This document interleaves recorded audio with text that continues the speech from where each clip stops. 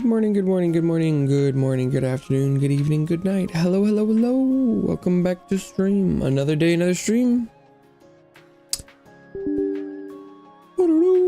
That was me launching the game. Just playing more Duet Night Abyss. I feel like there's other things I could be doing or playing, but I still got plenty of stuff to do in this game, so that's the plan. I don't know exactly what oh, wants to restart. What are we doing today? I'm surprisingly lower, like player level, account level. I think trial level is what it's called. I don't really know why it's called trial level. I don't really know what that's about. But maybe it's because I haven't really done a lot of like the side quests and stuff, and maybe you get more XP from those things. How much do quests give? Like 150 each. How much is that? That's not bad. Is there any way I can see what commissions would give? Yeah, I have no fucking clue. No idea. Log in. These probably have some XP in them. 110. Just for that. Whee! Okay. Yeah, I don't know. I feel like I'm a little overdue for side quests and exploration. I think in my head I was leaving that for if I was gonna be playing like off-stream stuff, just kind of like running around and doing miscellaneous things, but it turns out my want to do that is higher than my want to play a different game, and so whoa, what? There's coins on this umbrella? And you can bounce on umbrellas. What? I did not know that was a thing. Oh, I didn't see how much that gave me. Was it like 10? Maybe that wasn't that much. But I really have done like the bird egg. I've done like the bare minimum of running around. Most of the things I just grabbed on the way to other stuff. So I know that there's plenty of little bits and bobs that I think are hidden around. Yeah, I still have no clue what these things are for. I don't even know if they show up in my inventory. It's Advent spheres. I don't know where those go. Oh, hello. Ice Lake 3.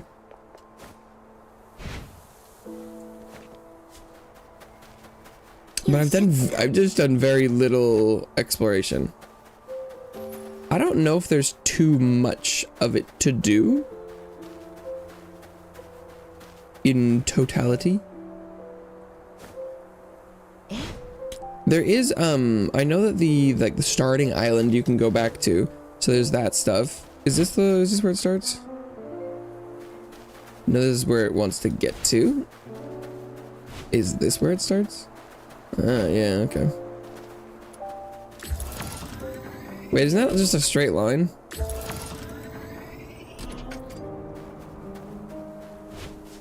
Huh. Oh, okay, it was a little more curved. Real lines have curves. Oh, 20. That was 20 XP, but maybe that one's better than a regular chest. Maybe it was double. Maybe the regular ones are 10.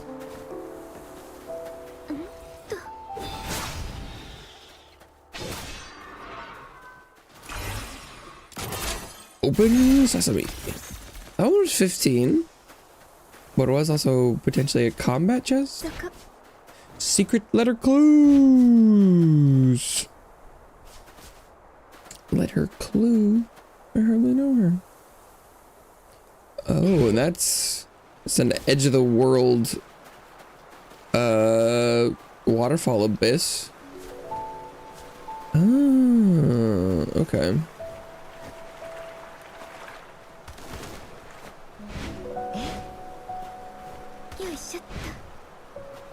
Is there anything out here? Probably not. Ah, oh! I strayed too far from the explorable area. It's gonna kill me. Can you call them trees?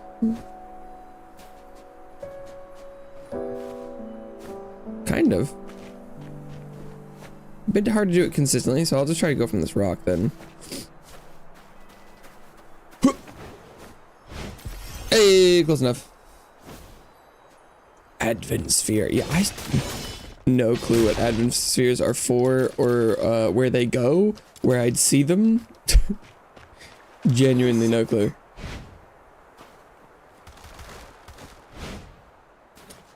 You'd think it's some sort of shop, but I don't feel like I've ever found a shop that dealt in advent spheres. What is this, the permanent ice area? Ooh, hello.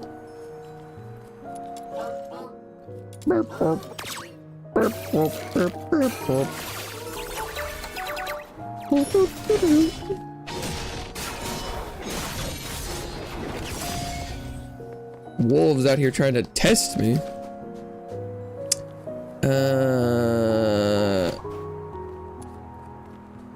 Oh, it starts there. Interestingly, I feel like the end point and the start point look so similar. I think were they all one away from being... Boom. What is that?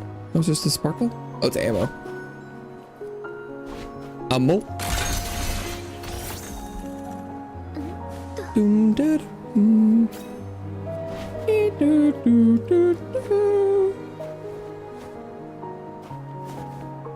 Anything out there?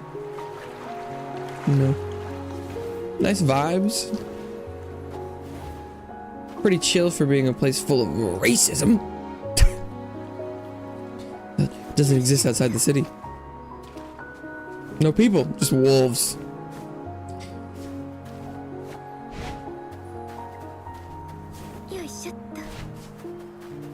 Hello? Any loot?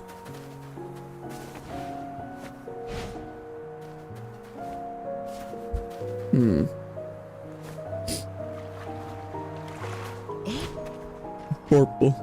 Little guy, I've got one of these. I might need to make better Ginimon food, because my food is definitely not like purple level Ginimon pickup kind of materials.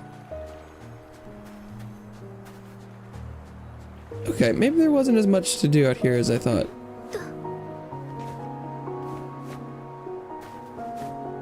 But is there anywhere I can see like how many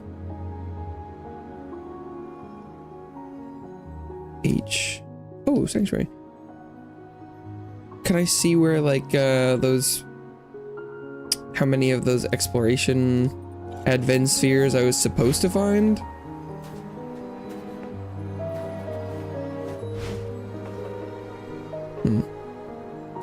Interesting. Well, unfortunately, I think I do need to immediately go use the restroom. I'll be right back. It's okay, no one's here anyway.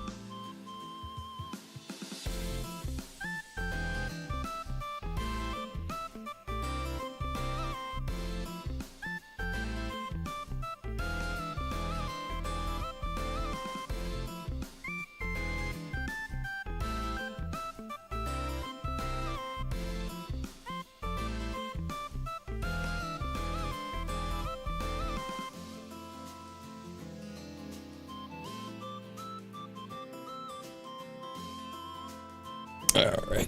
Hey, I'm back. Hey, welcome back to the couch. F yeah. I feel like I go back and forth between shorting it to F yeah or Space Mountain. They're both equally almost like a name, but like not quite. I think it's because it's like one full idea equals name, but it's like the subparts aren't quite names by themselves, but yet I feel like it's too long for like a casual acknowledgement. Oops, that's too small.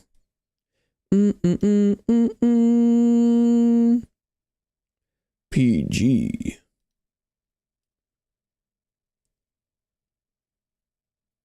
Interesting. Oh my, I was thinking about last night. I was like, you're talking about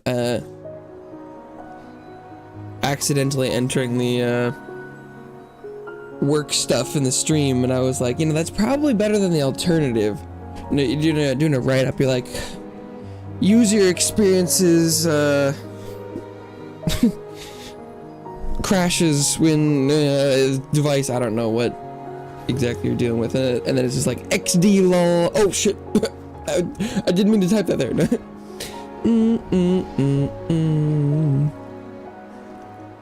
Imagine it was ChatGPT. Or like typing it into it, or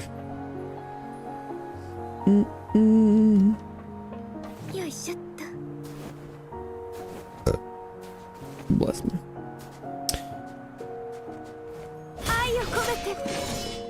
I don't know if I get the ChatGPT angle. Also, I don't know. Mentioning ChatGPT kind of triggers my fight or flight response. Oh. Spreadsheets. I mean, it kind of reminds me of like, I don't know if you're playing a game that uses like WASD and the chat accidentally opens and you're standing there, I'm like, why not moving? And you look at the chat, it's full of like, happens all the time. Yeah, I guess it depends on, it's just like the, whether or not the enter key is involved is a key thing.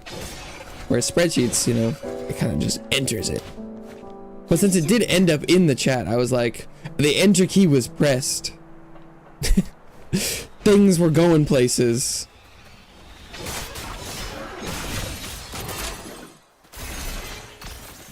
Try to be nice to AI. Well, I mean, I would be nice and amenable to real intelligence. Take over the world like something. Yeah, I mean, I would rather a super intelligence led the world than a lot of the, you know, corrupt economic systems that are in place. But ChatGPT is not that. I don't know. Because it's almost the same thing where you're like, well, you know, I'm being nice to the crabs in case Cthulhu rises. And Cthulhu would be like, dude, what the fuck are you talking about? The crabs? What? And they're like, well, they come from the sea. And it's like, I don't know. It's almost it's almost AI racist to be like, I don't know, you know, ChatGPT. It's like, it is not a form of intelligence.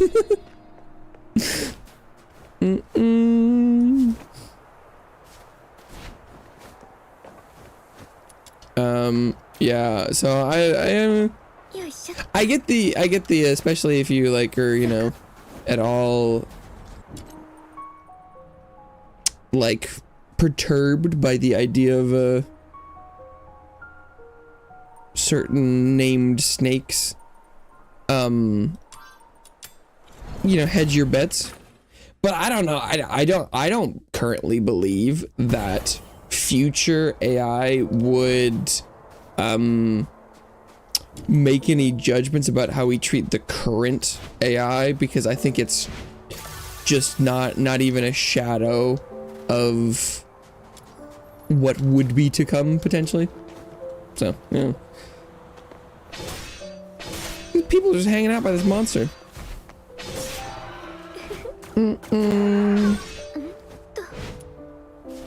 Collect. What am I collecting? Sell the boreal berries at a good price. That's apparently what I'm doing.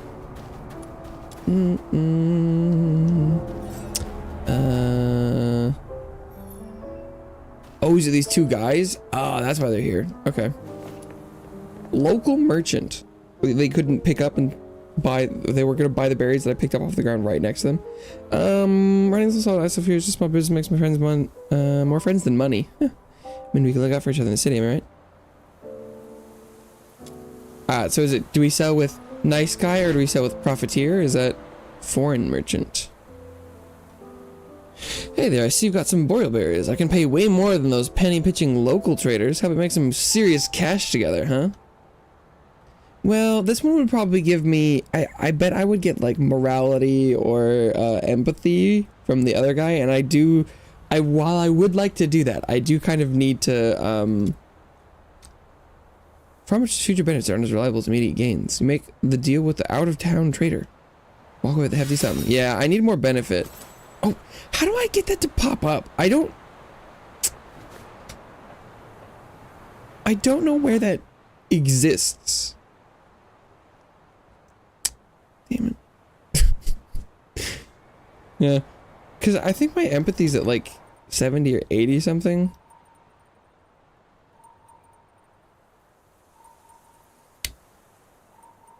Am I supposed to go do these? Oh, is the pit part of this? Fuck. Oh, and the sewers. Forgot about the sewers. I have so many things to do. Can I untrack this quest?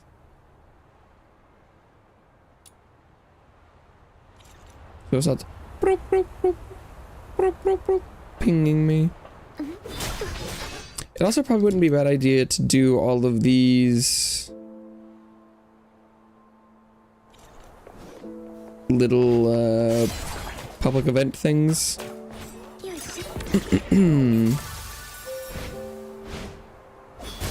Oh, hey, I already done this one. I thought it was grayed out.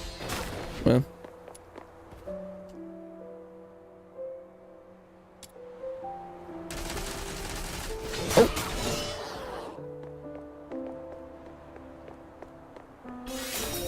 Oh, that was chaos. Okay.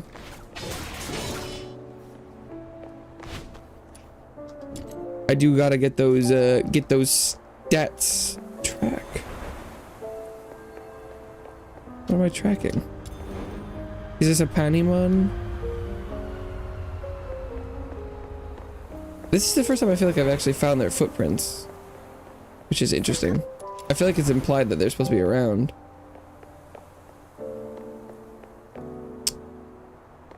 Oh.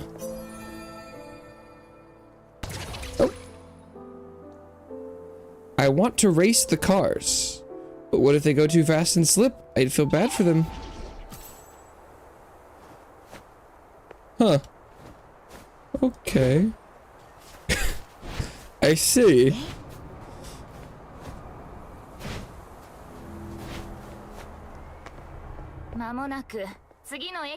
Train station about to depart.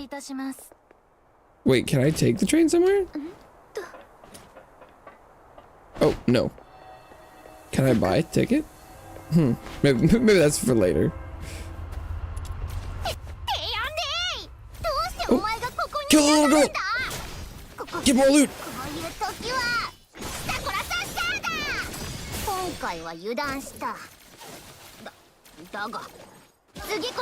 Gotta take our stuff.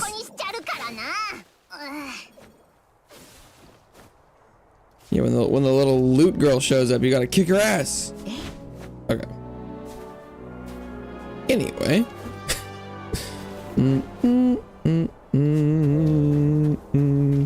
I been down here yet? I think I've been. Oh no! I've strayed from the explorable area. Apparently.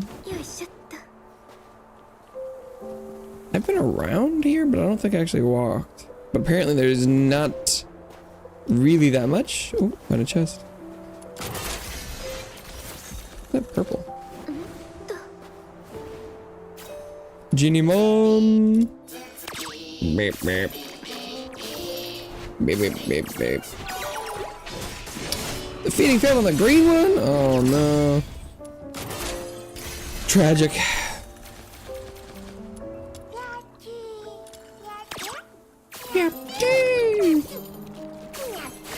Genie Mom. I see a challenge. And a thing. Okay. Maybe it'll lead me there. Hopeful thinking. Oh.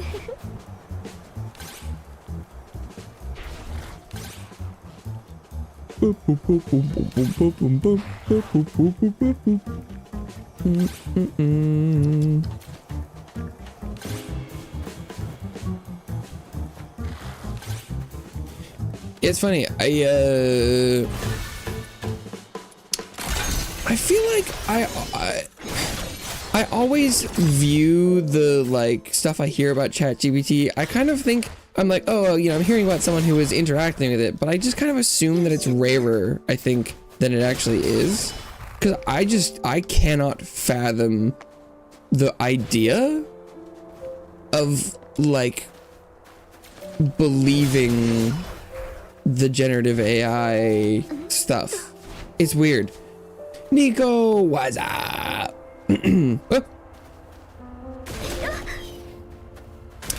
Oh, okay. The grenade launcher doesn't do as much damage as I was hoping it would.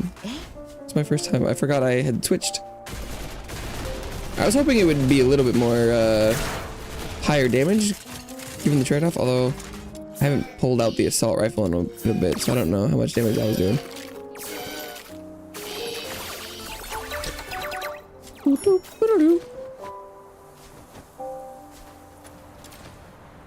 Cause I don't know, it's just like, I don't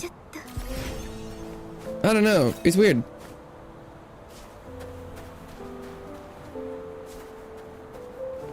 It's possible I'm just inherently distrustful.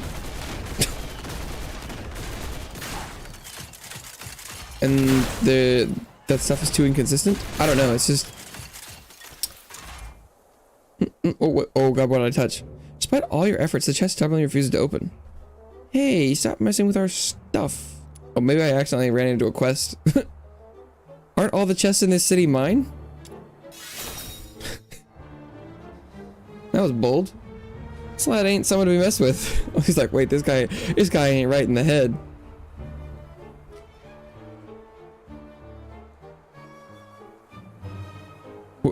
Another man suddenly pops out near the chest, dark ink dripping from his hand behind him. He attempts a nonchalant whistle. The chest next to his feet is suddenly marked by the words, "Stuff of the Imperial 3.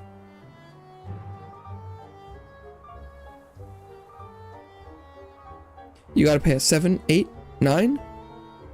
It's after 9. Good thing they didn't put 6 in there. Oof, could have been in trouble.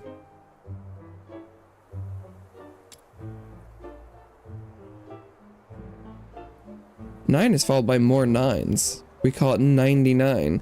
Bloody bugger. This one's playing tricks on the Imperial 3. Gotta teach you a lesson. Hey, do I get to beat up more kids? Let's go. Did I not level? Maybe I didn't level the gun all the way. That damage is not...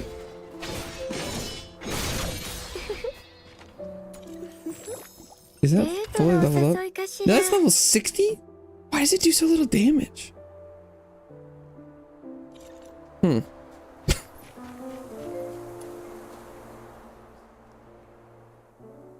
Shh, don't move. Just play dead. I'm dead. I'm really dead. I'm totally dead. You killed my bro, my bigger bro. You owe me blood money? No matter how hard you hit him, Big Bro refuses to let go of the chest. Small Bro clings onto your leg with great vigor. You are obviously trapped in a ploy to extort money. Give Small Bro a vicious kick. Ugh, fine, you can have it. Oh, fuck. Yeah, my empathy's at 80. Stupid potato head. No one messes with the Imperial 3. Yeah, stupid potato. Potato. Makes my stomach growl. We'll buy some potatoes once we sell this chest. Let's get moving. Outsider. You may leave, but the chest stays. What you did was robbery.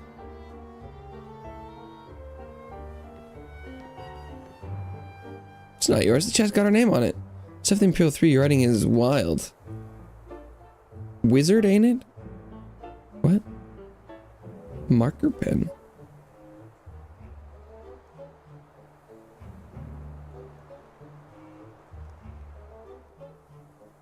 He wrote on them, you're all working for me now.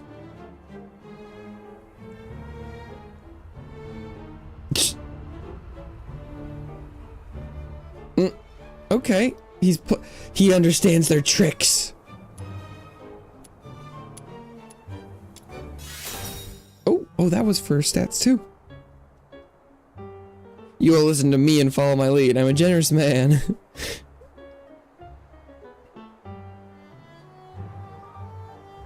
We're all part of the same bro team. All right, bros. Now tell me why you're robbing people.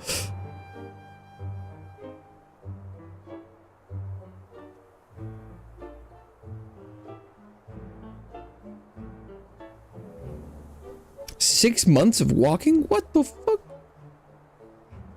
That's a lot of walking.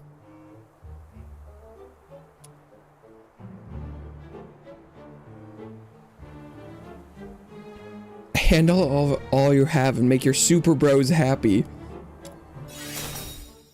I gotta farm those stats.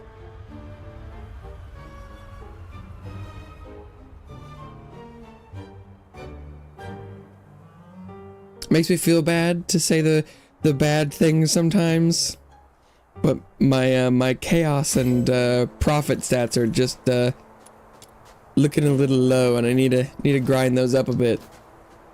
I've got to extort some NPCs, or at least attempt to. I think it generally doesn't actually make any difference. So when your actions not having consequences is a positive. It's like, oh, okay, I can just be mean and the game won't actually do anything. Advent Sphere. Advent Sphere is out there.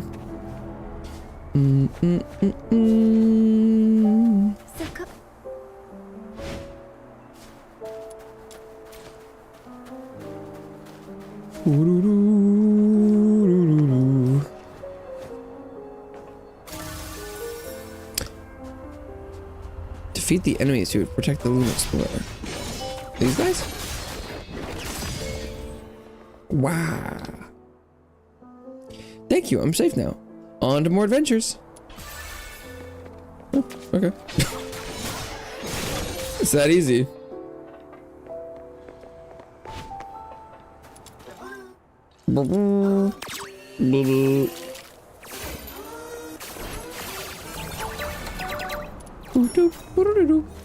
Was there a Genimon over here? Yeah, there was. Kuchu! Choo! Same, bro. Same.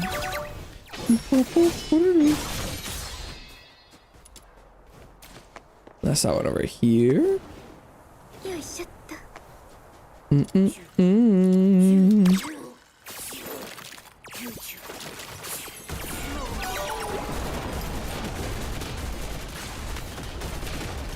Why does it do so little damage?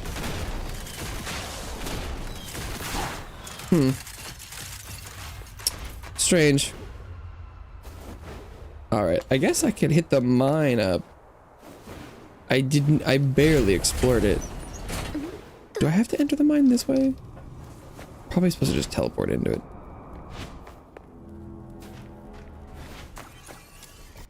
Glevum Pit.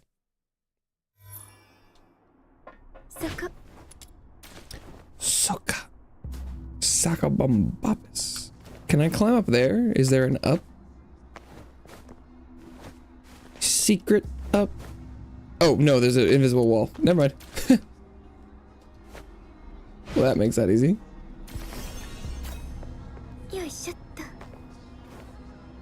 Those buildings are tiny.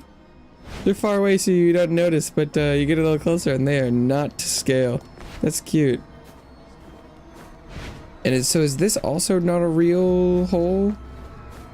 Yeah, okay. I see.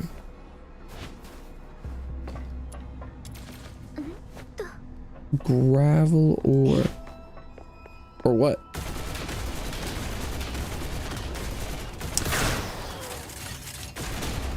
I guess the AoE from this is bigger? Not by that much, though.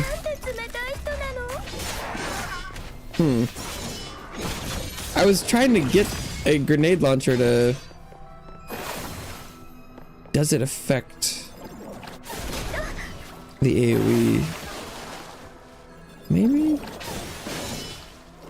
At least both of them are... They look like they're the same size. I was trying to get the grenade launcher for a while now because it's supposedly like her ranged weapon type, but it is incredibly disappointing. Oh, the implication is perhaps that the AoE is being contributed to by the ranged weapon. Because I summoned a jellyfish both with and without the ranged weapon out, and both of them appeared to have the same radius.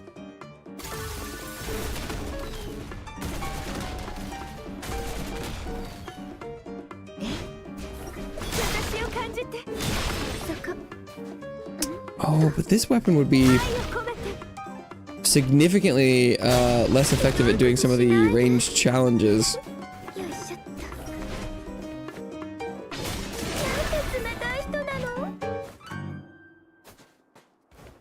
Oh, I was supposed to use range attacks for that challenge. Lumite.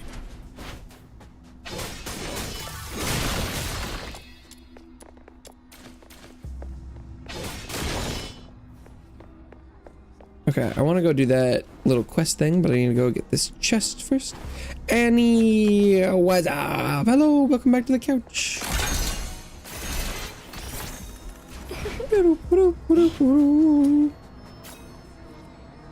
Help Loon Explorer. Hello there. Whoa, Francine, you here? Must be fate, right? Say, can I ask me, could you do me a teeny favor? Keep an eye on my precious detector while I run and grab my kit. Sure.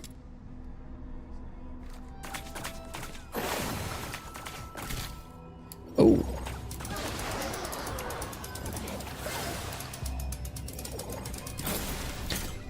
How puzzling.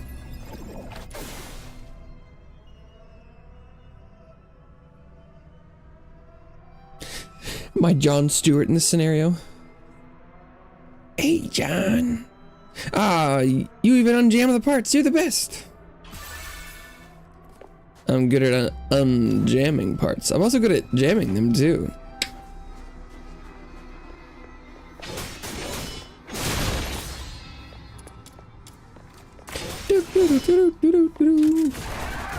Yeah.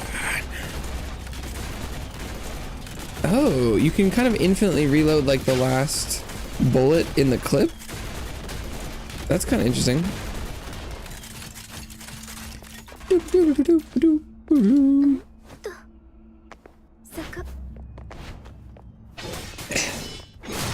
The damage is incredibly lackluster, I must say. But maybe it has a bigger range fall off than the assault rifles or something.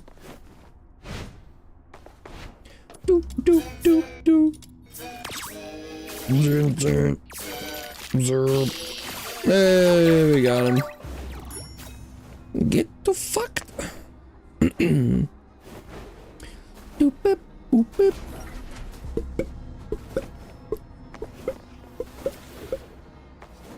Amo. Well, there was supposed to be one of those Panemon around here. Or maybe that's different than finding them, is like some of them come from resources and some of them you have to track. I kind of thought the implication from the pop-up was that I had found one and then I was supposed to track it. But maybe that was... I happened to get the like tracking pop-up, but I had found one of the findy ones? I have no fucking clue. I did the parkour challenge in this room many moons ago, and by that I mean like a couple days ago. which would literally be the same moon, but don't worry about it. I think I saw an achievement to harvest these things, so I will keep bonking them.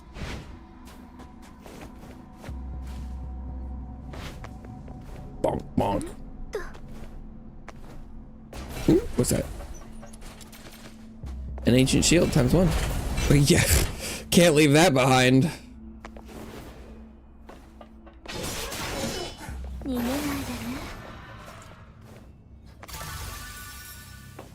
Too good to be true. Follow the miner's lead. Or his lead, I don't know. Kinda hard to tell without context. Overly friendly miner. Miner or miner? So I stumbled onto a stash of silverite just up ahead, but it was too heavy for me to carry. If you're interested, I can take you there. All yours. Okay. Sounds legit.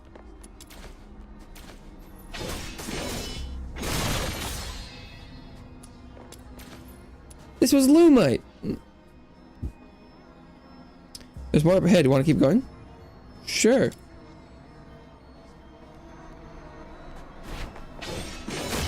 Gotta get this first though. Well, I mean, so far he does.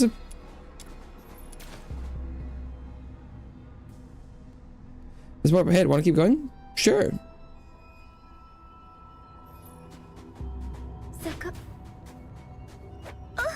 He threw a rock at me. Rude. You've dealt with the thugs. Time to tally up your spoils. Cha-ching! I gotta beat at some random people and get loot. Win-win.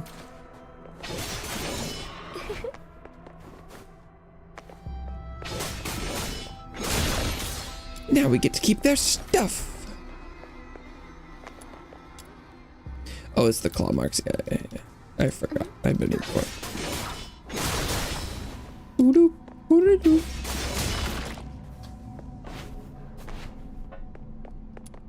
Little fire piggy.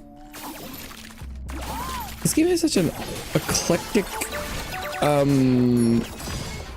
like set of mechanics. The Pokemon really caught me by surprise.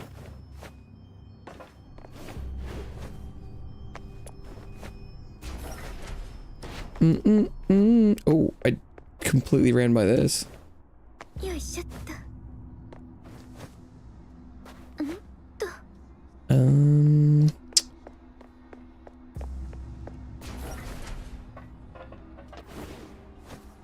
Come on, come on, there we go.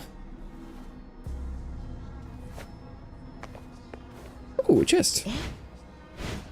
I'm getting a little bit better about judging, like when and where I can and should jump to cross things, which is good. I'm definitely not as good with like verticality, but I'm getting there.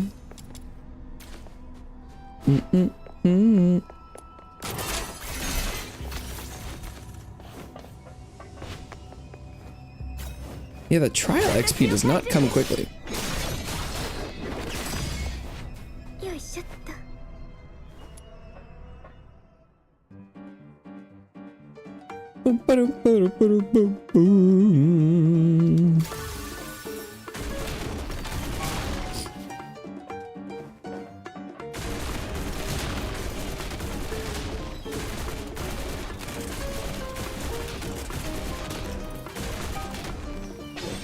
Oops. Well, I do feel like I happened to switch to a grenade launcher, and now I'm getting kind of grenade launchery things, challenges.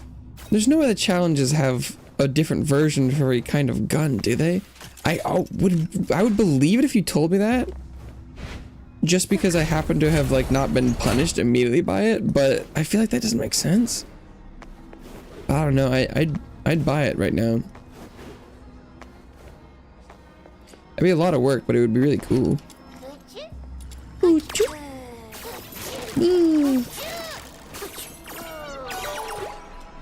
while feeding failed. Okay. The wall climbing mechanic I think could have used some more time in the oven.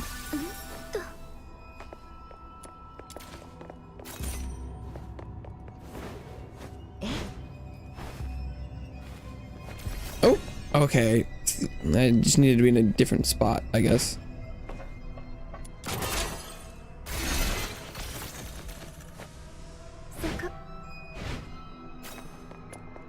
Distressed fox hunter. Hello. The grenade launcher does look good on her. Hey, you're fox hunter too, right? Took this mining job thinking it'd be an easy coin.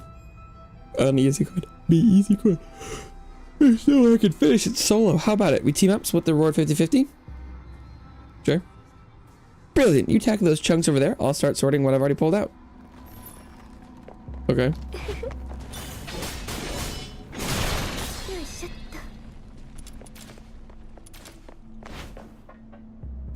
More lumite. And silver. Okay. Did I do it?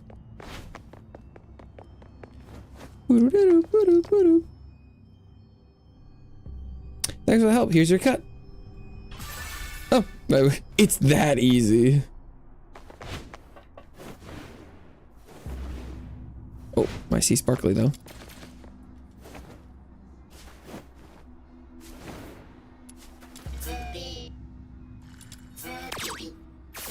Beep beep.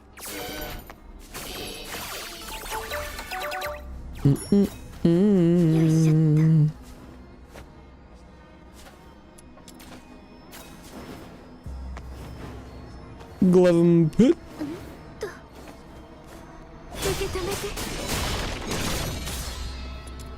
Okay. How? Oh, I'm actually the edge of this is not that big. Okay, cool. I didn't know if I could get back in there. I'm actually okay with these invisible walls. That because I would feel a little bit compelled to like try and check some of those crevices back there if I could walk into them. So it's a little nice that it's just like, no, that's not real. Don't go there. It's funny. I think I'm getting a little bit of like open world fatigue. So I'm kind of enjoying the like games where the open world like isn't as big. Like, you know, there were so many games, you know, have had or have that, you know, it's like the if you see that mountain you can climb it, right? I feel like that was super common, like advertising stuff, and I'm sort of tired of that. I'm like, if I see a mountain and I know I can climb it, I'm like, well, I guess I'm gonna have to go explore there. This time it's like, sometimes a mountain's just a set piece and our exploring is just on the ground. Because I don't know, when I think, you know, when that didn't used to be a thing, it was like, that's cool. Like when you know, you get your like Breath of the Wild, you're like, what? You can just like climb all this stuff? That's crazy. And now when every game is trying to do that and they have, you know, kind of large and mostly empty spaces with a little bit of stuff every once in a while, it's like, fuck, I'm gonna have to crisscross back and forth across this entire place, aren't I? Just so I can find the things hidden under the rocks. It's like, no. So it's kind of nice when you're like, yeah, there's not really that much going on here. Is this I don't know how I feel about the fishing spot in the sewer, but I have not engaged with the fishing that much yet. Today is the miscellaneous stream. We're fishing in the sewer. Yum.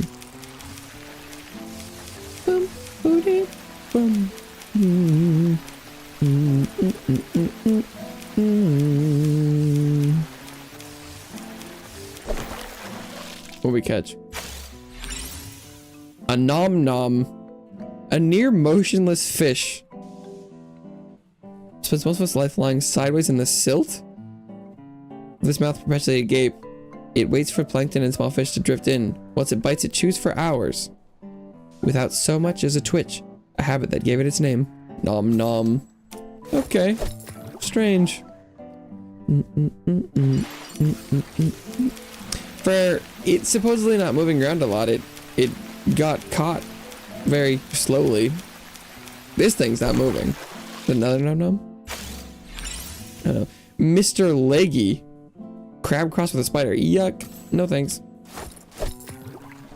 Probably tasty, but I don't want to look about it or think about it.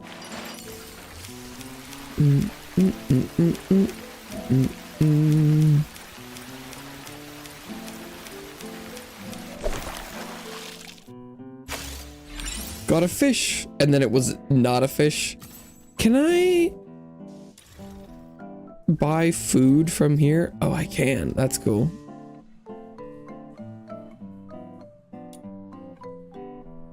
Where do I get the blue coins?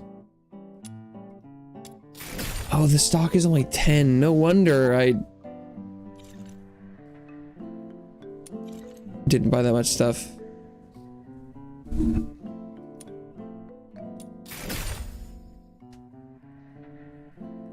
Oh, there's one in Purgatorio, Ice Lake, and Sewers. Okay, so I think there might only be 3 fishing spots.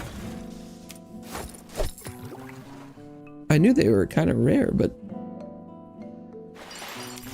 it's also kind of nice. It's like, yeah, there's a couple fishing spots. I don't know what the end game of fishing is, if there are like rewards or a purpose, but I'll dedicate some time to it. It does look like I might only be able to catch like 10 fish a day, based on the bait. The bone gnaw eel variant.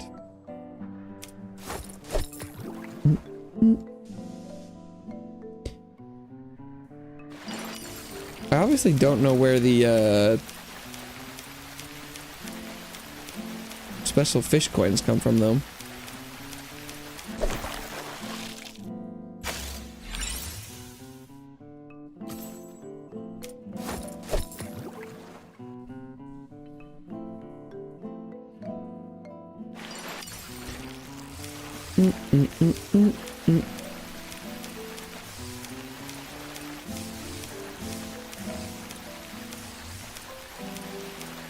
Yeah, I don't know if I'd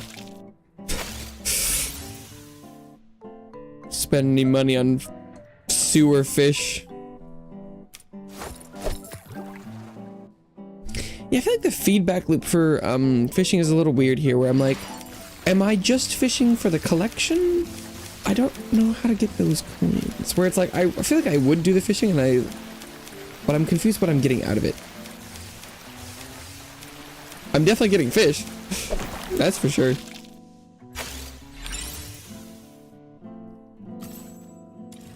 And there's clearly a lot of fish that I haven't caught in here. Look at all these silhouettes.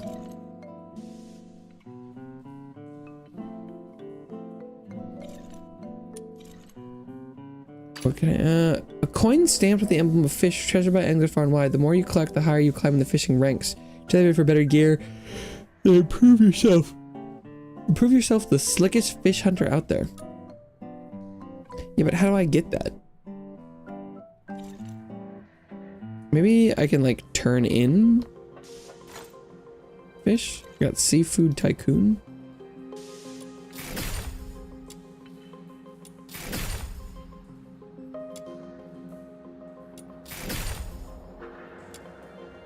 Obtain 10 types of fish.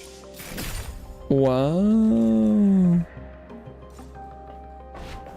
So many fish.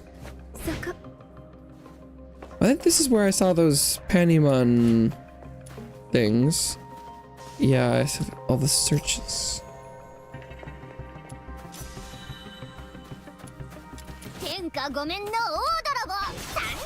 Looter! Get her!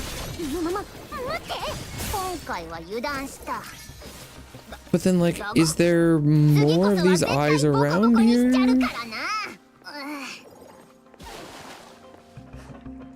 I don't see any more. Oh. Is that it?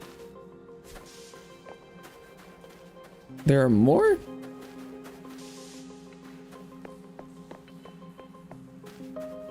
Found another one. I was like, oh, there we go. Are they on all the pipes? This pipe doesn't seem to have one.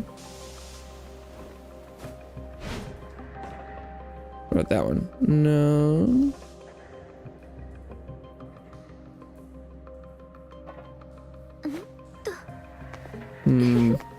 What about this one? They're all so far, though.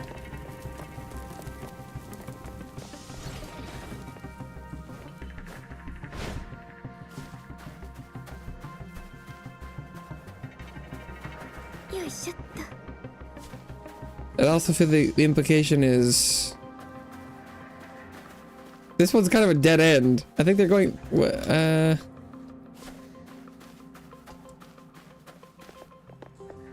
I don't think there's anything over here, is there?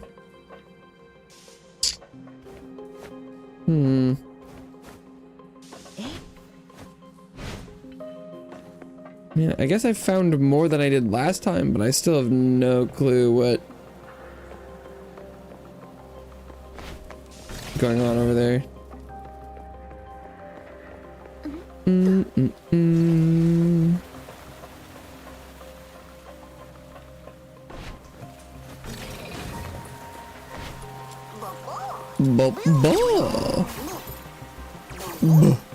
Oh, that's not a catch. Yeah, that's a fail. Ooh, hello.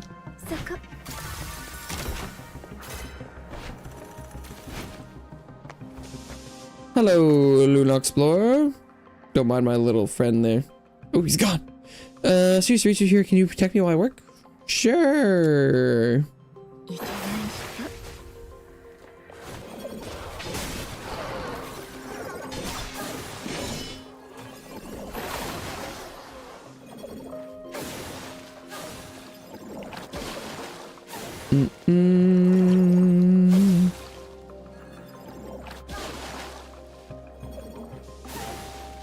Did I do it? Oh. There's more.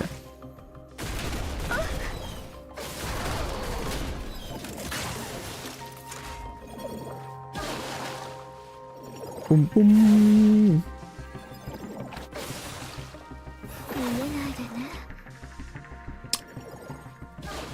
Riveting.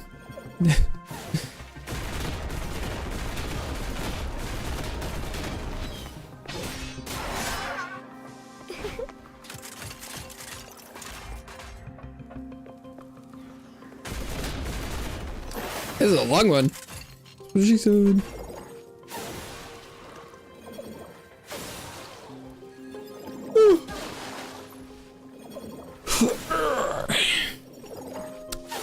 Oh, there we go. Okay, we're done.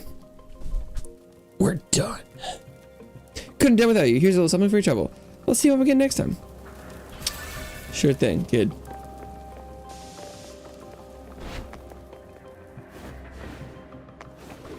Boom, boom, boom, boom. Boom, boom, boom, boom. And this is where that guy was trapped. We turned off the spinning blades. Ooh. I thought I was gonna be able to climb that pipe.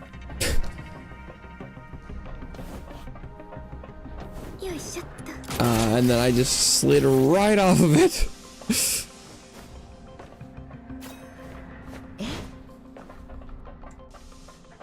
Okay, so if I can't climb that, I guess I'm gonna have to try and jump to it.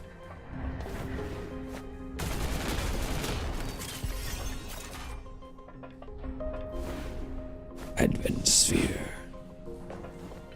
I don't know what those are for.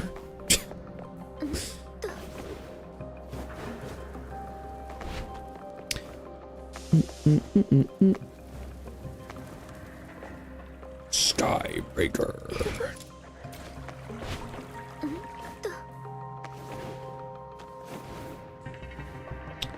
Okay. Nothing in here. I think this is getting pretty close to the other boss room.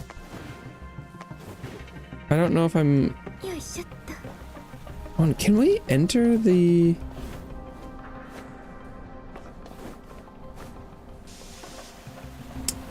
theater place? I'm not seeing anything immediately in this room. Oh, there's more than one exit? Oh, that... I didn't remember that.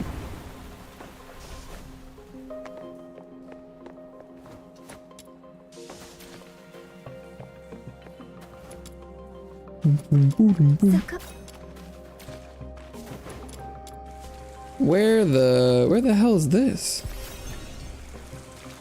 Anything behind the waterfall? Technically. Yeah.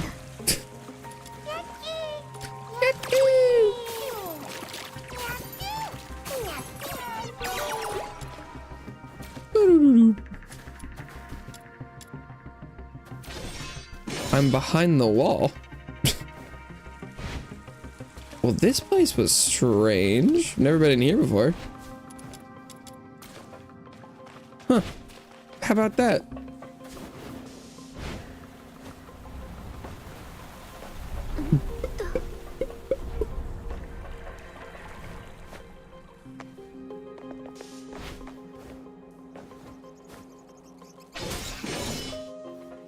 Chest. Oh, but there's another tube down here?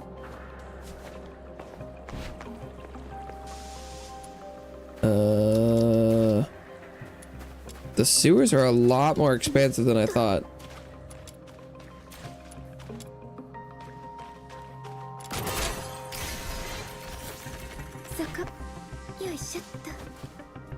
There's just a hole in the ground here?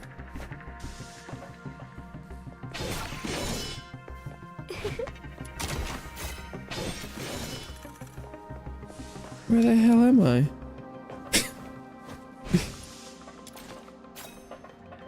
Found the book Hive Mind, apparently. Where does this go?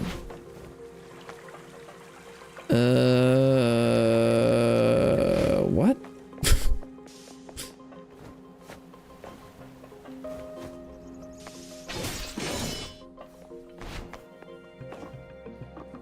Is this somewhere I've been before?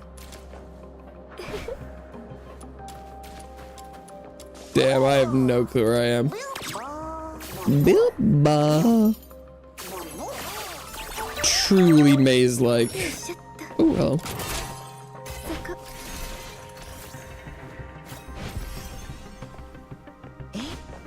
Oh, okay. No, this is... Yeah, okay. This is the room that I went through the tube in. I came out here. I went down there. I went through that tube. I came out behind it. I went through another tube, and I came back into here. Okay. Right. And then I came back out of that one, I think.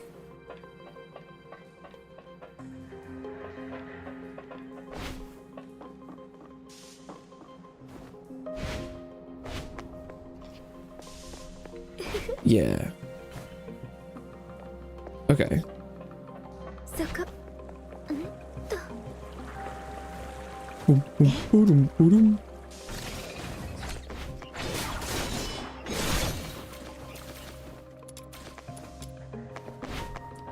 Do you let? Although, do I know this room?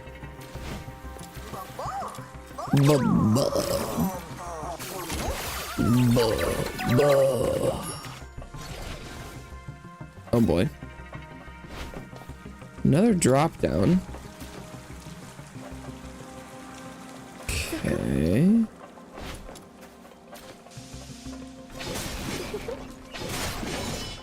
Chest.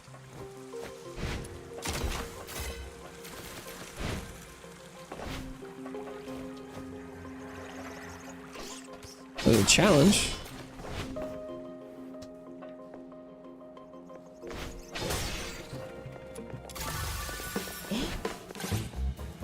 Challenge is gonna set me back the way I came. Nice. Sick, I love that.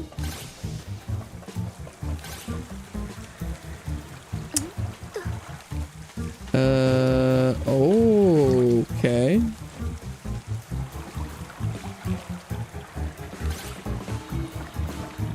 allows me to Frogger my way across these platforms. Interesting. Okay.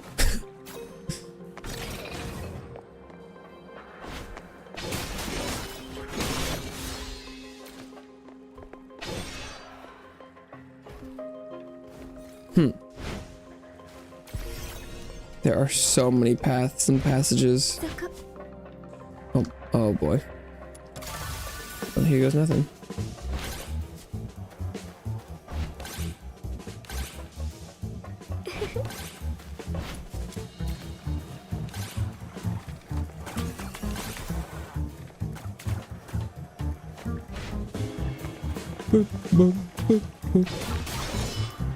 Having to wait for a platform during a timed challenge is kind of rough. Not gonna lie.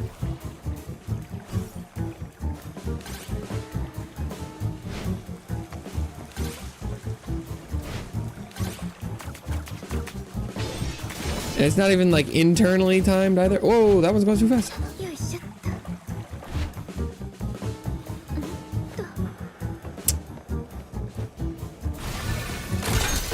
Cha-ching! And there was a big chest behind that waterfall. Oh, who the hell are you? Timid man. I think I heard something up ahead, something awful. Can you go take a look for me, please? Why is this guy in the sewers in the first place? If you're scared of something in the sewers, just leave, bro. He looks like he's... Oh, head down the path, but nothing particularly threatening catches your eye. Perhaps it's just in his head. Sound can carry in places like this might be worth checking a bit deeper in.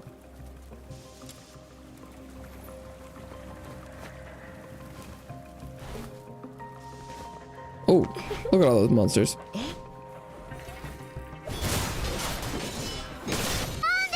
Give me all your stuff.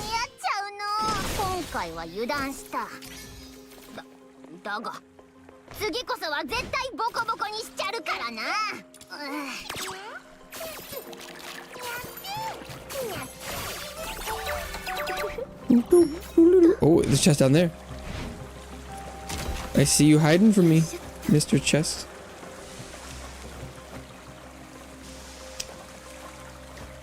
How is this not something I can get out of easily? There we go. Okay. Beyond. Boom, boom.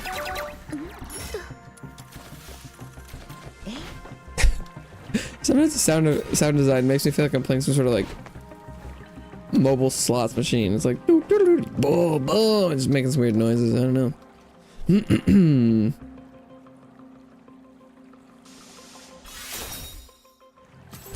Why did that give me wisdom? Oh, it's because I kept searching for the monsters that the timid man was thinking he heard. Is that? Okay. Okay. I guess I can accept that. Yeah. So I'm assuming I can drain this water somehow. Because I'm seeing a little, like conduit.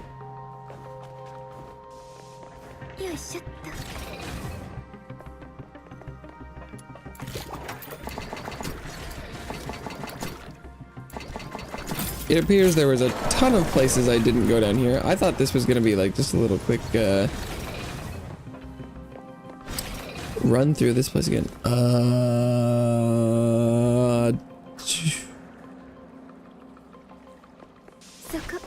That's where I came from, right? Oh god, I don't know. Ooh. Hello.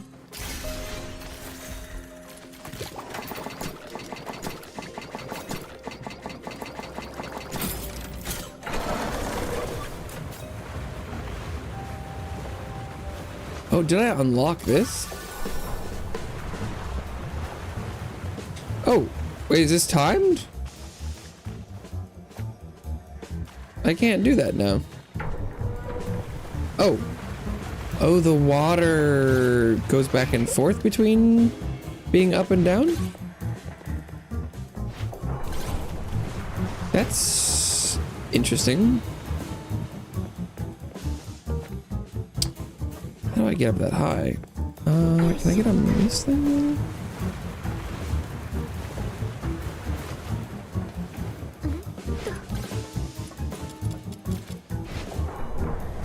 No, let me touch that.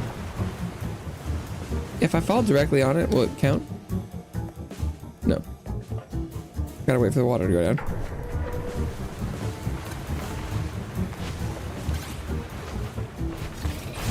Whew, not even close.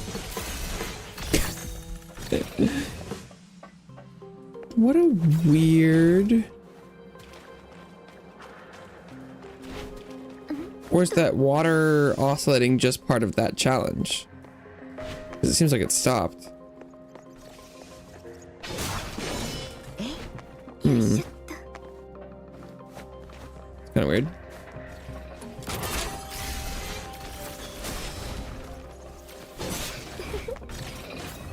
Oh god. Have I been to any of this place before? What the fuck is that?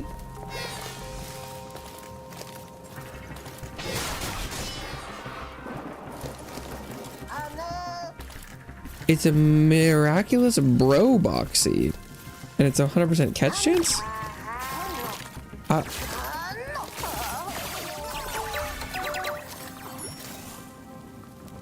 It's a 5-star Genimon. What? I've never seen a Genimon of that quality before.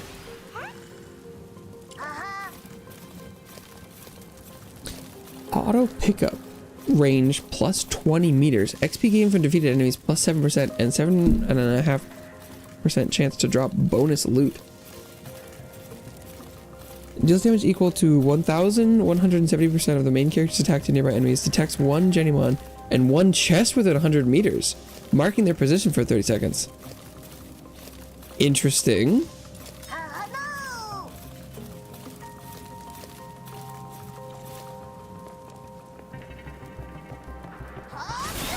He marks chests. When he finds me loot? When he marks a Genimon? This is fascinating.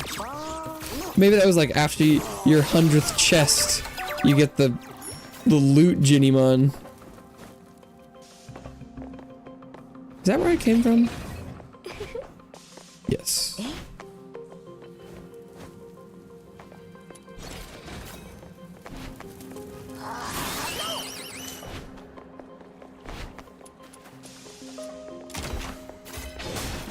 But now that something's finding chests for me, I can just turn my brain entirely off. Hell yeah.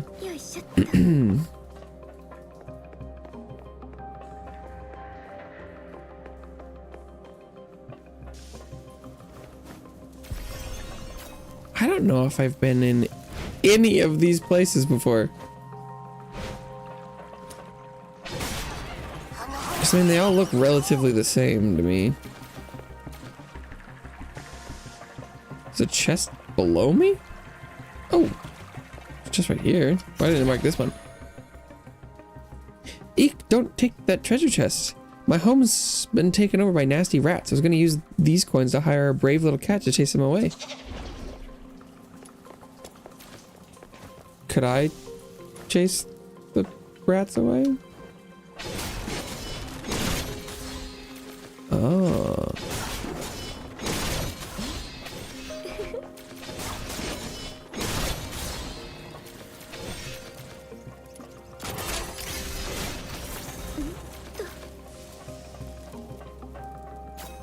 Boom, boom, boom, boom.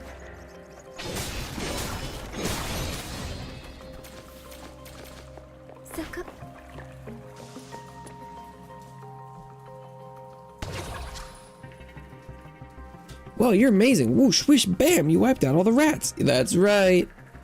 Thank you, you can have this chest. Let's go.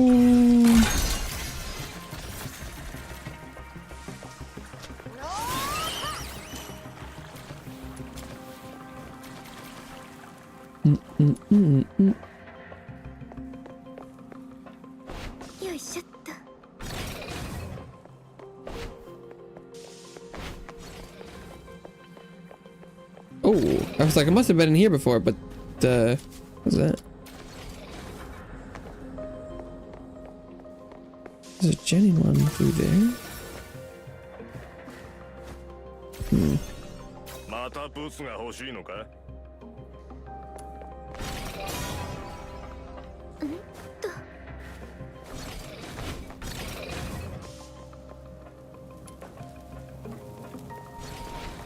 About to ask if I'd been in here before, but there's immediately a exploration thing right there, so I think that answers that. Lapo.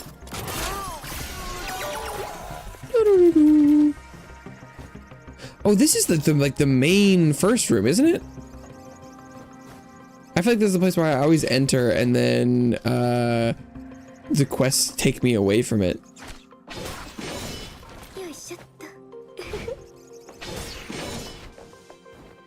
Right?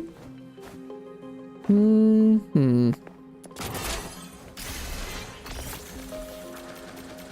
it doesn't look like a broken wall. Maybe it's just the same tile type set.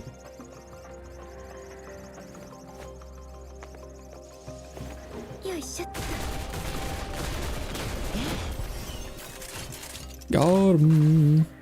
I don't know how you're supposed to do that normally.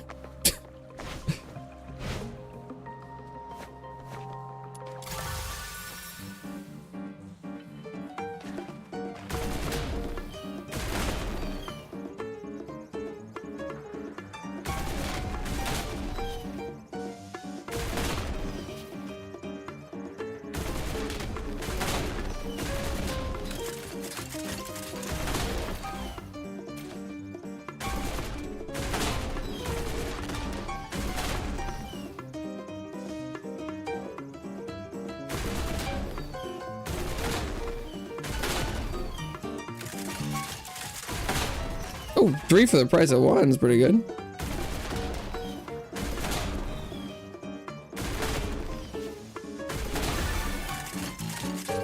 Yeah, it's a little bit easier to do that with the assault rifle.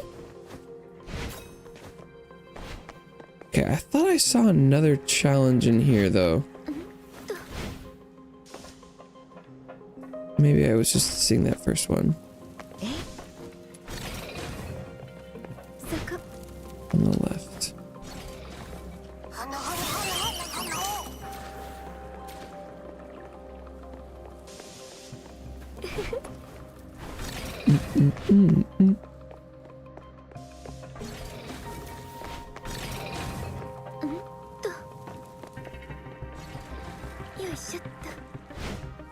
No, this is a slightly different room, isn't it? No. No, okay. And this is, so I came in, that's the fishing spot. Okay, I've come in a full circle. That's good. That's a good sign. Oh, it's that challenge.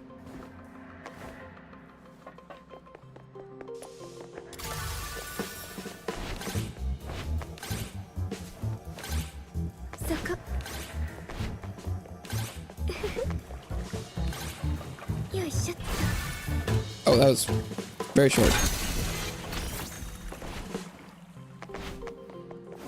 Almost up another level. I don't know if this is more XP efficient. It's definitely XP that's like a lot more single use, a single find.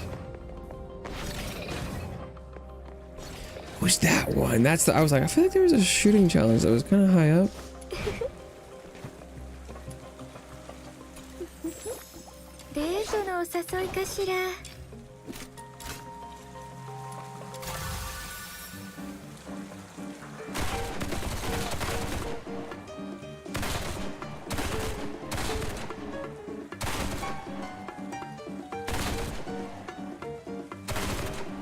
Was the one that spawned next to me for a second. That was weird.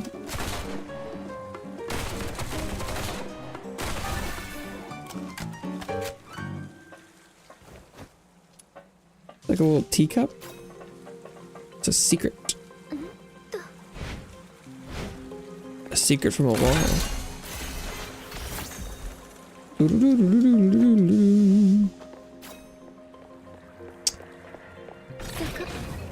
Oh, okay, that's where I came from most recently. What's through here?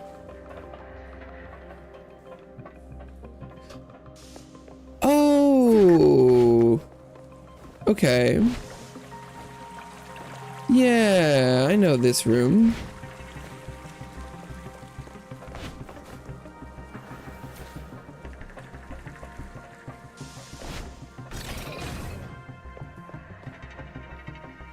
Okay.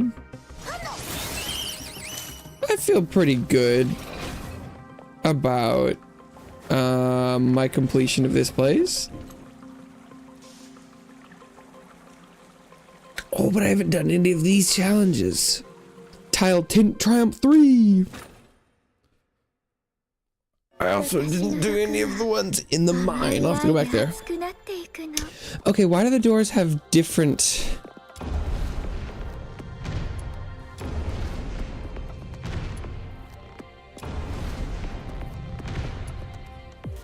Am I supposed to... What?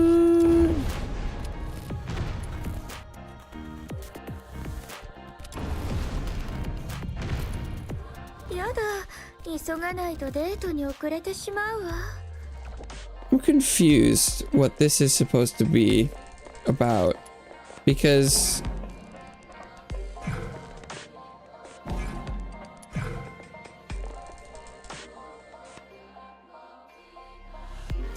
I'm looking for circle and triangle man? Is that the combination? The dudes need to be vertical?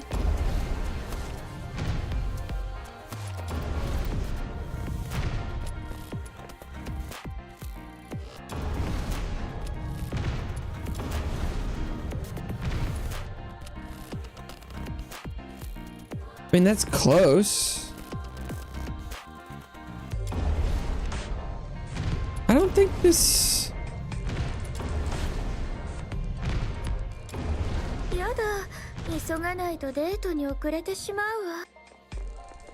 But am I supposed to align them vertically, or all circles are supposed to be yellow? This is very weird. This is significantly different than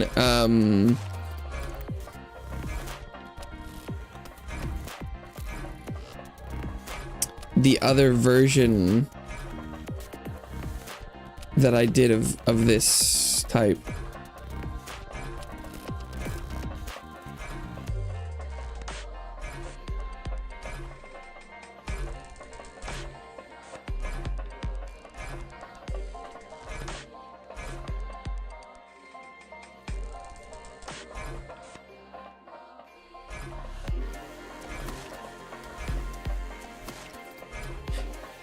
But I feel like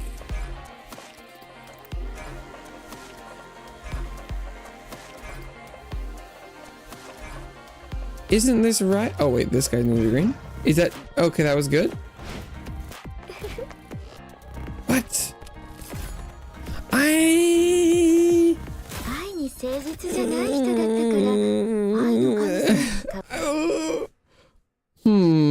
I wish the orientation of the symbols matched the ones on the wall, because that I still not convinced that it. Okay, that was weird. I don't know about that one.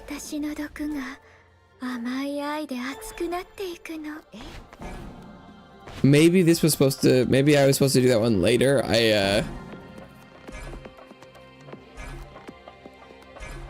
Maybe it would have tutorialized. Well, no, these ones are the same orientation so far.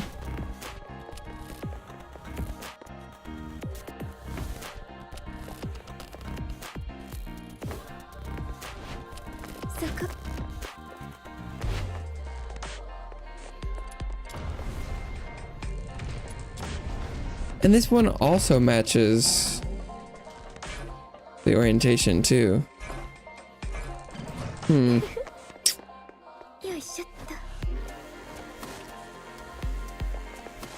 There's nothing in here. Can I climb these walls? Oh. What?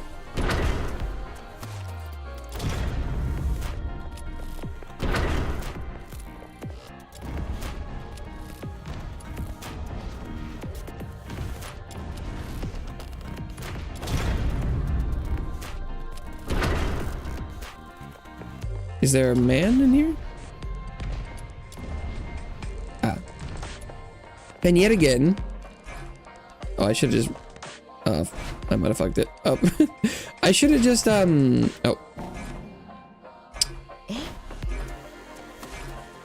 No, remember. Like the orientations here match again. So like, what's up with that? Also, the timer on this is like 30 minutes. What's that other objective that I didn't do?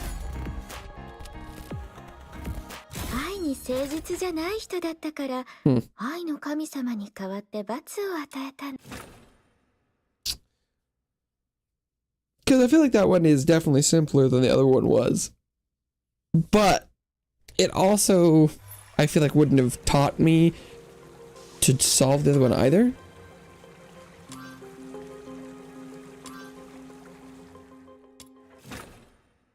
Because all of those ones, orientation, what is happening here?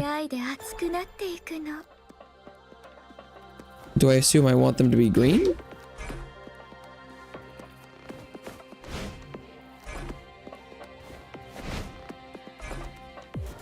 Because that's what the start is? This one's more platform than puzzle, I feel, though. If I jump and land on the same one, does it count? No.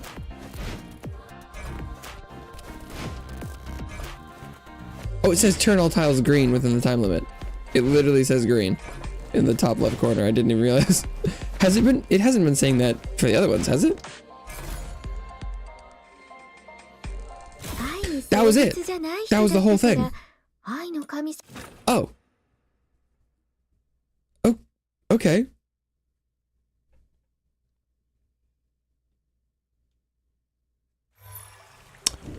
I see. That's not what I meant to do.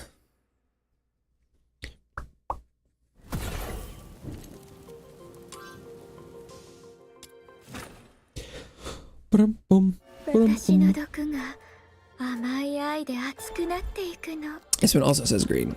Wow, those are really far away.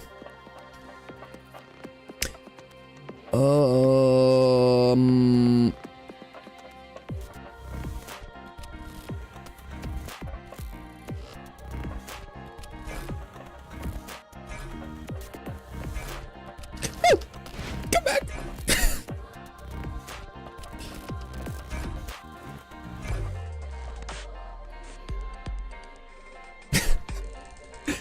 Okay. I mean, I could probably just do this slowly. This is actually a great circuit. I will eventually be taken to all the remaining tiles in the correct order.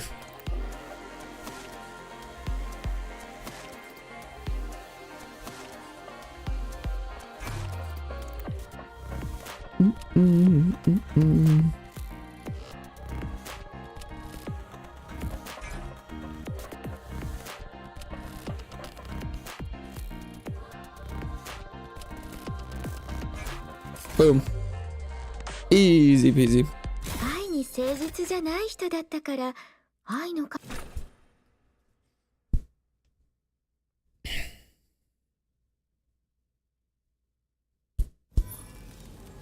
Got him. I don't know if the sewers are 100% complete, but I feel pretty good about that.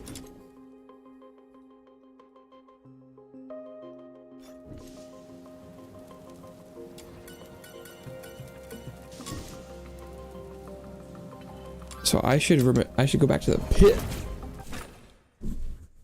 because I definitely didn't do these challenges.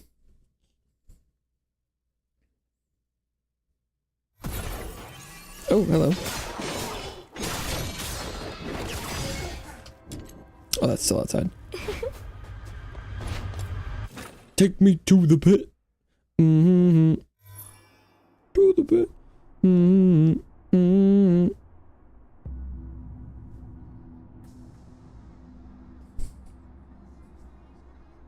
Okay. I aerial shot one. Shoot the rotating mechanism to change its pattern and make it disappear.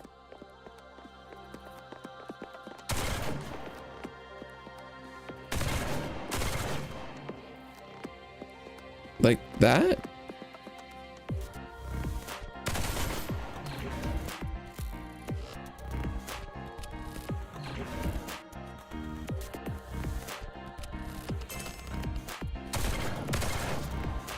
Oh, I'm supposed to match it. Got it. Okay.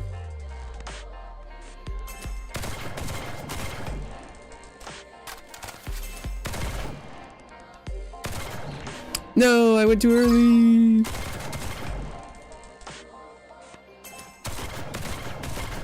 It took me a long time to figure out what this was asking for.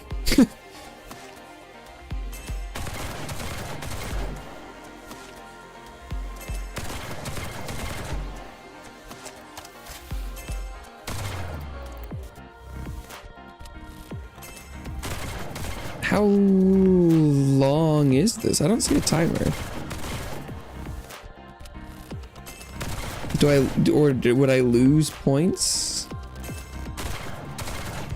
when I got things wrong?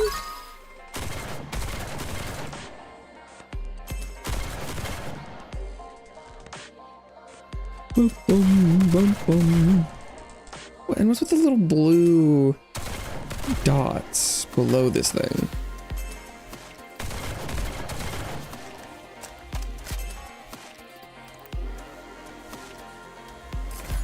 Ah, there was a set number of tiles.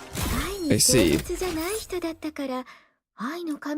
Well, I guess I gotta do that one again. I probably should have just restarted as soon as I figured out how it worked.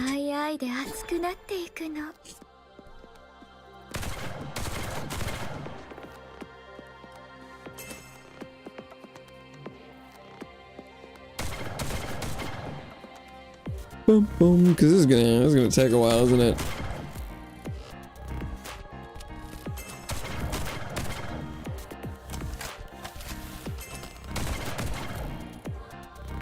Bum, bum, bum, bum.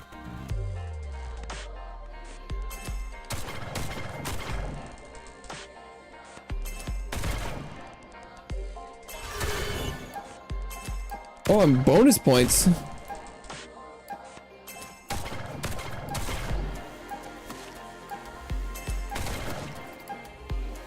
How did I unlock the bonus points?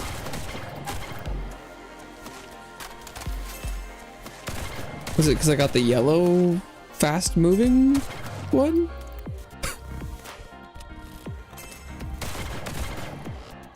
There's a surprising amount of mechanics in some of these little random like challenge minigame things.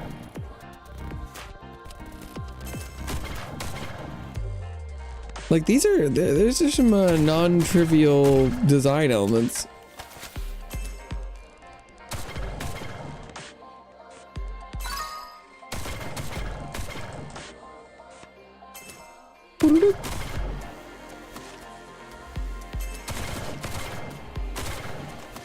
How many extra points are there? Not that much. 'Cause I'm assuming that's the end. Huh. I see.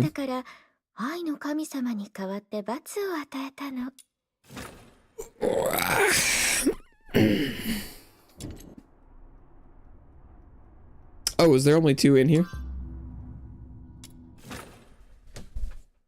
Two aerial shots. Oh, do they need to match?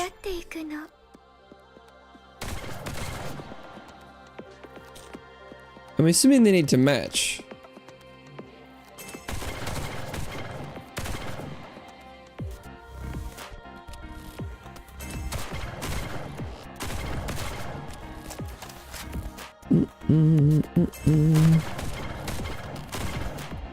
So this is just like the same thing, but just with more shooting.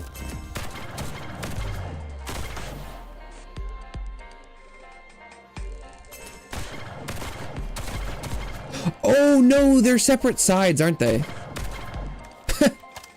I was just doing twice the work for no reason. Ah, no, I didn't notice the thing in the middle.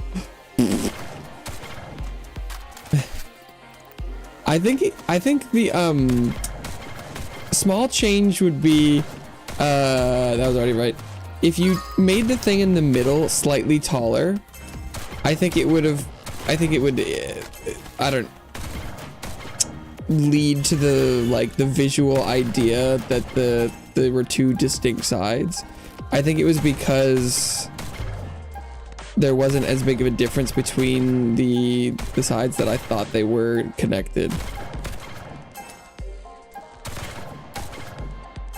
Or just, you know, like starting me closer where you can, if I started somewhere where I could see the laser in the middle, like there, then I would know that they were two different sides. A massive wave of falling mechanisms is coming. Okay.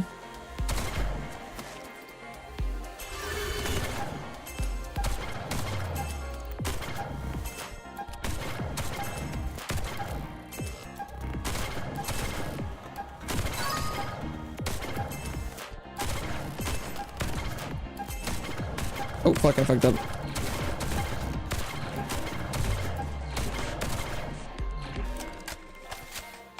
Damn it.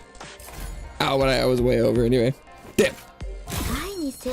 I got off right at the end. That's what she said.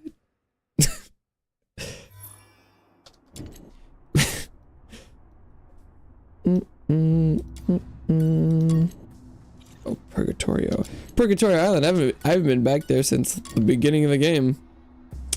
Is there anything else? What is this? Secret base. I did the sewers. I could do the side quest. Wait, who's this? Oh, she's in there. I see.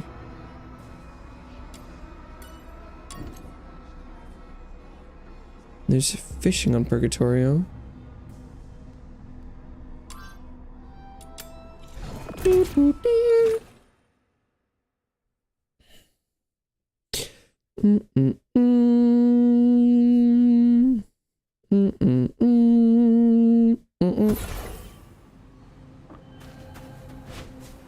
Purgatorio. Starting back at the start of the game. There's a chest.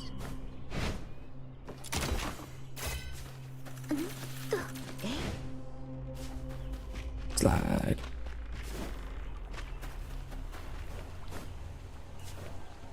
Where it all began. Yeah, I don't think there's anything in here.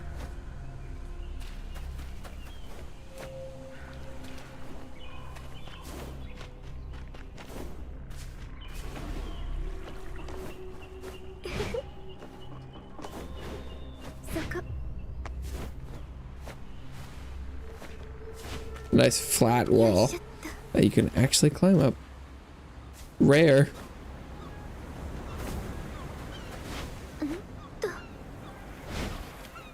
Seagulls. It's funny, since part of the plot of the game was the main character talking about getting back to his home, I kind of assumed you just couldn't come back here until you got to a certain part in the story. But apparently you could just teleport here the whole time. Silly me.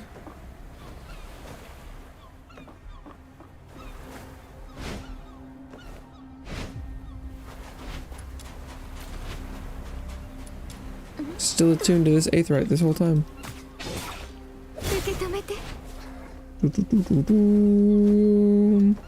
Okay, I think the beach is probably pretty clear. Jinnymon.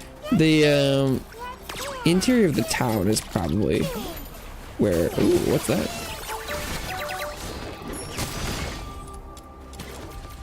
Gold shell nut and iron shell nut. You shall not pass. Unless there's some carvings. Oh, what's in there? Advent sphere. Oh, exchanges for exploration something. It says the description does say it exchanges, but I don't know where that is.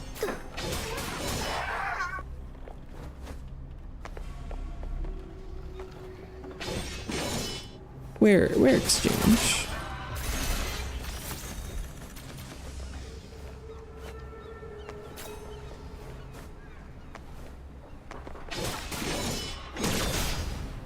Okay. Ooh. Jumping on these roofs. Standing on the rooftop, everybody scream your heart out. What is this guy? Oh! It's Mr. Goodnight.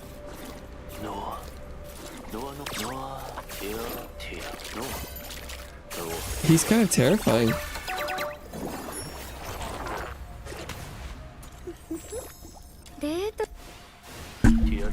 Continuously heals self and allies, restoring 2.7% of the max health. 10 seconds. And he just gives attack, max HP, and defense. A lazy but incredibly long-lived Genimon that spends 98% of its time in slumber.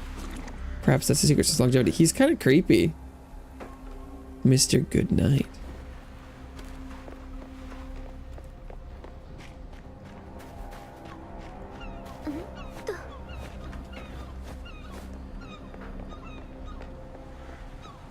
His stat buffs are surprisingly low.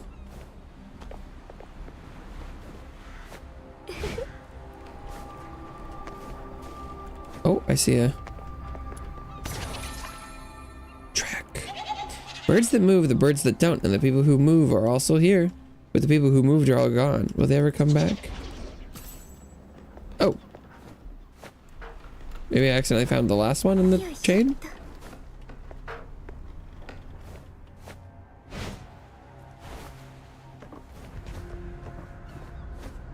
Oh, this is the teleport point. Okay.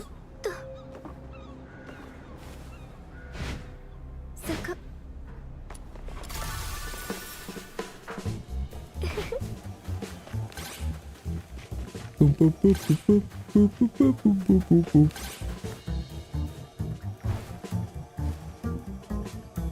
Dude. The climbing is so terrible. It literally only works on flat surfaces. If they're even slightly angled, it just doesn't do anything. I don't believe that you're not supposed to be able to climb that one. Like, in that situation, I was supposed to just fall off there. I was, yeah, whatever.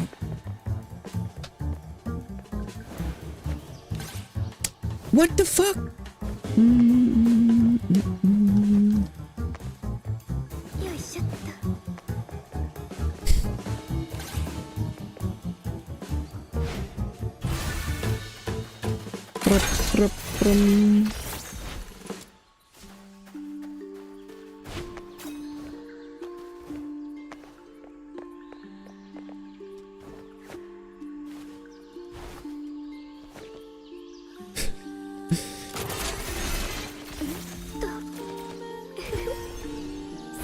I don't really want to explore down here just yet though, because it's kind of the next section. Nice music in there though.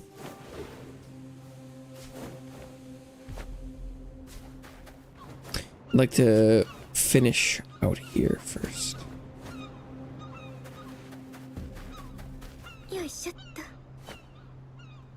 Which probably isn't that much more. There's definitely some more chests and things. There's achievements for like breaking like and collecting hundreds of these things, which feels a bit much.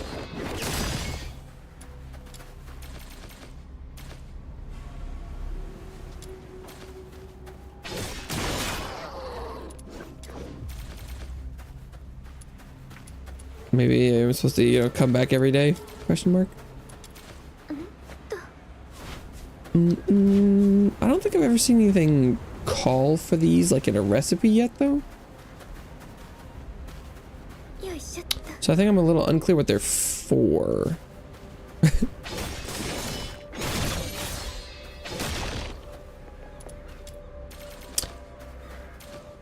As if they aren't for things, I'm a little less incentivized to collect them.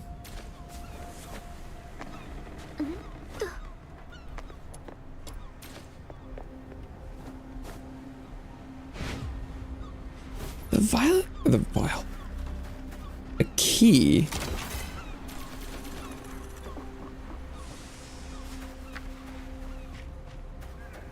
A key. They're saying there's a key somewhere. What is it? Or is it this?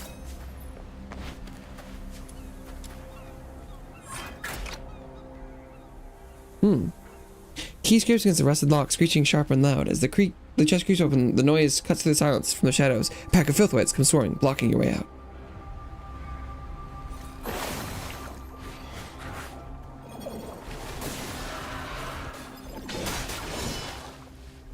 Sploosh. But did I get that? The chest contents. Filthwites weren't much trouble, but something about the scuffle tugs at your memory. Catch a flash of a distant summer afternoon. Two kids scrapping in front of this very house. Don't even recall what started it, but I do remember the last thing we said before it turned physical. He called me One Eye, and I shot back with googly-eyed toad. It's kind of mean back then. But the thing is, don't think I was actually mad. It'd bear with me after all.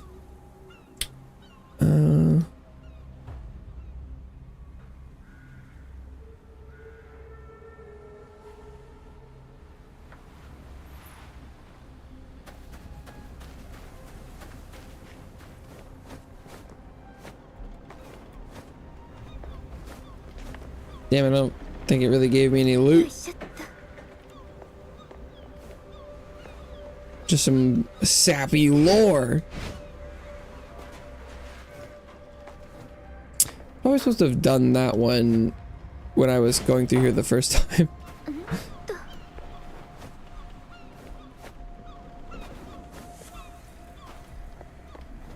Is there anything else here? Oh, chest.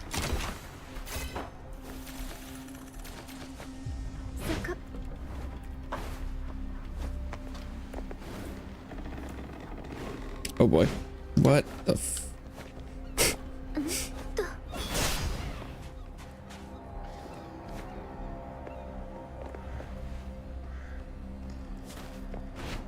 Alright, that seems pretty good.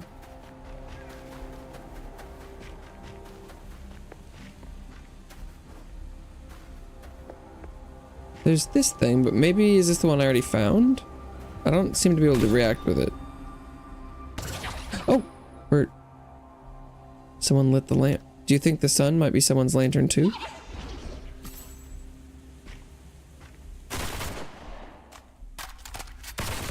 Oh. I hit it. So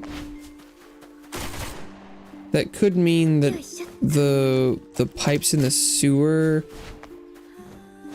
there could be something else going on there. Maybe I was supposed to hit them? Or just that there could be some other mechanic involved.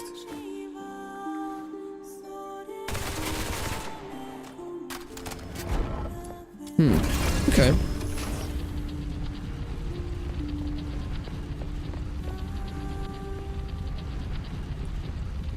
Elevator. Oh. Oh, long elevator.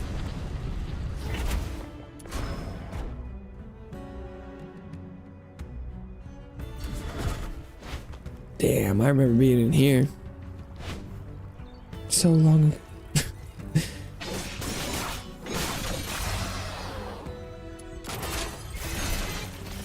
But I don't think I was collecting these things, or I don't know if it was here, but I feel like I would have been like, it kind of looks like it fits in the area, so I think I might have just thought it was part of the, like, the vibes.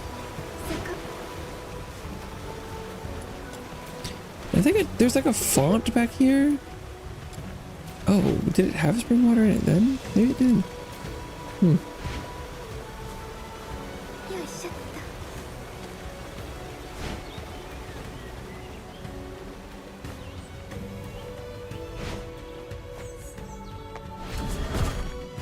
Boom, boom, boom, boom.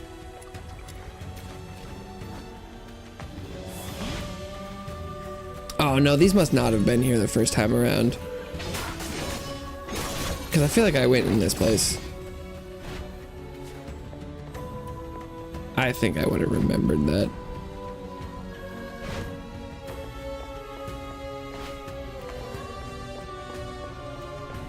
Is that one just in the middle of the air right there? Yeah, no. Ethereal gentleman.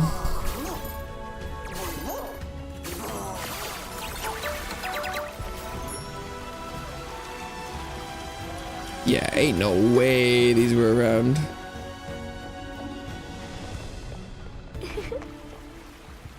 A dead creature there now?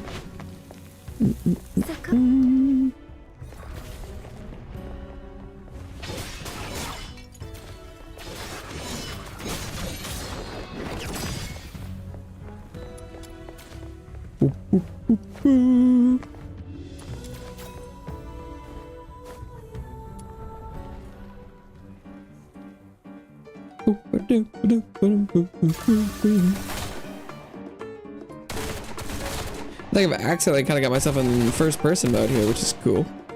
Good for the shooting challenges.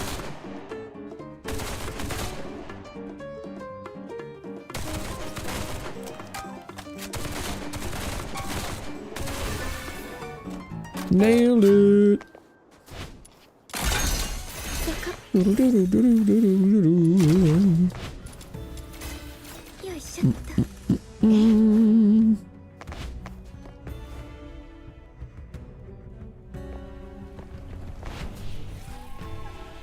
Yeah, I think these combat chests have been added as well. I don't believe they were around.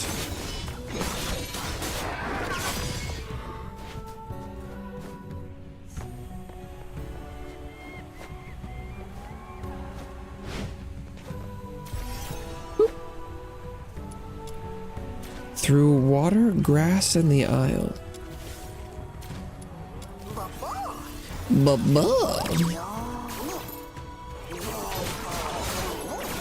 That could be the achievement for me getting. Maybe there's only 8 Advent spheres here. Maybe I got them all.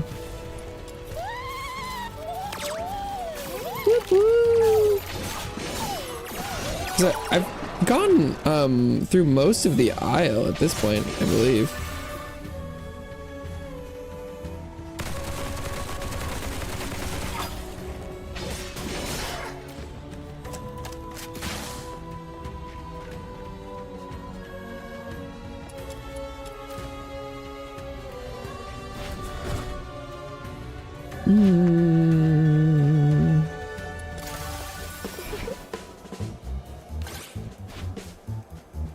Oh, the last time I went through this area, I think I was being bombarded, so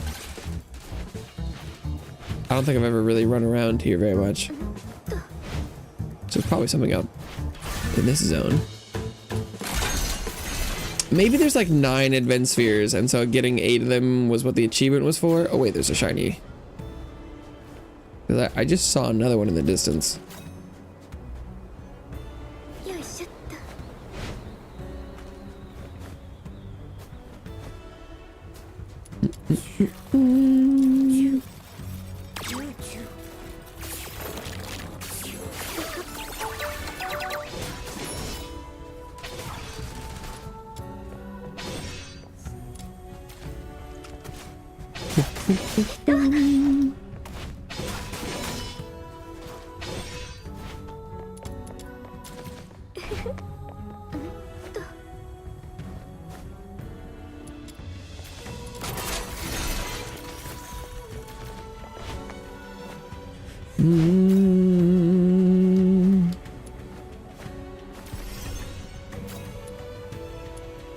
Collect Purgatorio Island.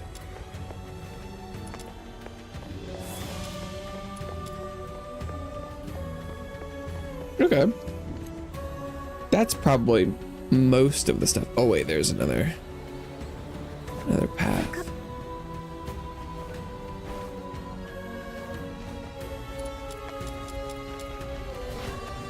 I know it does eventually lead to the boss arena, but look at that. I would have missed this.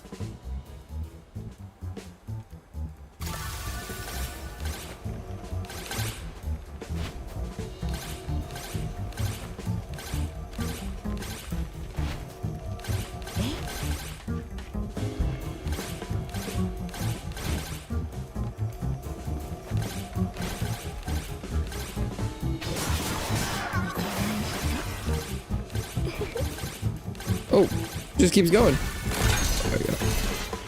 Trial XP. Oh, there's another advance here. Okay, so my theory was incorrect.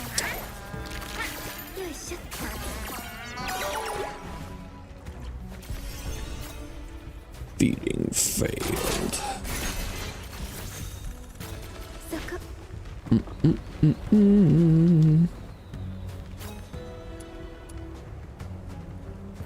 What? Oh, this place was full of flowers. What do you need the 3 flowers for? One for the sun, one for the moon, and one for the stars? Something like that, I guess. Or just to have in my bag forever.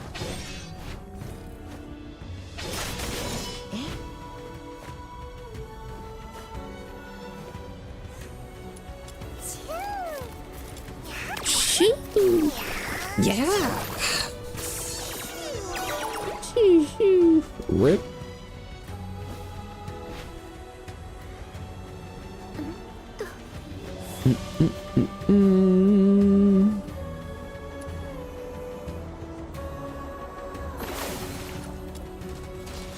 A brewing storm. An achievement for sitting in a chair?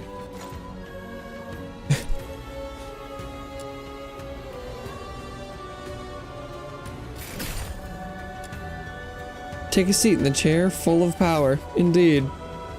Plunge into the haystack and embrace the freedom of an eagle. Conquer the highest peak in Ike Lake simply because the mountain is there. Oh my god, is that climb the mountain? Ferry on the snowfield. Jumped across icy surfaces in the correct sequences? Secure control of all 3 cargo lifts at Lanza Fortress. Huh. Some random ones.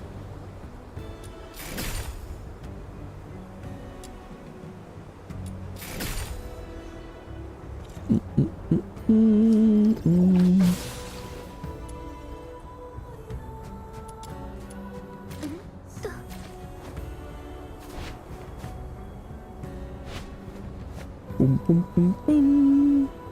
Boom, boom, boom, boom.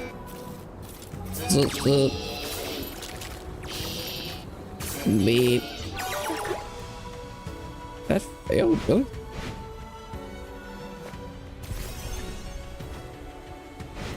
Okay.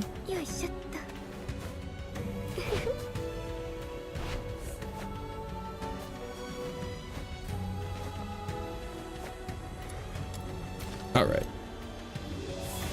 What kind of games does it have? It has Wall Walk 1. The hell is a wall walk? Sideways climb. When nearby climb a wall, hold the direction and press space repeatedly to leap sideways and perform consecutive jumps. I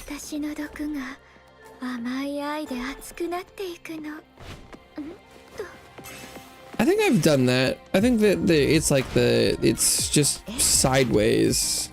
Why didn't that bounce me?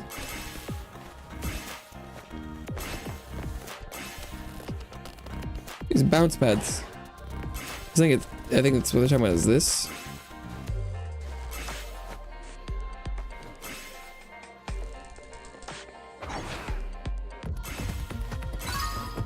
Yeah, these systems work, but only it seems on flat, very flat surfaces. So I feel like I would be less opposed to this if there was more flat surfaces in the world. Oh, it's supposed to go up here.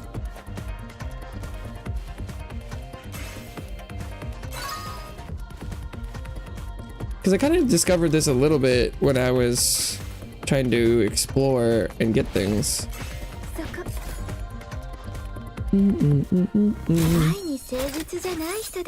But it's almost exclusively unusable when you're out.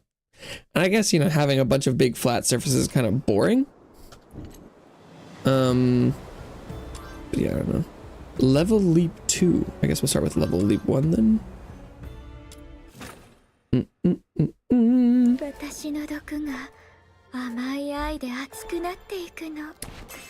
Earn points and reach the evacuation point. Okay.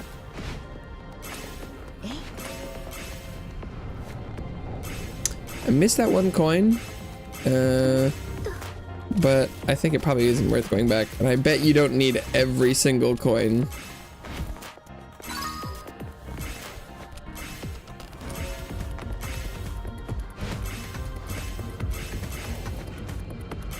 Missed another one. If I keep missing single coins, eventually that will add up. Now we're okay. It ends up being fine. Still a couple over. Easy peasy.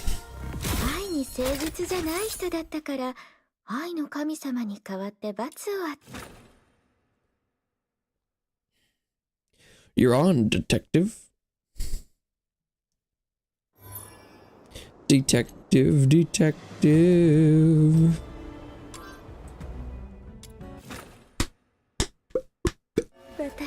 Whoa.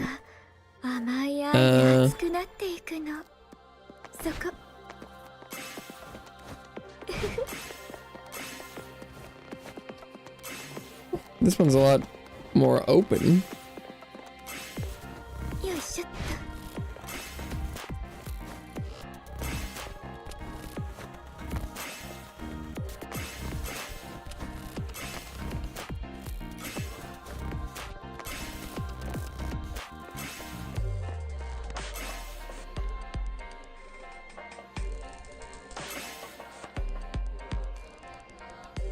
How come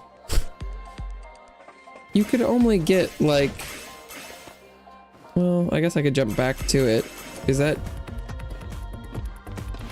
important?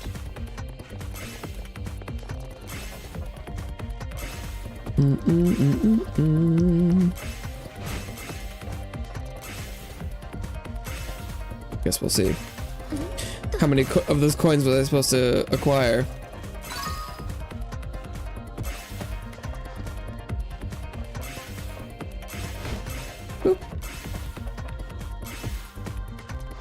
Will that one activate by itself, or do I need to... Ah, nice.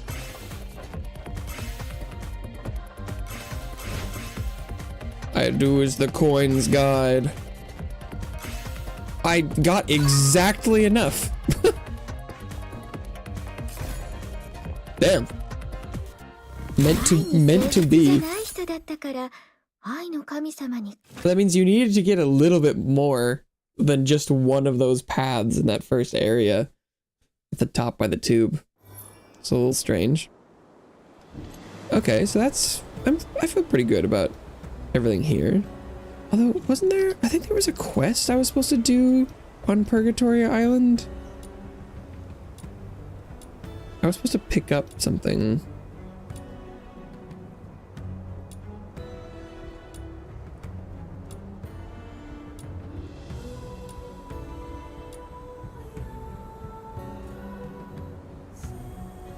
Oh, the Brunetto thing wasn't done.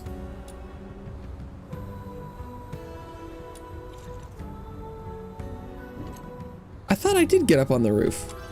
I got up on the wrong roof, I guess. But after I opened that chest. Maybe this is part of that quest. I just didn't realize it. Oh, yeah, no, I thought it was looking at a very different roof.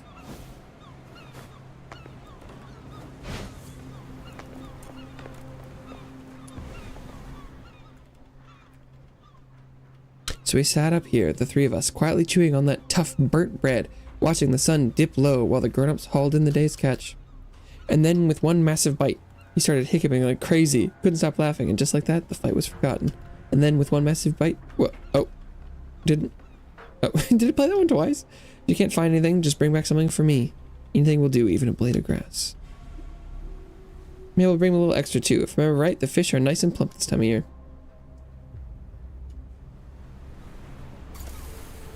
Catch some fish. Catch a local fish on Purgatory Island or Brunetto.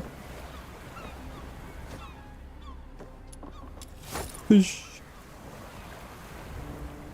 Is this a different fishing shop? No. It's all the same.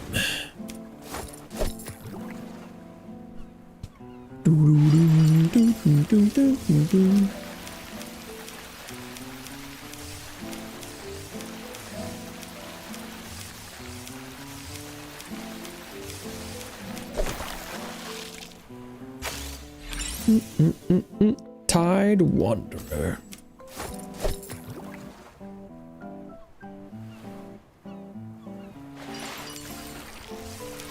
Got to know the grandson through a fist fight and the grandfather through a street scam.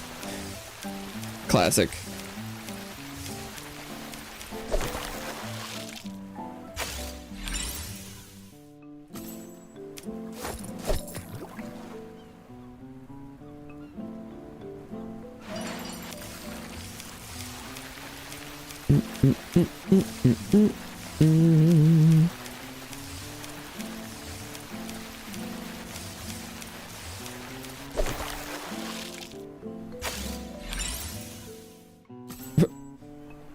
Catch a lot of those Tide Wanderers.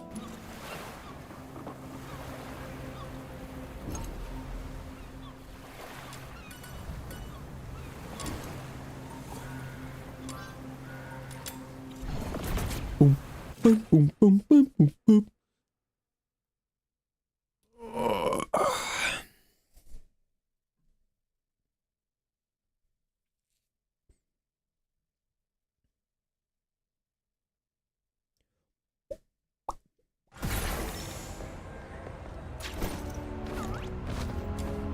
Where are...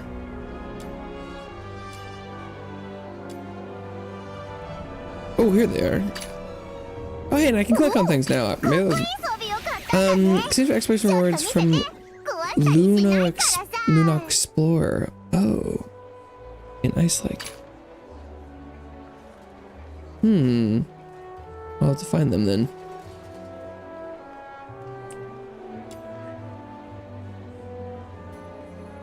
Oh, excavations.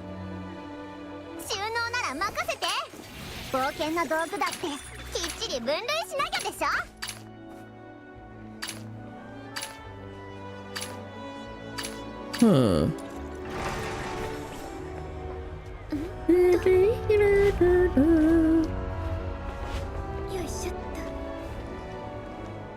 Oh, uh-oh, what have I stepped into? Menacing Thug A. Got a death wish? Last time was your throat. What now? Your eyes, hands, maybe both? Woman scrambles to scoop up her scattered notes. Lips pressed tight. Her face goes pale. Feel blazes her eyes as the thugs close in. Beat the thugs up! What have I walked into?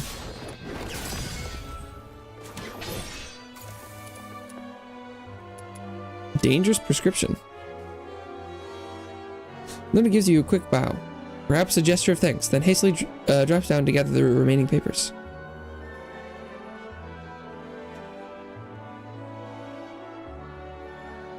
Link to one of the items Margie gave you? Show her the thing.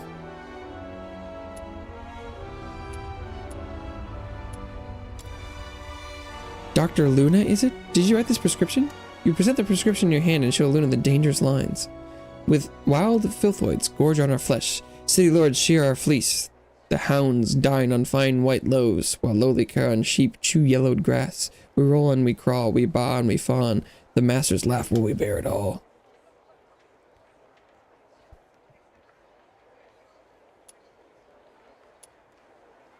Gesture like she does. Chaos.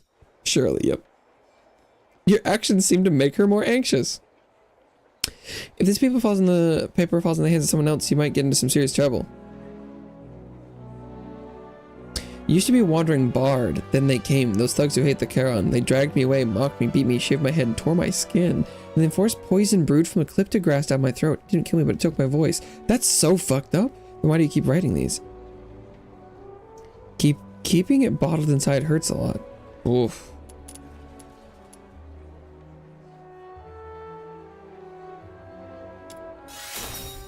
Fuck, empathy. Damn it. Too empathetic. You flatter me. I'm just a coward whose complaints remain on useless pieces of paper. I don't even have the courage to show them to anyone. Expressing your true feelings in writing already makes you braver than most people. Just try to keep your work safe and don't lose it again. Thank you for returning this to me, gentle soul. Please accept this gift as a thank you.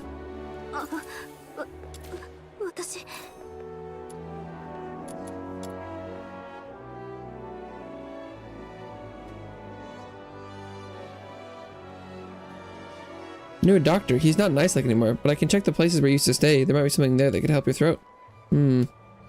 She lowers her head. She knows her voice may be gone for good, but when she looks up again, there's a flicker of hope in her eyes. But what if?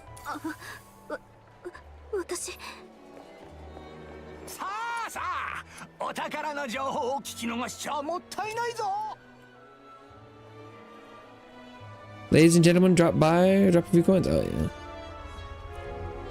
The book I used to pore over for hours as a kid. Sit there, staring at the pictures, dreaming of life beyond our tiny island. Thank you so much. I need to give it a good read tonight, but for now, making living is more important. Take care, and no more scamming people, alright? Down here, some dried fish, caught off Purgatorio Island. Oh wow, thank you, really, thank you so much. Boom. Oh, is this the Loon Explorer? No, this is Luna Angler. That's the Asphodel. I don't think I found the...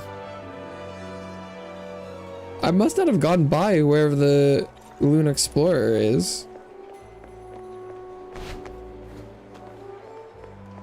I'm missing an entire shop in this town.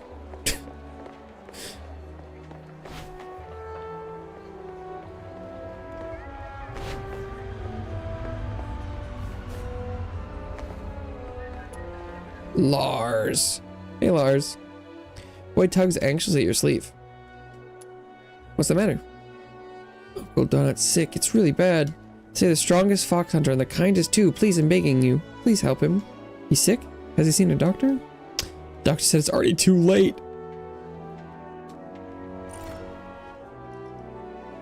Oh my, there's a lot of side quests. So then there's this guy over here that was Dutton. As soon as Dutton spots you, he rushes over, practically buzzing with excitement. A thick cloud of perfume mixed with the damp stink of the sewers slams into your face, so strong it makes your eyes water. Ew. Come just the right moment. You're exactly the 100th participant. You'll get a free ride, and even a reward after you play. So what do you say? What do you want to give it a shot? Sewer Carnival. Clearly this ride isn't quite as thrilling as it makes it sound. Free money? Don't mind if I do. Now that's the spirit. Come on, this way. Little heads up, we might run into a filthwaite or two, but I'm sure that's no problem for a fox hunter like you.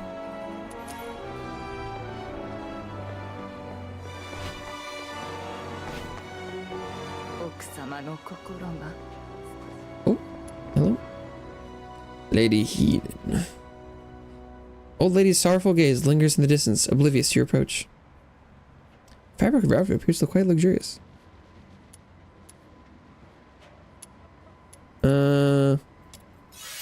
Benefit. After her attire, her attire, though slightly worn, is crafted from the fine fabric and exquisitely tailored, indicating an affluent background. Perhaps I can offer some help. I mean, I guess we might as well just use empathy here, because it's going to be a 100% success. Casually double score. Who are you? Haven't seen you before. From a nearby village? Karen named Hamill Dickinson. She's an Iceland local. Haven't found any trace of him. He's born and raised here in Iceland, so I figure live here and we can't be far. Not really, no. Do you see him? Could you pass on a message?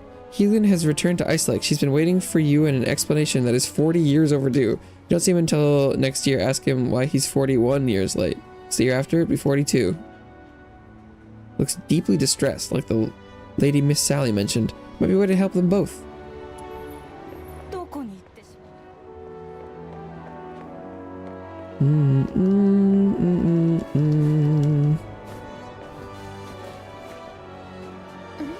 Oh, hello.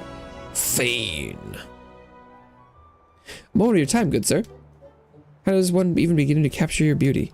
A mute Tanaki pens sonnets in your name. The verdant moon casts gold across your form. A sea hare crowns you with palm fruit jewels, while I, a forgotten bin, sing your name to the stars. Even though my words fall short of your splendor, I beg you, I implore you. Ah, such poise, such presence. You must be the illustrious fox hunter, Mr. Aristarchus. Am I actually that well known around here? No, this is definitely heading somewhere strange. Pleasure to meet you, I'm Fane. My teacher has been awaiting your arrival. This way, please. Teacher? Oh, right. She asked me not to call her that in public, but I doubt she'll mind if it's you. Still, I'd appreciate if you kept it just between us. What the fuck?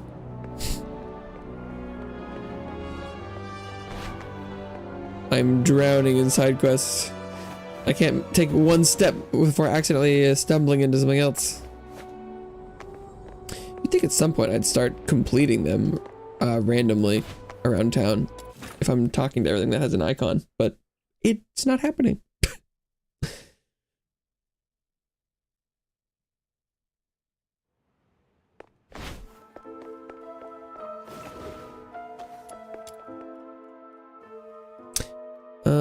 Ice Lake knows all too well the strange seasonal colds. Oh.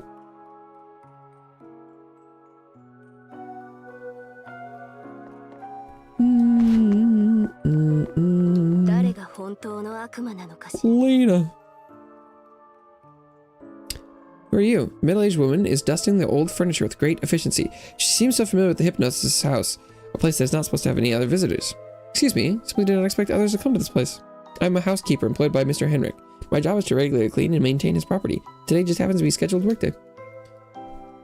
I'm a tenant living in the old house next door. Just came by to check if the doors and windows of the house are properly locked. Sure. Not sure if you've been informed, but Mr. Henrik has passed away. You know I have to do this job. Mr. Henrik has always made full payment. Before the contract formally expires, I shall abide by the code of conduct of my profession. Should you have needs, please do not hesitate to inform me, and I will assist you the best I can. Lena discovers scratch marks left by Psyche during her deterioration and soon notices dried patches of what appear to be Henrik's blood. Oof.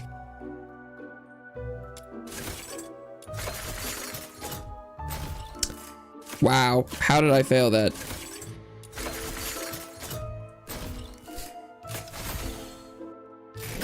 Crazy. I've actually seen worse. In a house far more opulent than this, I once knew a master who burned down his manor along with his entire family. This place, by comparison, feels much more like a home. At least Mr. Henrik made it look like one. What the fuck? Her composure is unwavering, but you find yourself compelled to observe this poised and efficient woman more closely. Perhaps she's not as unflappable as she seems. You know Mr. Henrik for long? Renowned doctor 20 years ago, and I was merely a maid in a Viscount's household. Mr. Henrik was called to diagnose a Viscount's wife. When I first met him, I never thought our paths were going good. After escorting the doctor back to his hotel on her way, a Karen girl collapsed right before us. Without a moment's hesitation, Mr. Henrik saved her and asked me to look after her. Mr. Henrik was not only a skilled doctor, but also a man who cherished every life, regardless of one's background. Too bad his kindness failed to earn him the reputation he deserved. He upheld the fundamental values that define the humanity. What? Perhaps that Karen girl reminded him of his own daughter. God, me and my fucking empathy. It is truly heartening to hear the misfortunes he endured. It is truly heartrending to hear the misfortunes. I was like, what? Mr. Henrik would be pleased to know his home had been well cared for after his departure. Mr. Henrik wanted to maintain a certain distance, hence my visits were infrequent. Otherwise, you and I might have met sooner. Probably didn't want me here too often after his passing. Thus, I believe it's time to return the key to its rightful owner. I should place it on Mr. Henrik's desk in your presence.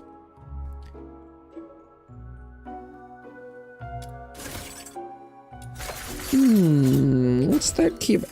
Bruh.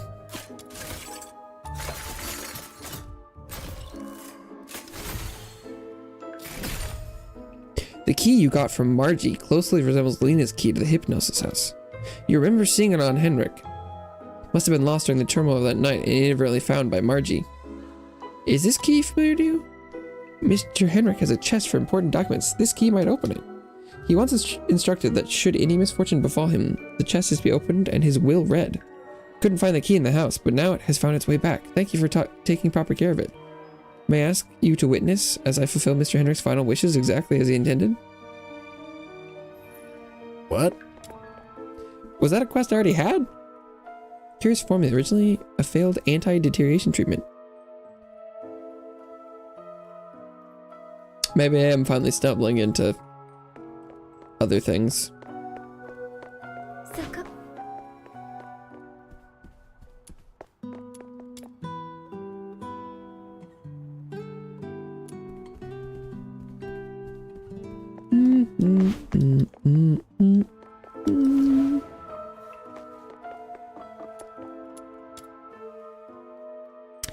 Some driven by hunger have mistaken Eclipta grass for food. Ooh, Eclipta. That sounds right for voice medication.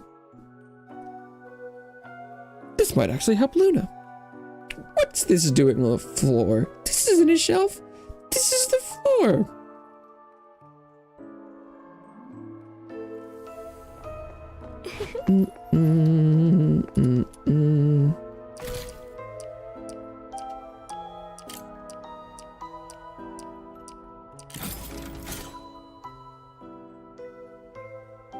With Miss Luna's intimate knowledge of every corner of Hypnos's house, you look at the chest without trouble, and beside it you notice a small wooden box, oddly out of place.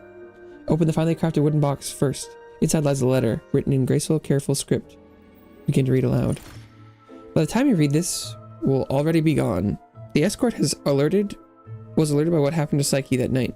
We could no longer stay in Ice Lake. Before their investigation reached Hypnos' house, I gathered everyone and left.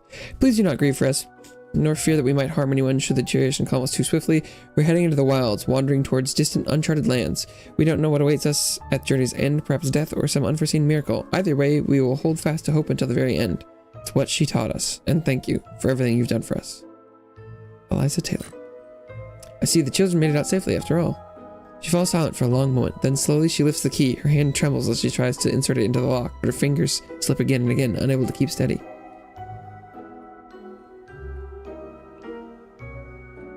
The lock clicks softly. Lena draws out Henrik's will, and standing before you, begins to read it aloud. Every word is clear, solemn, and deliberate. Henrik may have anticipated his tragic demise, but his will is thoughtful and clear. He not only expressed his profound guilt over his daughter's death, but also had the following statement. In the event of my passing, all properties under my name shall be transferred to Miss Lena Bell.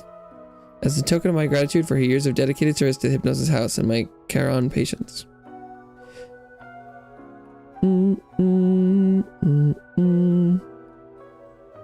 I'm deeply grateful for everything Miss Bell has done and regard her as a highly honorable lady. Please accept this. I shall bear witness to this transfer. This key is and shall ever be yours. You leave Henrik's office alone. Miss Lena, overwhelmed with emotion, appears to need some time to herself. Now you have a new landlady.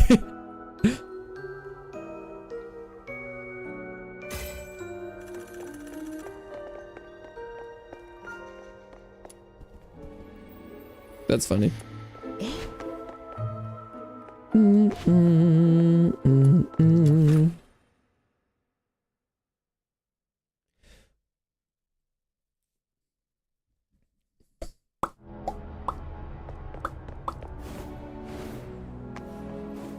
boom, boom, boom.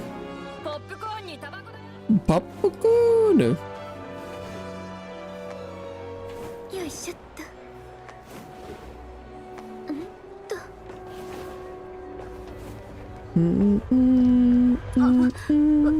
A dangerous prescription. If your voice came back, what would you want to sing? I'd sing what's in my heart, even if it cost me a voice all over again. This remedy really works. It could bring back a bard's voice, and with it, the very danger that stole it away. Here, a doctor I once knew used this to treat ecliptic grass poisoning. Might be worth a try.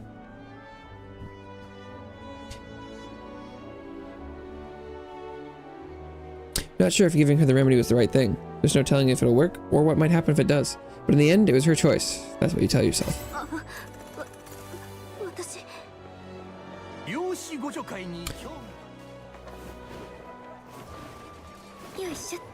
Present the journal you found to Lady Heelan. Did I find a journal somewhere? Hamel Dixon, that name rings a bell. Same name on the title page as the journal you retrieved from Glevin Pit. Oh! If your guess is correct, then the monster haunting the depths of the pit might just be... Oh, was he the monster at the bottom? Her cloudy eyes brighten slightly at the mention of that man.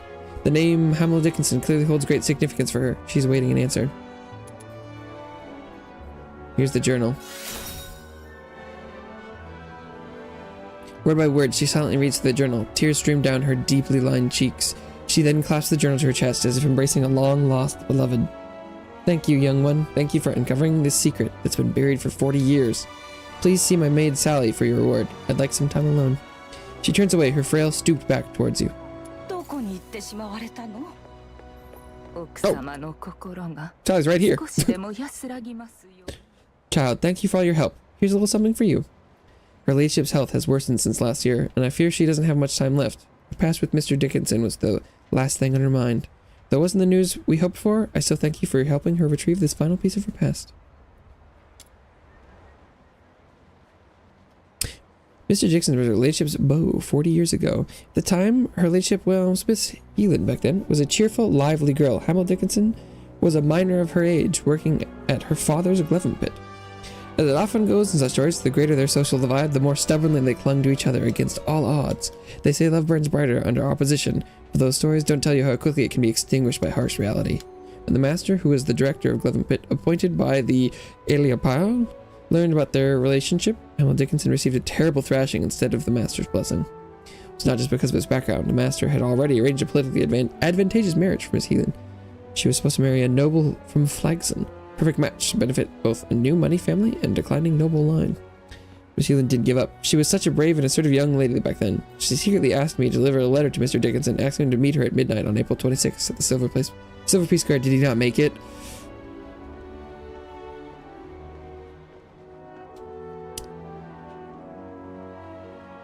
No.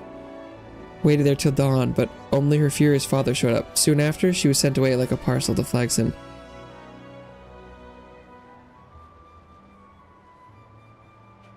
A year ago, his lordship passed away, and her ladyship's health began to fail. One day, she suddenly told me she wanted to return to Ice Lake in her final days to find the answer she deserved. That's when I realized she had never forgotten Hamel Dickinson. He had become a missing piece of her heart. So we moved back to Ice Lake, but no one knew of Hamel Dickinson's whereabouts. We managed to track down a few old miners, but after racking their memories, last time they remembered seeing Mr. Dickinson was 40 years ago. He didn't stand her up. No. Damn. Ugh, my head hurts. I should go prepare dinner now. Just hope my soup might make her feel a little better. Although the truth is harsh, in her final days, she has finally found the answer that was 40 years late. At least she won't have to step into the grave with doubts and regrets. Jeez, perhaps this is as close to a good ending as one might hope for.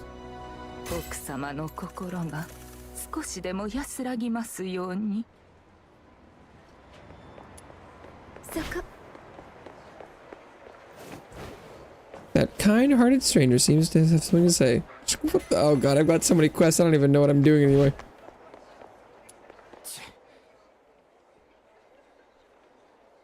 Excuse me, have you seen it? Oh, I saw the whole thing. She thought you were her daughter, didn't she? Listen, if I were you, I'd steer clear. She's, well, you know. Crazy. Poor thing's not all there. You get my drift? Been standing around this spot for over a year now. That's not fair. She's grieving. Losing a child would break anyone. Maybe so, but that girl's been gone for ages. If she was still around, someone would have found her right now. Thanks for the heads up, but I gave her my word. I'll look anyway, just in case. Hello, Dean. Blasted Camilla. Stupid hag. Don't you dare fucking talk about Camilla that way. I will kill you. She has no idea what good stuff tastes like. Throw her a compliment and she's walking all over me. Think she's too good for my booze? I'll make her regret it someday. I'll break your knees just for the insinuation, Dean. You can't insult a respected lady like that. Throw a punch in his face. Yeah, just beat the shit out of him. Ugh, you must pay for this. Give me your money. You nearly broke my nose. I'll break you next, bro. Don't come at Camilla. Jumping at her events, are we? Yeah. You must be one of those Camilla fan club idiots. I didn't know that was a thing, but I will join it. Pathetic losers, all bamboozled by that two-faced witch. I'll punch you again. Can I do it? Oh, there's not another punch option. God. I'd rather see Camilla as a reliable and strong ally. She's been our savior on numerous occasions, not just us. At least half the city's in her debt. Doesn't give you the right to spout nonsense here. Camilla's integrity is not up for debate, and it's certainly not to be smeared by your baseless accusations. I've seen Camilla's discernment in action. She has an eye for both people and liquor. Seems to me that you're the one who can't recognize good stuff. Oh, yeah, we'll go with that one.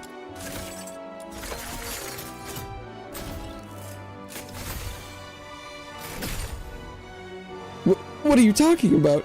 You ain't from around here, huh? Let me guess, you haven't seen any taverns other than Camilla's since hitting town, right? So what? If you shopped around, you'd see Camilla's brew is an odd fit for Ice Lake.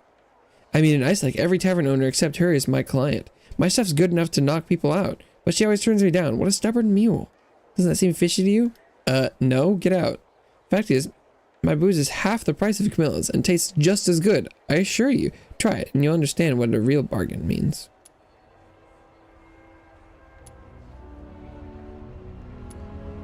Well, I guess I should try it. Oh, there she is! She graces us with her presence. Just a word of advice. Always take what you hear in Ice Lake with a grain of salt. What do you want? Didn't go to your place and meddle in your business. Isn't she here? Don't get me wrong, I'm not interested in your business. I'm here to discuss something else with you. Recently, someone's been using my name to sell shoddy knockoffs, claiming they're the special from Asphodel, or that they'd be sold out at the bar in a minute, impossible to snag a sip. As you know, in business, brand image is everything. The quality of our drinks is the face of the Asphodel, and I can't just let someone drag our name through the mud. What's that got to do with me? I don't have time for your problems. Out of my way, I've got business to run. Not so fast. When the Asphodel turned you down, I kept to sample your booze, and guess what? Your booze exactly matches the knockoffs on the market. Seems more than coincidental, wouldn't you say? What are you implying? That's slander! I'm not selling fakes. You just scared my booze will steal your regulars. That's why you're spouting nonsense here.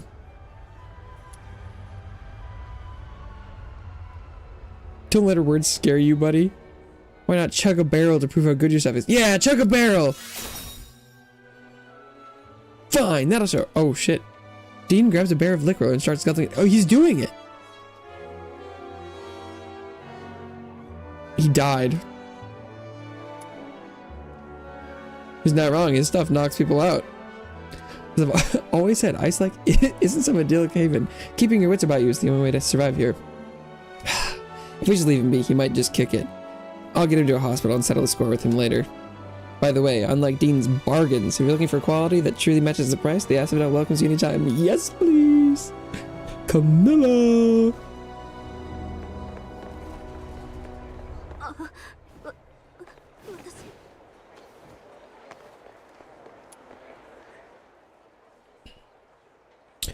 Missing girl, huh? Not too sure, but I did see a young lass near the city gates yesterday.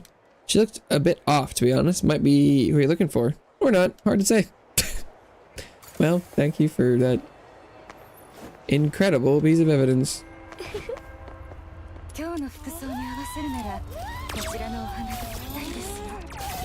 Daisy.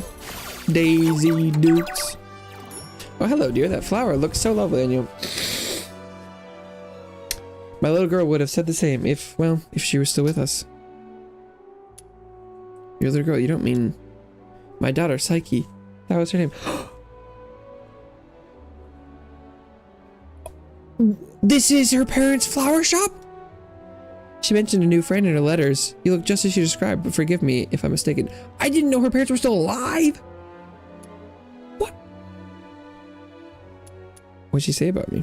You're clever and brave. She said you ventured into Glypham Pit your very first day in Ice Lake. Of everyone her age, she said you were the strongest. But more importantly, he's different from most people in Ice Lake. He still holds on to something we lost long ago. A yearning for justice and freedom. Oh! Being with him shows me there's a different way to live.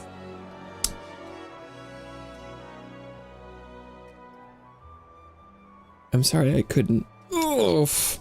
Don't apologize, child. I could see it. She was happy with you by her side. That's all we could have asked for. It's us who should be thanking you. Oh, please take these flowers. Our blessings go with you. Jeez.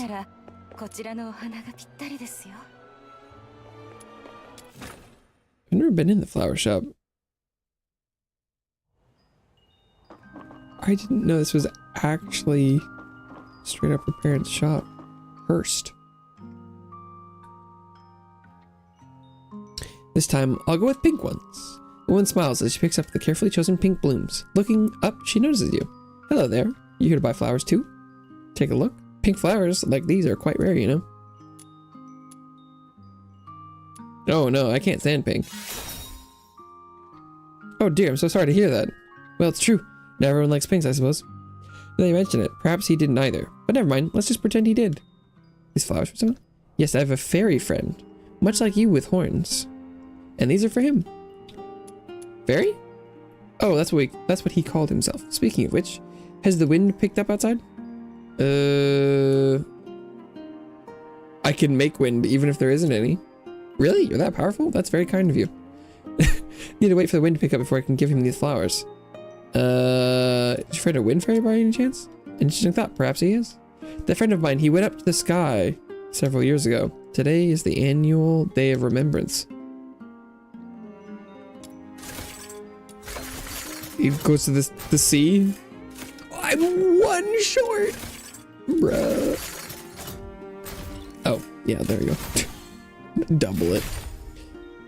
In common belief, the misty sea is where Soul goes. If you wish to remember him, sending the flowers onto the water would make more sense. Well, I know, but he was different. The woman falls silent, gazing out the window, her eyes filled with a gentle nostalgia. I first met him outside the city. We were the same age, and our personalities just clicked, so we became fast friends. He told me he was a fairy from the sky. Truthfully, I knew all along he was Karen. But every time I saw him trying so hard to keep up the story, I couldn't bear to spoil it for him. Besides, he really was just like a fairy from stories. He knew so many things I didn't, and he always had endless fascinating tales to tell. Sounds like a wonderful friend. It always bothered me a little, wondering how we would finally talk about it once we grew up and passed the age where believing in fairy tales came naturally. In the end, we never reached that point. He left before we came of age. Do you think he might have chosen to leave at that precise time because he knew?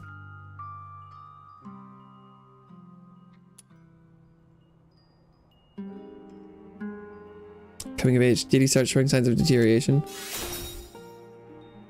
Well, that's what I thought. After all, he left just before he turned 18. He had foreseen his own fate. The last time we met, he told me he was returning to his homeland in the sky and wouldn't be able to visit anymore.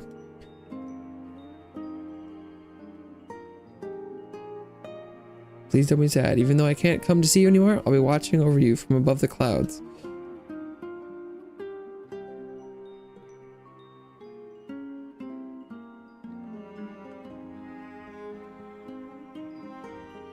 Okay.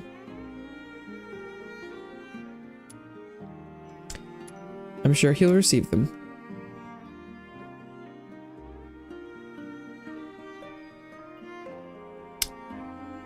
There's a lot of really sad stories in this city.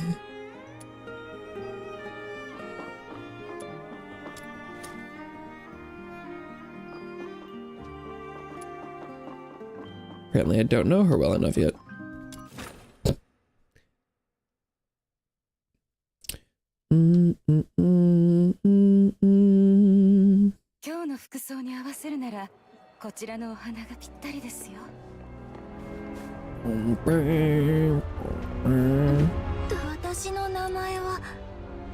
Amnesiac girl. Have you been wandering around here all this time? Is there anything I can help you with? I feel so foggy. Honestly, I don't even know who I am or where this place is. Nice. Kind-hearted doctor found me up in the northern mountains, brought me back. Said I had a terrible fever that probably damaged my memory.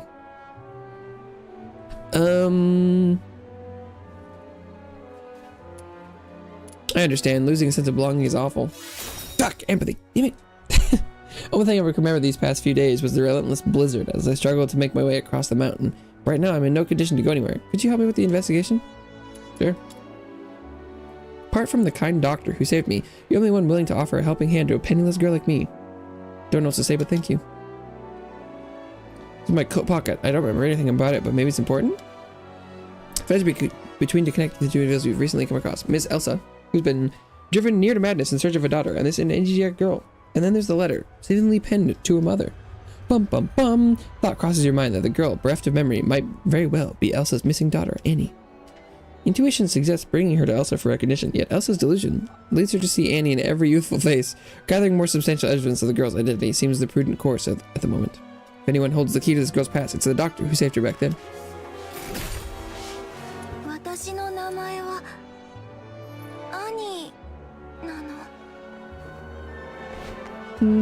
Did she say Annie already?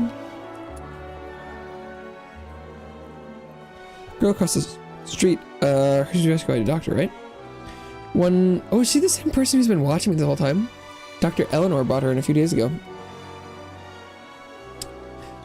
Traveling doctor. Just missed her. Saw her leaving the city this morning. You might catch her if you head towards the Lamenting Lake.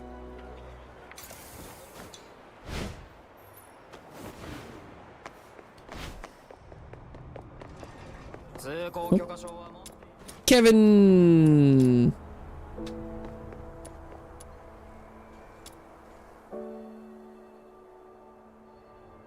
Great. Starkey isn't around today. I'm literally right here. Looking for me? Whoa, speak of the devil. Chaos. Kevin, there's someone illegally selling Foxine in the slums.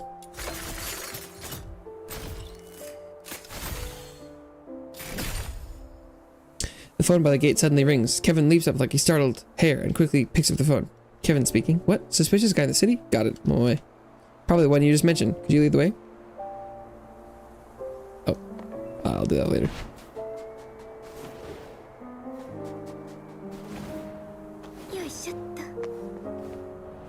Oh. That's a little bit further than I thought it was going to be.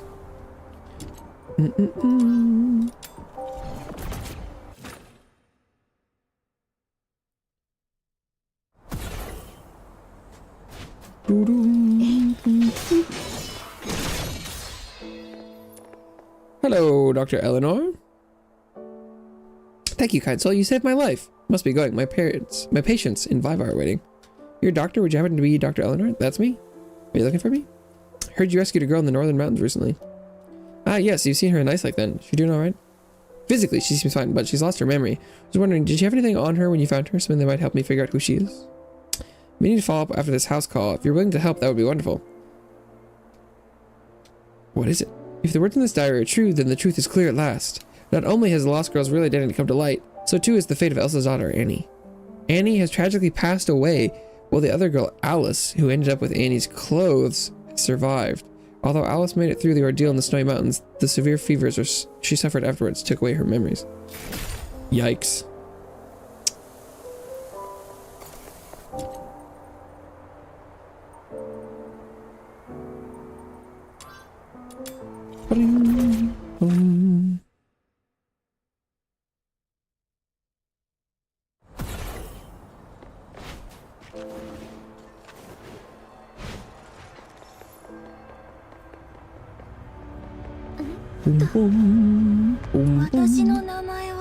The Gone Girl.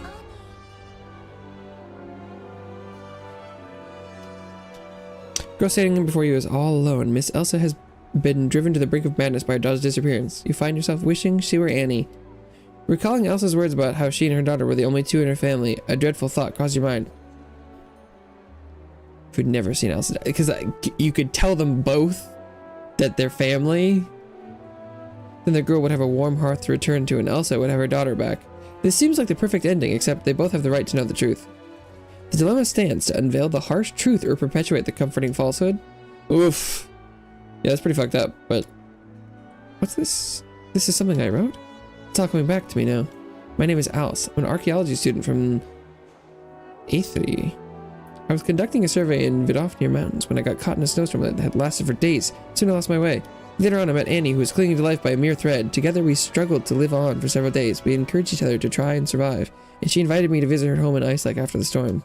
But she was too badly hurt. She didn't make it. Before she passed, she gave me her coat. Said it might keep me warm enough to get through. Annie. Thank you. I will always remember Annie. Alice gently strokes the clothing, which is a testament of one girl protecting the other.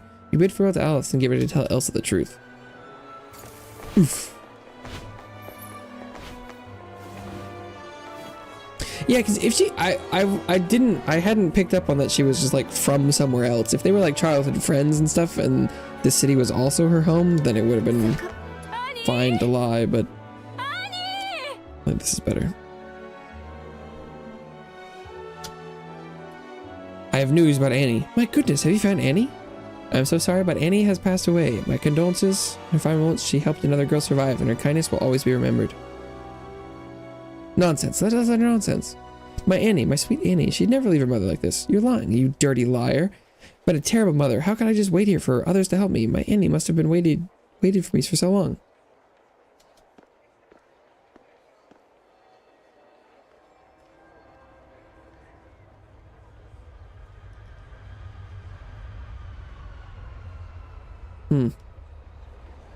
Huh? Inspiration Stealer. Enter the Asphodel, home of Camilla.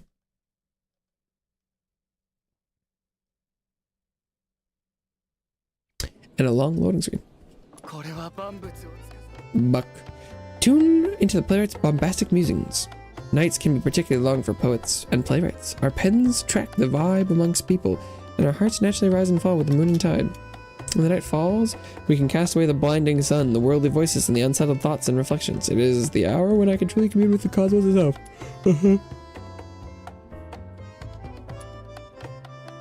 Another night owl. Alas, either my unwitting arrogance has peeved the goddess of inspiration, or the deity of sleep has played his cruel tricks on me. Otherwise, I would have noticed the sands of time trickling by. I ought to have greeted dawn with pages filled with prose and stanzas. Instead, I woke refreshed with an empty soul and my sheets of paper blank. Oh, so he fell asleep while writing his play. Maybe he should focus on bedtime stories instead. In my enthralling dreams, I heard gentle footsteps, light as the dance of fairies. Scent of ripe fruits slathered in sweet honey wafted through the air. Perhaps I was lost in my dream, but those sounds and smells brought me back to reality.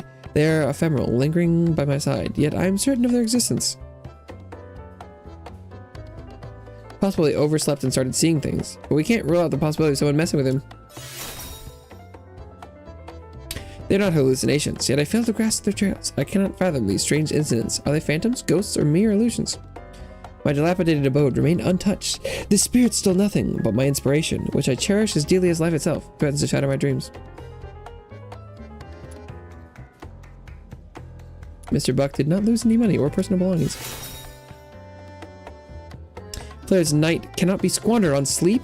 I implore any of you to heed my plea. Banish this vile burglar of inspiration, so my magnum opus may yet be completed. I shall bestow upon you the honor and perhaps grant you the role of a hero in my next epic. Demonstrate your unmatched skills to me, so I may dedicate myself to chronicling the biography of the great fox hunter, my savior. This man has no money!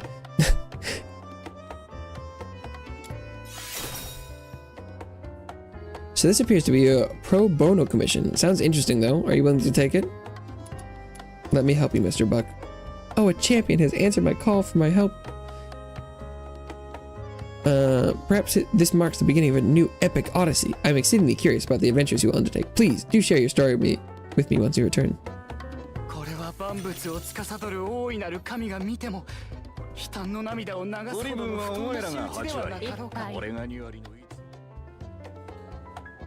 Hey kid, words got around about your big squirt glove and pit. Really impressive, I'd say. How about you and I team up for a gig? Take a 20% cut, you keep 8%, what do you say? Sure.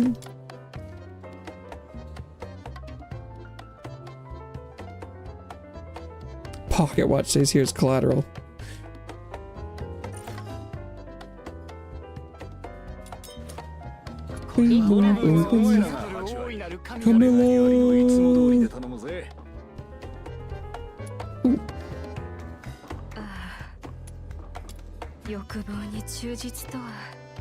Don't think Luna Gloom was translated.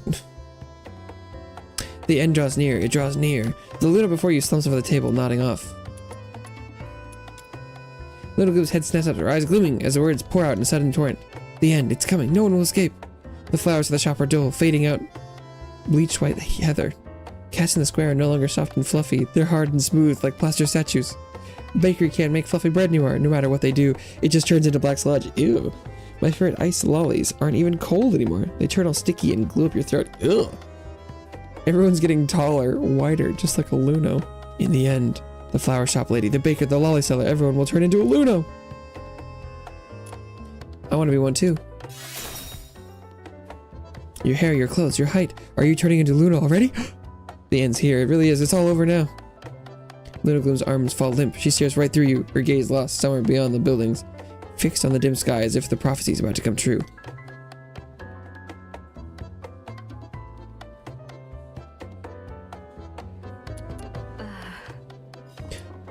Surely. Surely you jest. True to my passion for knowledge, true to, what comes you say true to it?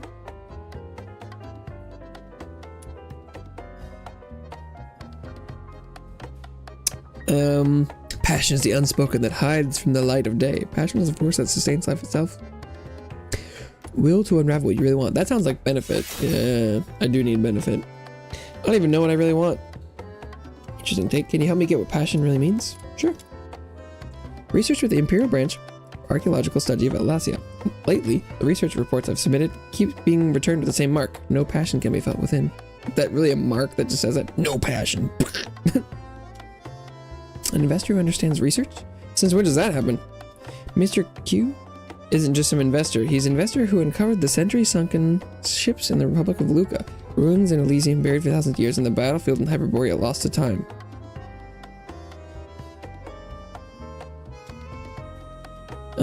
Chief investor of archaeological societies was around. If it weren't for his backing, the archaeological society wouldn't have developed into such a huge organization spreading across the continent today.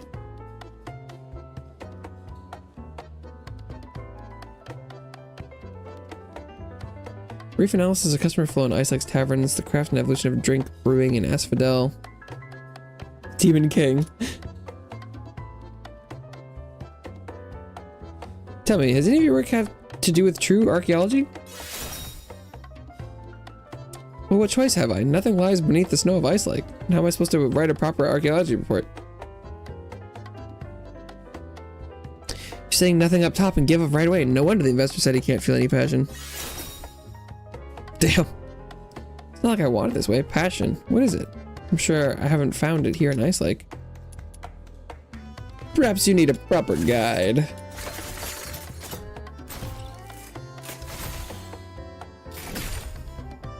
Can't find one. Fox hunters here only care about fights and drinks. Once asked if there were any historic ruins nearby, only to be asked back whether their stew pots counted as relics. How about you take me around and see if I can find some inspiration? Of all the regulars of the Asphodel, you look like one who drinks the least and reads the most.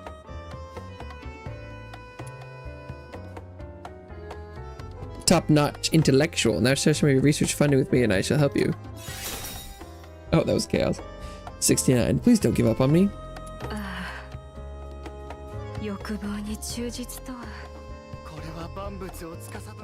Bambutsu.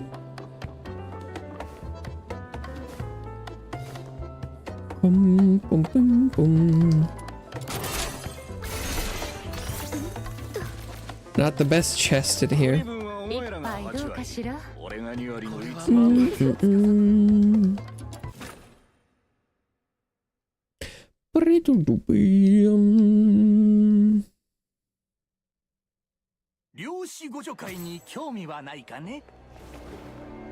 Guess we're investigating Buck's inspiration thief.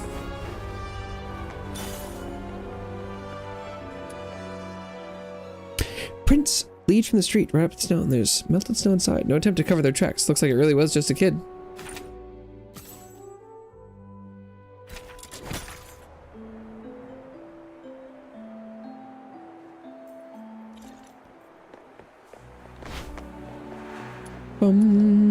Investigate.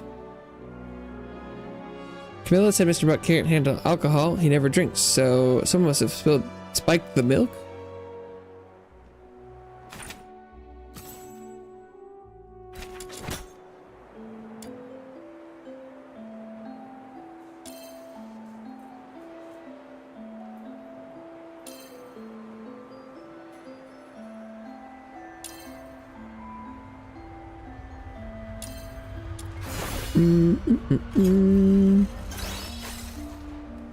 Child broke into Mr. Buck's home and got him drunk. That's so weird.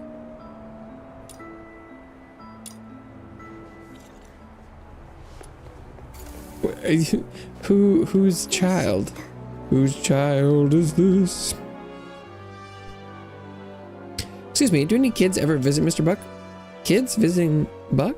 You're kidding, right? What kid would want to hang around him? He barely leaves the house unless it's a tavern or the theater. When he talks, it's like listening to a bad play in reverse. Oof. No one talks to him. Jeez, damn.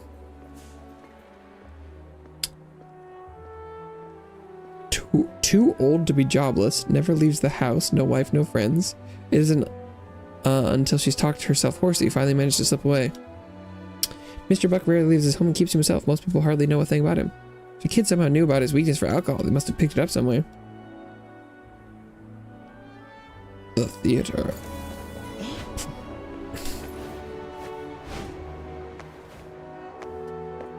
Oh.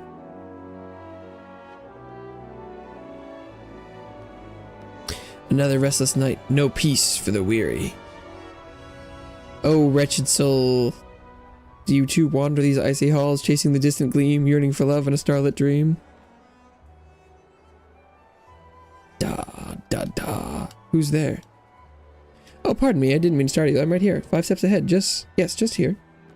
Good evening to you, sleepless one. What? Cool, genie box. Do I get 3 wishes? Sorry, I'm just a plain old crate. I don't grant wishes. How can a crate talk? If you must ask, tell me this. What's harder, singing or speaking? Singing, I suppose. Little music boxes can sing simply. Wind a key and out comes a melody. Since speaking is easier than singing and I'm larger and better made than any music box, why shouldn't I be able to talk to you just as you're talking to me? I understand. You're confused. People think crates shouldn't talk, like hollow trees only echoing back your voice, but be honest with yourself. Wouldn't you want a crate that actually answers? What? You didn't pry me open straight away. That means part of you wanted me to speak, didn't it? Seems like you've come to terms with it. So, will you stay a while and talk? What do you want to talk about?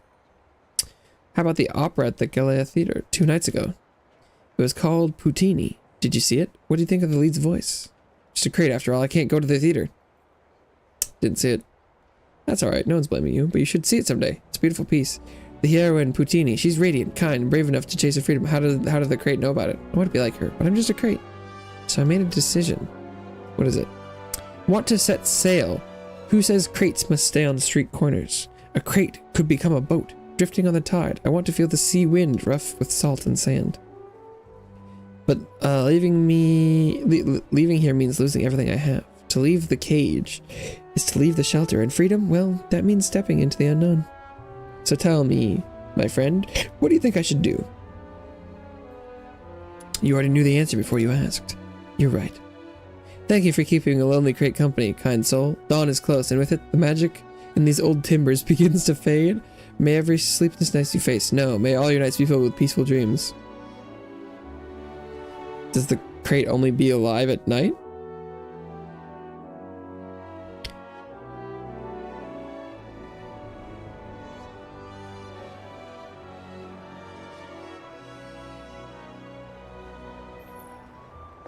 Crate quest acquired? I don't feel like it's the first time I've come by through this alley though.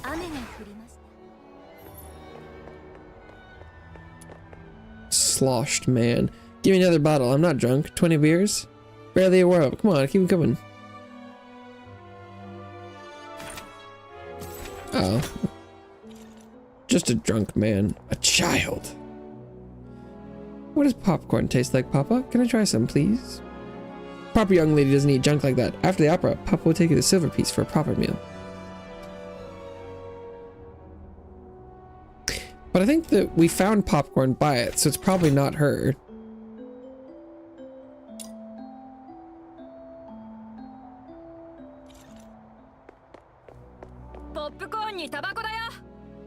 No, a young cowboy huddles near the ticket booth, shivering in the cold. He calls out to pass by, trying to sell tickets, posters, beer, and popcorn. Kids selling popcorn inside the theater. That sounds good.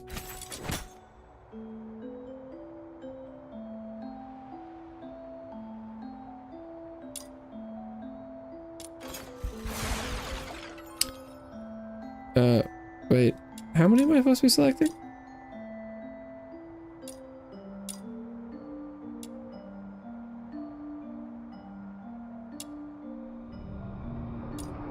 Just these two?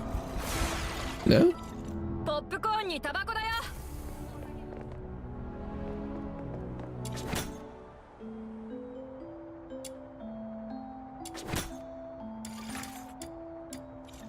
Oops.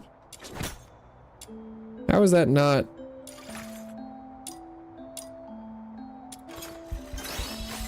Oh, didn't I do that?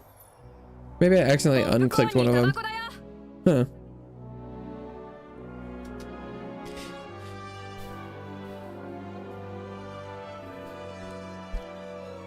Greetings, my dear patron. Did you enjoy the play? You must be hungry after seeing through the show for 3 hours. Would you like some snacks and drinks?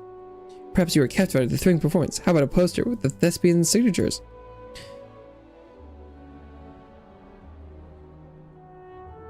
How's your business today? Will it cover your heating expenses for the night?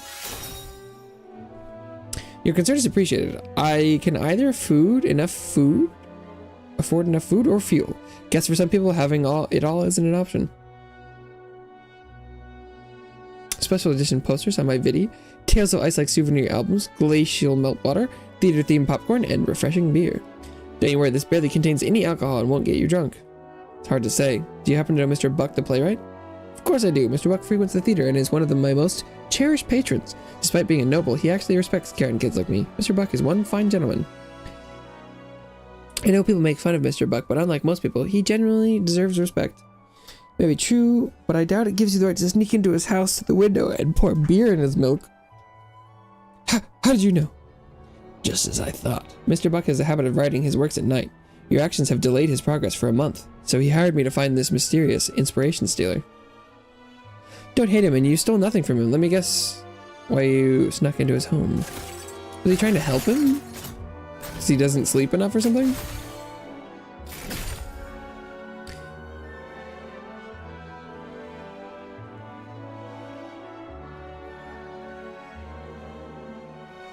Oh, put him to sleep, and so you could just hang out in his house.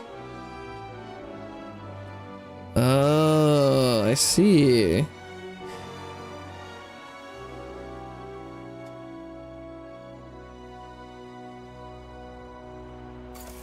Damn, that's pretty sad. He was sneaking to a guy's house and making him pass out drunk so he could sleep in his house because it was warm. Damn.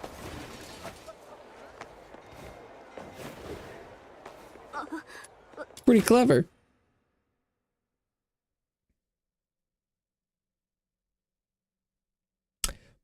Pretty clever.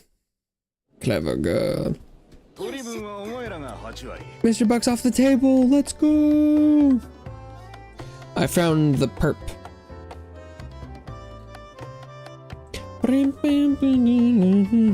Really? Your findings, Mr. Buck? Oh, my brave savior. Allow me to express my gratitude a millionfold. From this evening forth, I shall once again be graced by the goddess of inspiration. As for you, the little thief in my dreams, you have given me a most unexpected surprise. Sorry, Mr. Buck, but please believe me, I never intended to hurt you. Oh, my little burglar. I'm well aware of how people scoff and snicker about me behind my back. They label me a third-rate playwright, whose works never see the light of success. Adoring my prose with the most exquisite words hasn't made them appreciate my efforts. They close their ears and their hearts. From what I see, someone who truly speaks from the heart is indeed a rare gem. Unlike others, have never seen me as the fool chasing impossible dreams. Therefore, I hold great respect for you, my young friend. If winter proved too harsh, why didn't you come to me sooner? I would gladly prepare a room for you, and if you wish, you may even peruse some of my manuscripts as bedtime stories, although can't guarantee they'll help you sleep. You really let me stay at your place? Sir, you don't have to do that. But I can help with chores around the house. Please let me do this to make up for the delay I caused. Thank you for everything you've done, my dear Fox Hunter. You are indeed the most meticulous detective in all of Ice Lake. This tale of unexpected kindness has given me much inspiration and forged a friendship between two kind souls. Brimming with inspiration, I must hurry and pen this down. If my prose achieves fame, your name shall be celebrated for centuries to come. Well, guess my name's not gonna be that famous.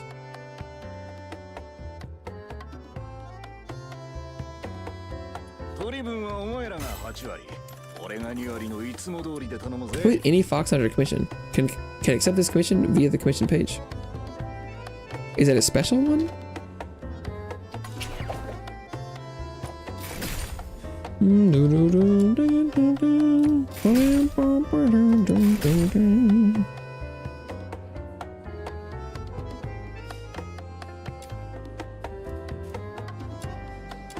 Or it just wants me to do any commission.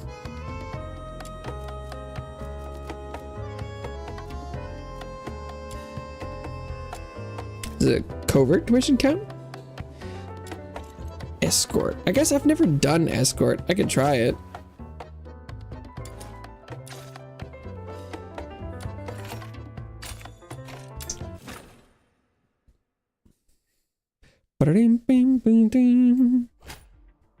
Locate the secret cell holding the target. Crack the mechanism and secure the target.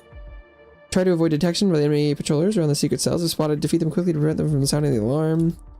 Oh. Fail to stop the patrollers from sounding an alarm. The target will be in danger. Find the target before the countdown expires, or the commission will fail. After rescuing the target, escort them to the excavation point. Please vigilantly ensure their safety throughout the trip.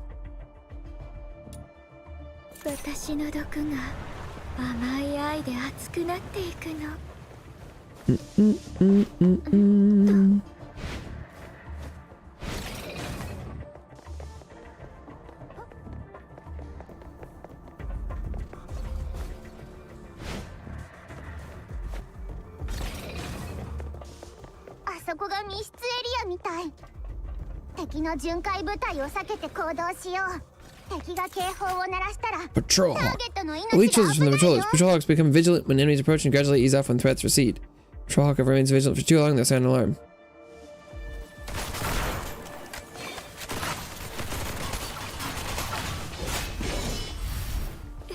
Just kill him. Oh, who the f—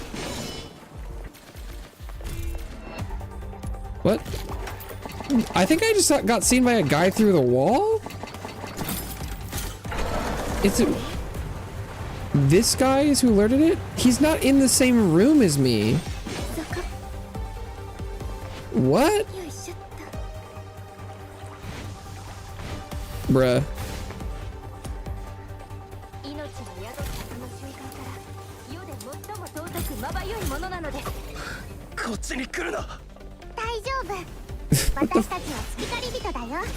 Okay.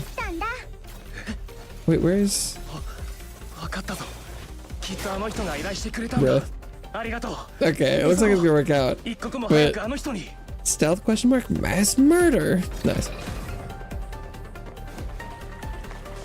But that was bullshit.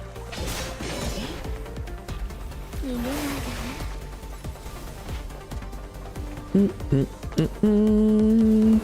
got detected by a guy on the other side of a wall. Come on now.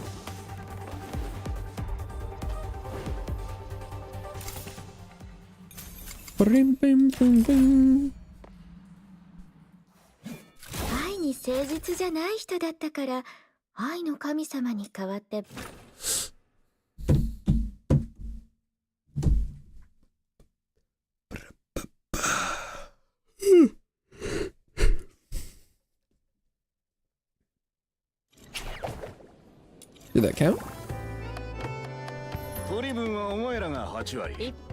Well, before even entering the asphodel, before you even enter the asphodel, you already hear echoing curse words as if wanting the whole city to listen to his rage. How dare you show yourself in front of my face? I was such a fool. I should have done more than just kick you out. You paraded around with our family name for so many years. Did you use my warning letters as kindling? Yes, you're right. But after all, that surname is what you— Well, it's like a child who's misbehaved stands with his head bowed in front of an old man, allowing the latter's finger to jab at him. You have no talent? Try to be a fox hunter? Do you really think you deserve this money and fame? Inner City now sees the Wells family as a joke. How dare you mention her name? Forget about Sarah. You and my daughter will never get back together. Never. Don't say I didn't warn you. If you dare step foot in the inner city, I'll break your legs. Damn.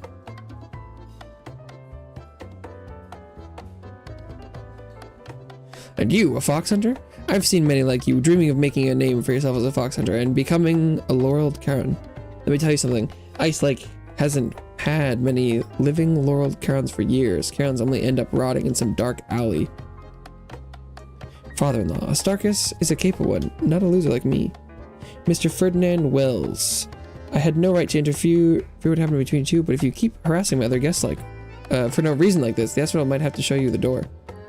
Camilla, sitting behind the counter, puffs out a ring of smoke. Oh, her casual words echoing powerfully in the empty tavern. She smokes? Oh, interesting. As if the temperature of the asphodel rose significantly in the smoke.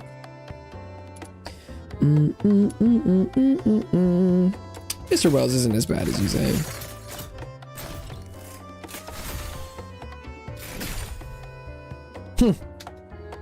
Elder's left speechless by words and glares fiercely before stomping out. Sorry for covering up in so much trouble. Well, my father-in-law, I mean Mr. Ferdinand Wells, hasn't been to the outer city for years.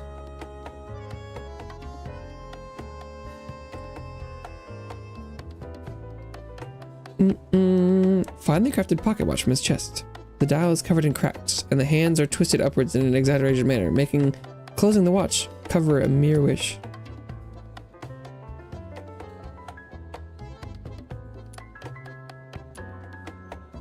Protect you from a fatal blow. He made it himself over a decade ago. It wasn't a soul who hadn't heard of Todd Wells, prodigy clockmaker. Oh, is that the clock outside? Back then, the craftsmanship was almost one of the title of Lord Karan. Such a beautifully crafted watch. It's a pity it cracked like that. Actually, the hands had been broken for a long time, you know. I just keep it with me as a memento. Why don't you try to fix it then? Tools and materials needed for repairs were cut off by my father-in-law, so even if I wanted to fix it, I just couldn't. That's the way it is. Nothing can be fixed just because you want to, and put effort into it. Damn. Anyway, enough about that. Thanks again for stepping in. If you hadn't, I'd be half deaf by now from all that yelling. Drinks on me tonight. Crack open these kegs. Handle those ones over there. What an interesting man.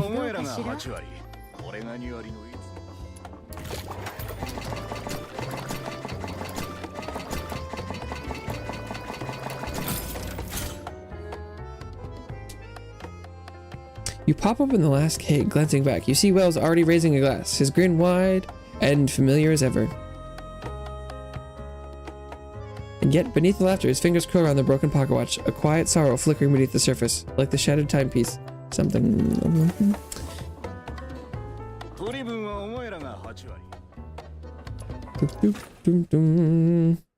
Damn, is there anyone happy in this city?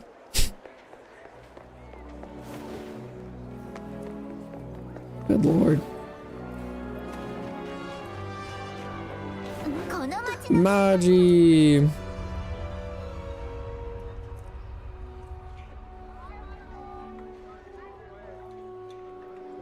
Oh, I'm supposed to be investigating the items she gave me, and that's why they've been helping out with stuff. I see. Thank you, Miss Belinda. Feel a lot better. This is the wish of Rob. Then I'll be brave and live on for his sake. May you find the strength to leave your sadness behind. Always with you, kid. Belinda's hut is always open if you need anything. You can see tear marks on the Karen's face, but his eyes now glimmer with hope and a will to live on.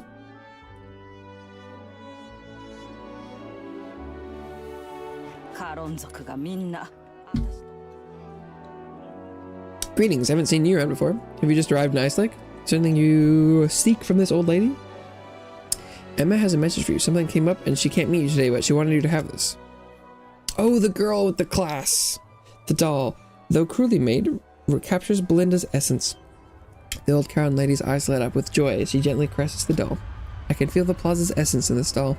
Ah, my memory eludes me. It's Memorial Week, filled with all sorts of events. Thank you very much, young man. She observes you silent for a long moment. You seem to be carrying a heavy burden. I smell the ocean's breeze and tides on you, and the lingering warmth in your palm. It is fading. Every moment you spend in the city is entwined in confusion and sorrow. You try to hide your pain, keeping your sorrows buried deep away from the others. Pardon me for this intrusion, but have you recently lost someone dear? You're a Karen with special abilities? Indeed, it is rare for Karens to reach my age. Though I am unsure how to ease your suffering, an old saying might provide some comfort. They don their boots to traverse as fate retracts her spindle. Doubt and uncertainty dust confound. But what is lost may come around.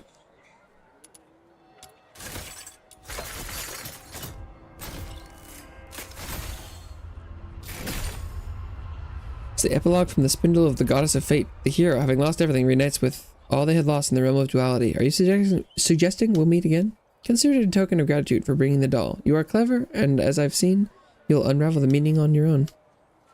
Every soul who finds their way here gets a little gift from me. Just bring me a piece of wire that's been touched by your presence. No rush. I'll be here. Not exactly sure what that means, but anything I've worn and handled should count, right? You have to go to the pit to search for a wire? The fuck?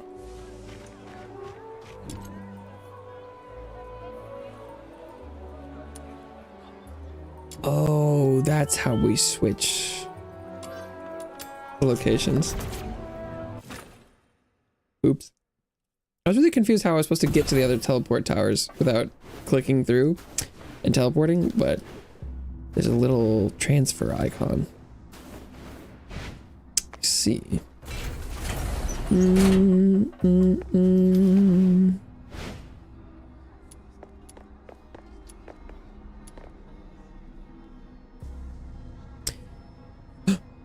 The loot goblin.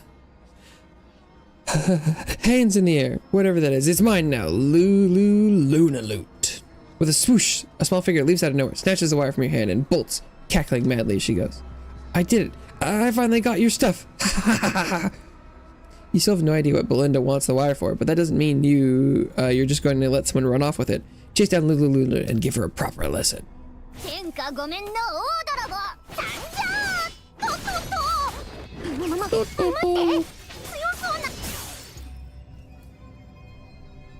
Owie, it's just a dumb piece of scrap metal. Did you really have to smack me that hard for that? Ah. Wow. Probably more like that. Oh, it's a little off the screen, but you managed to recover the wire. Thankfully, it's still intact by the time you look up again. Luna has already vanished with... You sigh, shake your head, and start the trek back to Belinda's.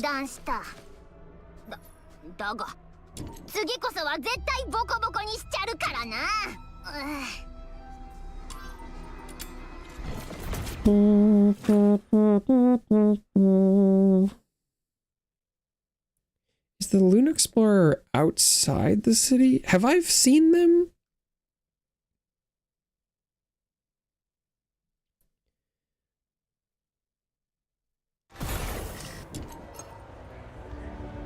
How am I missing an entire shop? Or are they the person?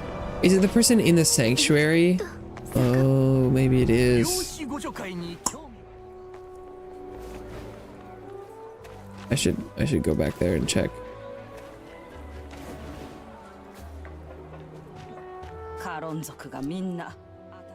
Belinda takes the wire from you and crafts it into a girl's silhouette. You can see the handicraft resembles Berenica. Whoa, Barry. My skills are modest. I see only shadows and cannot be sure if this resembles the one you yearn for. I hope it brings you comfort. It is my sincere wish that you are reunited.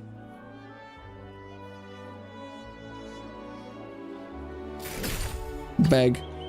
Familiar wire portrait.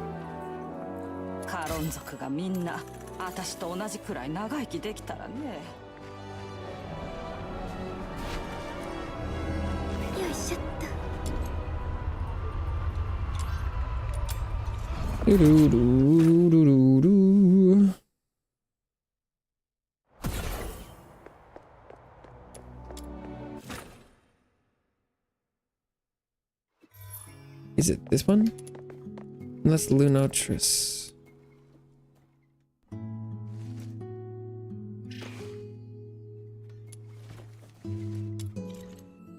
This is just the regular shop. And this is snow, right? Yeah. I don't know where the Luna Explorer is.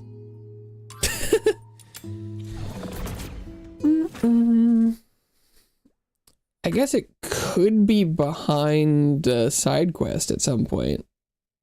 Did I ever get a side quest from a Luna Explorer? Well, I'm working through them now. I guess if it never comes up, I'll have to investigate.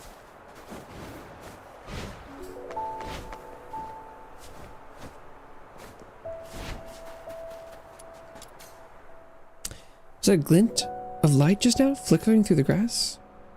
Whoa, difficulty 120 wisdom here. Sheesh. Oh my god, I got 50 dice? Jesus.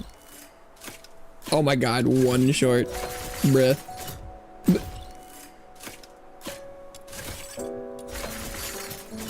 Oh my god, stop rolling like tens. Oh, there we go. Jesus. Part the grass, and there it is, a shard of foxine.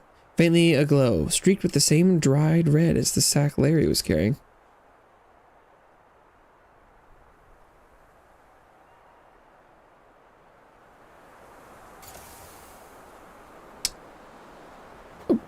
was like, where are the Fifthwoods? After dispatching the troublesome Fifthwoods, you spot something half buried in the dirt. Curious, move closer for a look. Scattered debris litters the ground. Pebbles from the lake, snap branches, and splinters of masonry. Judged by the mess, a fight broke out here. Torn fabric.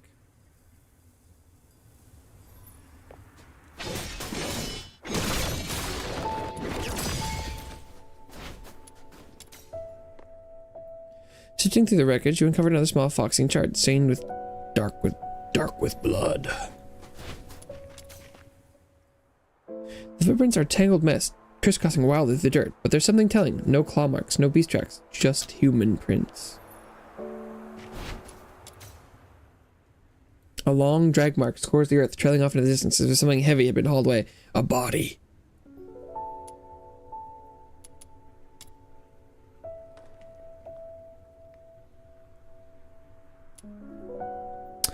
Foxing is taken in blood anyway. Why shouldn't I claim it for myself? Reporting the escort. I think I already did that, actually. I told Kevin. I think it's probably this quest. I reckon.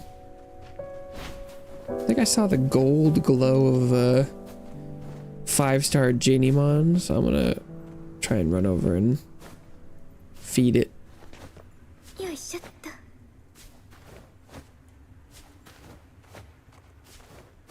Oh, I think I failed to coax this one before. Oh, that's a fail, isn't it? No. Or had I told Kevin about someone else?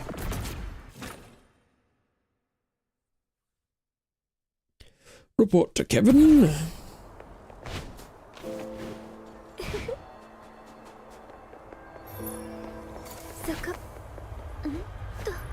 I think I somehow managed to do this one like out of order.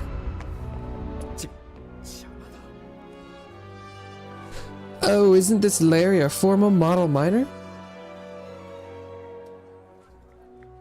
Yeah, but he killed his buddies.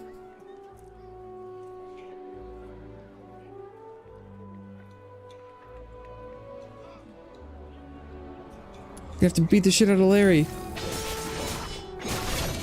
He's already killed once.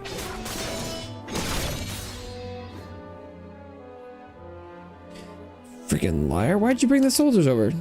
Shut up and put your hands where I can see them. Hands open wide and drop that bag.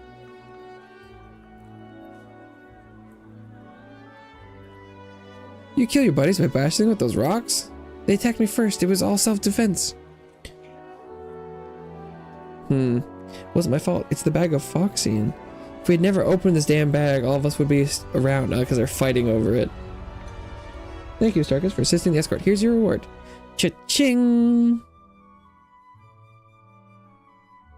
Bloody story of the bloodstained stones became yet another tale buried under the ice lake snow. Yikes.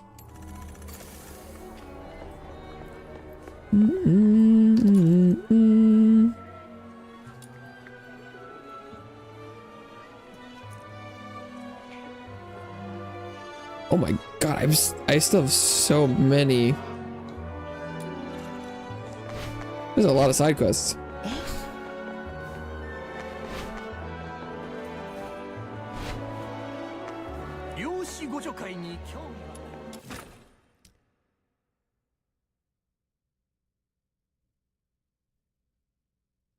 Well, this one seems to be blue, so does it unlock something? Because I feel like the other ones that were blue were like the fishing and things.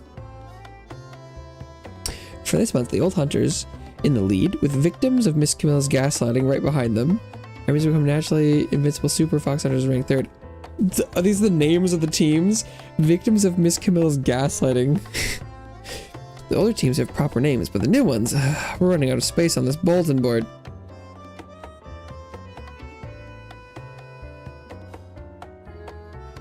Hello, what are you doing?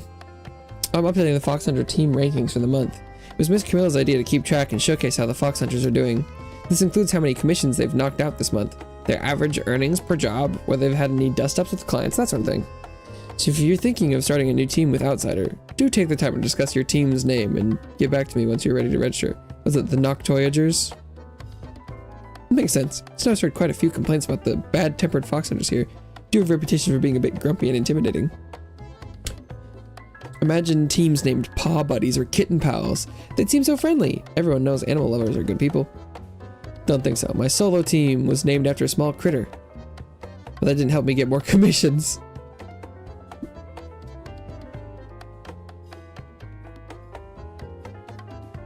What's the name of your team? Edible Insects Researcher Squad. People talk about the small animals. They don't usually think of insects. Besides, you probably know team name has things where we don't make more commissions.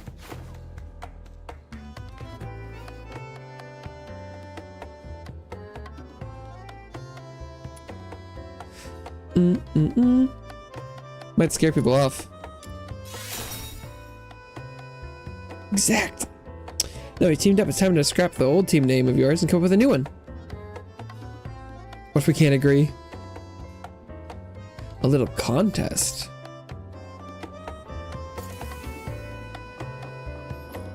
Loot Explorer. Name drop. Have they? Is this where this merchant's been hiding behind this side quest?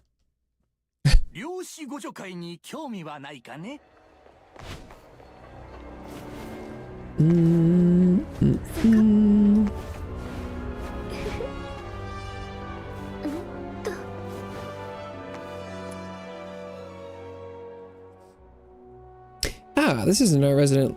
Isn't this our resident loud chatterbox, Snow? And behind you is Mr. Sight Older from the Edible Insects Research Squad. Hello, Explorer. Flattered you remember my team's name. Watch my name again. It's only been a few days. It's because I'm always too focused on your performance data. Promise I'll get your name right next time, Mr. Sight Older. Snow the Loud Chatterbox? Tell me about this one. He's my newly recruited little minion. I'm showing him the ropes of being a qualified fox hunter. That being said, time for me to introduce Luna Explorer. She's the most adventurous Luna I have ever met. And she loves to collect all sorts of information about adventures. To prove that, she actually remembers that horrible name of Outsider's team. Mr. Oldsider might not excel at naming. He's certainly a seasoned fox hunter. An ordinary fox hunter stuck with a team name like that would have quit or starved to death by now. So, Button Mushroom, tell us more about the little trials. Finally, come around. Let me fill the Luna Explorer on the situation. Original name is Team. After we decided commission decided new team name. We've made some of the most attempts so far, but Starkus might not be familiar with my challenge, so here's a quick overview. Simply put, I've gotten to know the fox hunters by observing and documenting their skills and performance. The thing is, with so many fox hunters, observing them during live missions is too risky. That's why I enlisted the help of a respected elder, Smith, who looks a bit like you. Luna Smith, we know her. Great, that makes things easier. Must have seen her handiwork. Asked her to make a magical gadget, location marker that can be placed anywhere. Interacting with the marker displays a brief message and records nearby activities. With the challenge by fulfilling the task specified with the message. The results are good, might have a prize for you.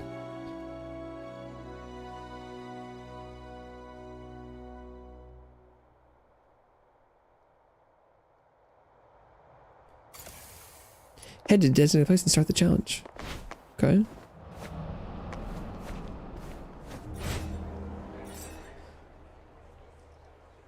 Okay, let's go with the rules before we start. Once I say go, you need to navigate through the glowing circles I've marked along the path. Don't worry, that outsayer may look confident, but money's on you.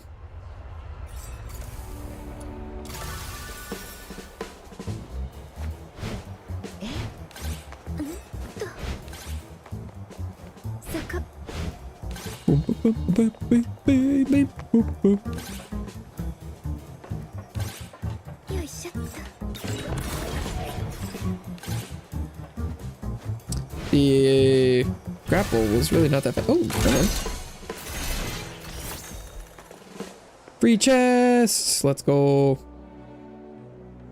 Rules of this challenge are also quite simple. Once they go, balloons craft models will rise. Oh, the shooting gallery. Easy. Oh, no, no, no, no, no. Take me back. I was trying to interact with the challenge, not the grapple.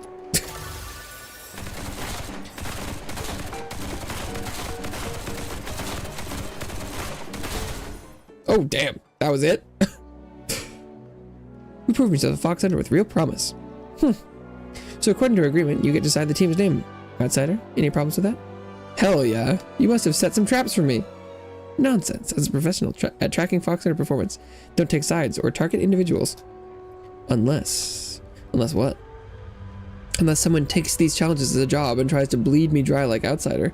Can you believe this man? Every time I set up a new batch of challenge markers, he's the first to finish, then hounds me for rewards. I'm exactly like that. I've already done all the challenges. Because no one could ever beat his records. Nobody else wanted to take on my challenges anymore. That's why someone needs to be taught a lesson. Is that why you've been sabotaging me?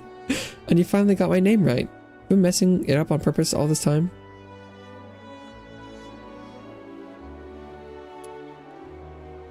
You're too slow, Outsider. That's just embarrassing. Maybe it's time for a career switch. Yeah, slow coach. I'm not going to dignify that with a response. Let's get back to the main topic. Since the circus won, he gets to name the team. You sure you don't want an impressive name like Edible Insects Researcher Squad? Just hearing it will make you jolt awake at night, you know. Squires of the Demon King of Light has more lure. Intern research on edible insects of the Demon King of Light. Take out insect. Oh, intern researchers on yummy bugs of the Demon King of Ultralight from the Pure White Infernal. Jeez. Intern researchers the 99 innovative culinary styles of delicious winged hexapods of the Demon King of Ultralight from the Pure White Infernal. What do you say? Many agonize over naming their teams, but my advice, follow your heart. Life is like a lonely cruise, the boundless darkness of the night. The river weeps, overflowing its banks, while the thorny thickets on either side stand as a testament to its sorrow. Cruise through the night, nocturnal voyagers. Let's call ourselves the Noctoyagers. Noctoyagers? The name's a little short. It doesn't sound bad. Now that you have the name, head back to the Asphodel and tell the waiter there when you have the time. Right, take this. What's this? Looks familiar. If it does, that means you're no stranger to adventure. If not, don't concern yourself. These are my old trail markers. Now I know the continent too well to need them now. If you find any on your druid, return them to me. Consider each one proof of your skill as a fox hunter. Your reward will affect your success. I have high hopes for you. Looking forward to seeing Noctoyagers carved at the very top of the board. I'm going to show up with like all of them. Thank you. See you around. Luna Explorer's Advensphere. Yeah. Luna Explorer has left badges called Advensphere across Atlasia, marking the paths on her journeys. Collecting them return her to earn recognition and rewards. Luna Explorer has left badges called... Oh, that's the same thing.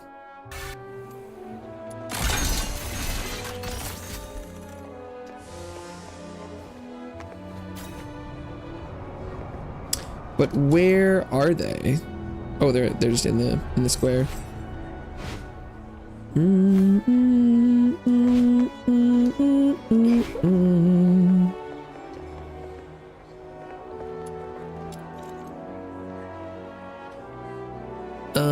Oh, Purgatorio Island is, that's 8.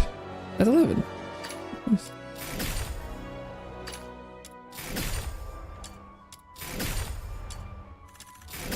Go ahead and buy these. Ice Lake. Let's see how many I can buy.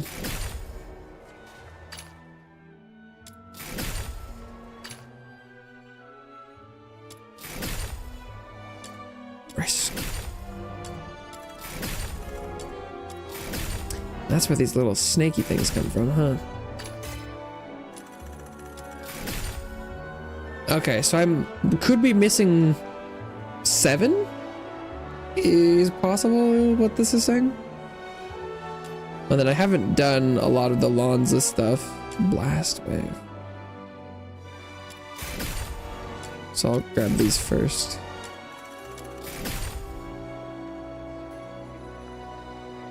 I don't know. Reflect on the long trail pass. Is this how you upgrade like the main character's skills or something? No.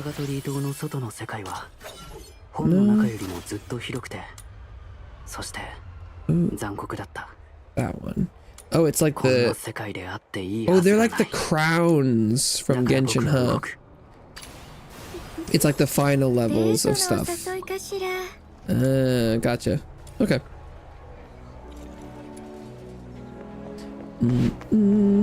There's another blue quest.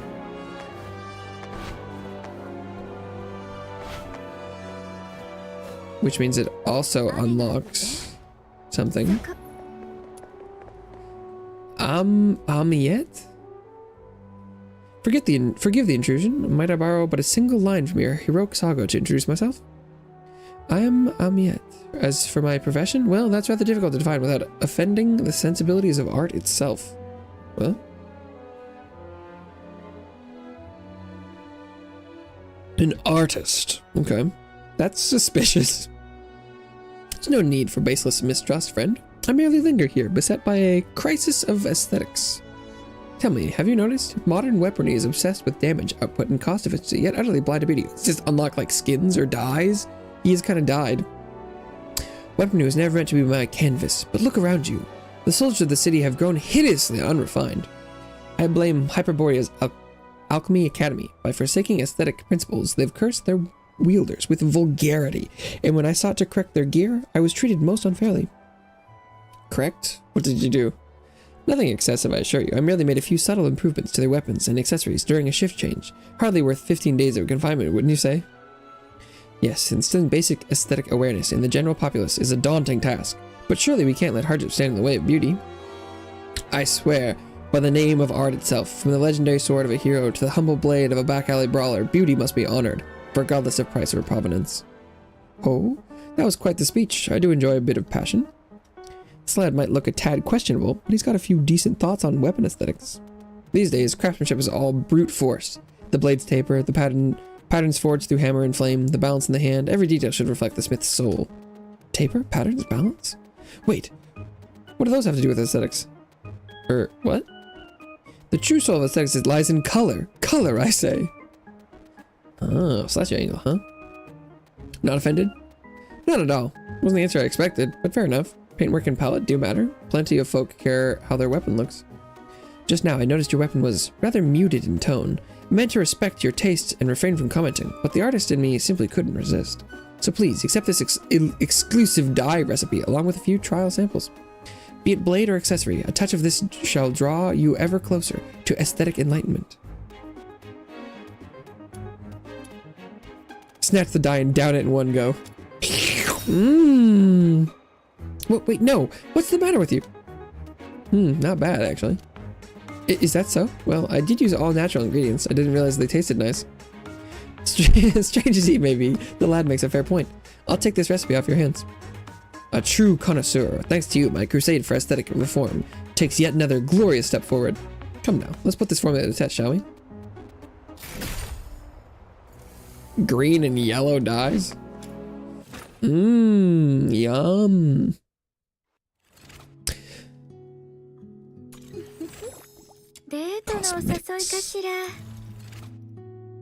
Here, switch between the different cosmetic slots. View and put on accessories. Also customize your character's color scheme. Melee weapon. Cosmetics. Select the weapon design slot to enter the weapon design screen. Select coloring. You can customize the color of your weapon here. Standard dyes can be obtained from the beginner's guide in the combat screen.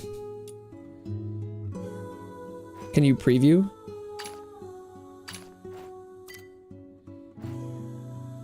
Oh, wow. Yeah, that's pretty effective. Okay. And can you make your spear look like... Oh, no. Okay. These ones are the special spears. I see. Okay.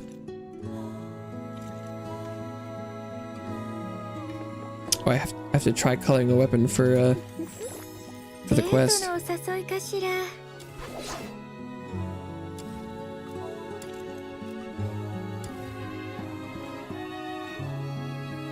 Blue could be kind of fun. The green's not bad. One of these different channels, perhaps? Wow.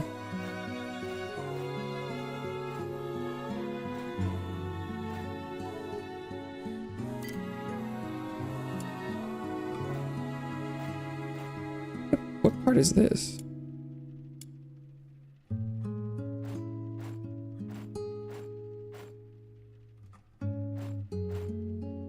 I actually don't know what that's coloring. I think this is like the shaft. Oh, it's the...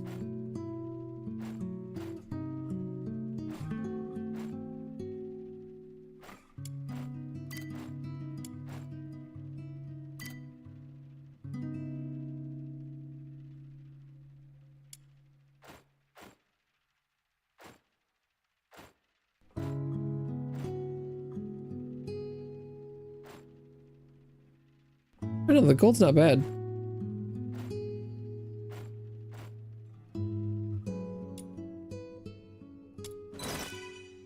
Coloring success.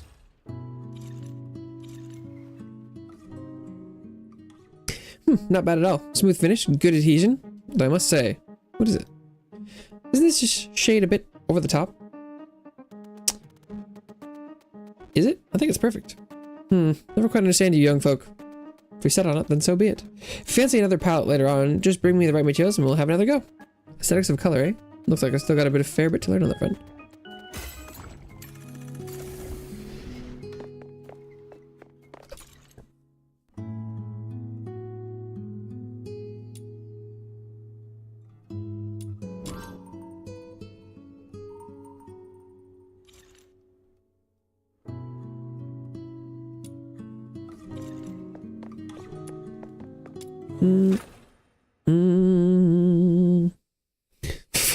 The Loot Explorer, finally.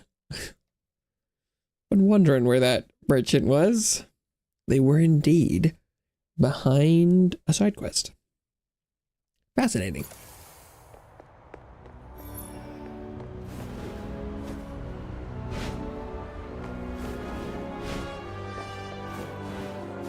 The Stars of Hidden Dreams. There's a lot more side quests than I was expecting.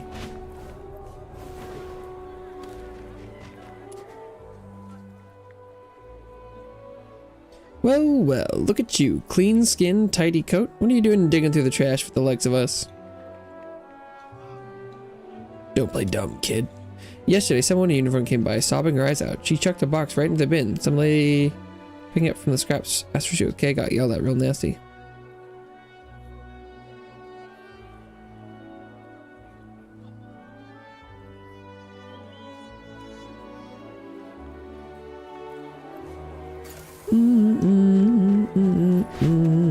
The ticket booth woman.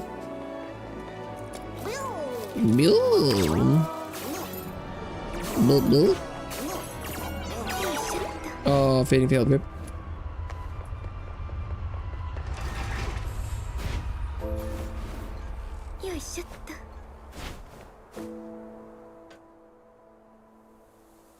Train ticket booth catches your eye, reminding you of an item you got from Margie, an item related to tickets.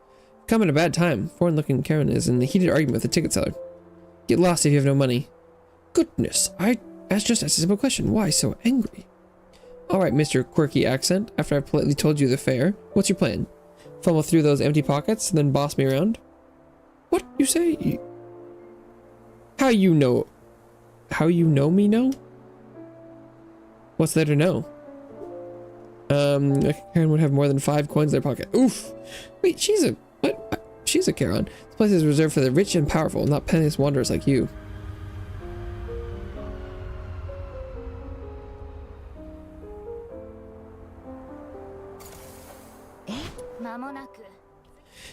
You here.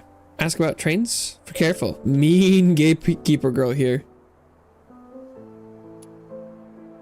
Seems par for the course in the city. You'll get used to it after a while. Enough from me. Want to leave. Very, very much. This ticket seller looks tough, but considering you'll eventually need to leave Isolite, crossing paths with her seems inevitable. Should you take action now? Perhaps this intel you got from Margie could help break the ice. Excuse me, I think I can smooth things over here. 130.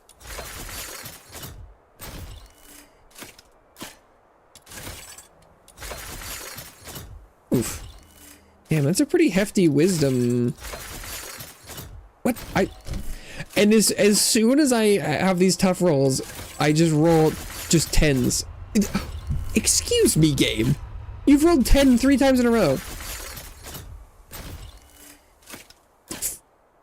I don't think the RNG is RNGing in this game. This shit's not actually random. It's fucking with me.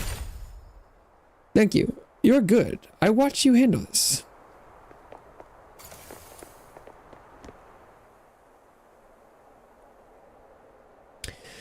As you both approach the ticket booth, Jessica eyes you coldly for a moment before speaking. Who's this? Another broke Karen? Mind your tone. I'm not some broke Karen.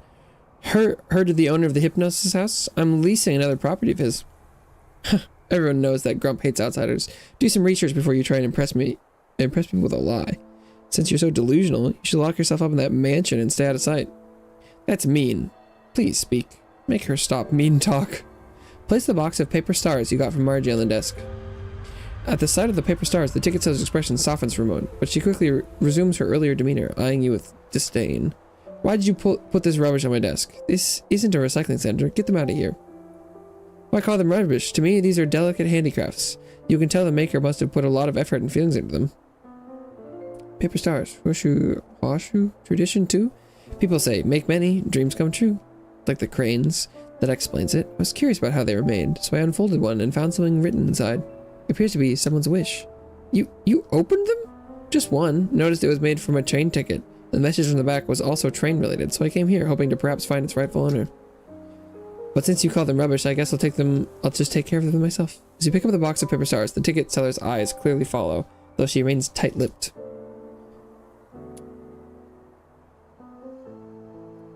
Unfold another star and read the message aloud. May 21st. Mrs. Catherine tossed silver coins at my feet and told me to pick them up one by one from the ground. She said I didn't deserve to take the money directly from her hand. If only I had endless coins too. September 13th. Dreamt again last night of finally saving enough for a ticket. This time the terminal was Scarlet River. Stop it! Enough already. So they belong to you, don't they?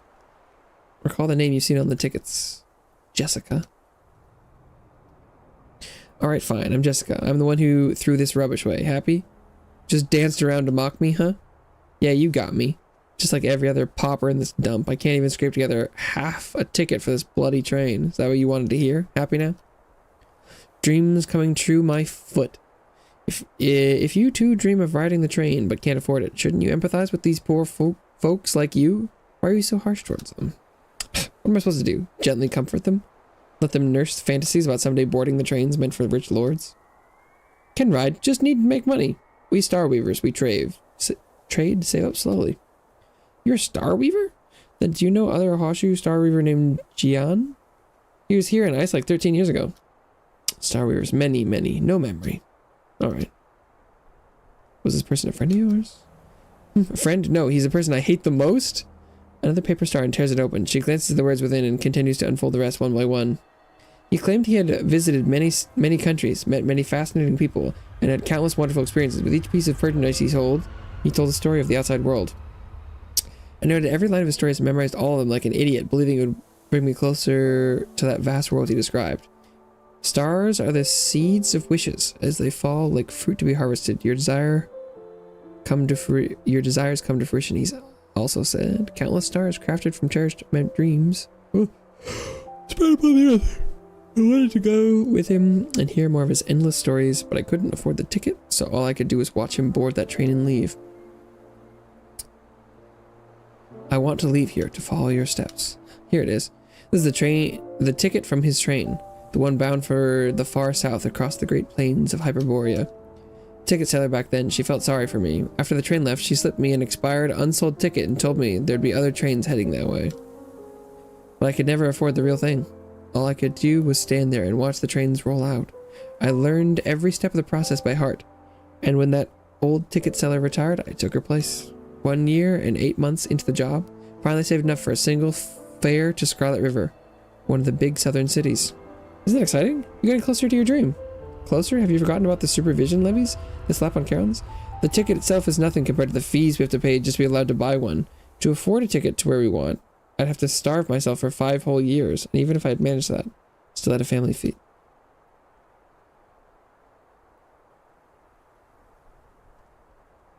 Now you get it, right? These paper stars are nothing but rubbish. Thanks for bringing them back to me. Next time I'll tear them up before throwing them away.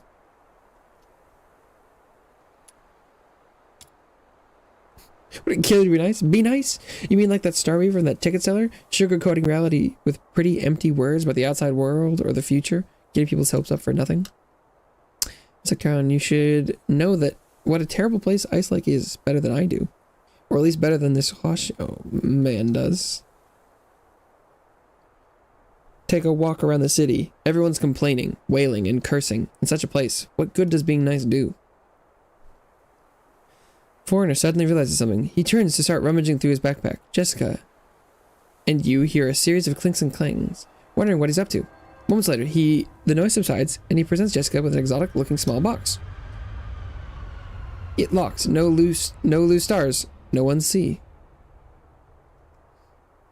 SK Splays. Hey, what's up? Welcome back to the couch. You remember me? I think you were around, that was, like Baldur's Gate 3 times. Janino? Yeah. I definitely, I was thinking about Janino the other week. I was like, it's been a while. I think that, God, is that like 2 years? Shit. Because I think that wasn't last summer. Was that this like summer before? Or was it more? It's been a while since I played Baldur's Gate. But that's certainly what rings a bell.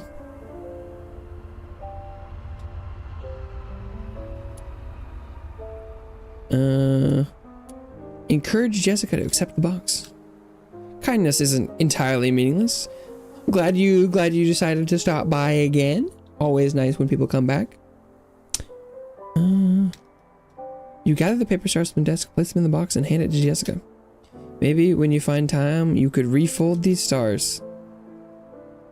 Alright, I'll take it, but only because I've had enough of your rambling. Thank you. By the way, even to the same destination, ticket prices vary. Some are cheaper, not by much, but still.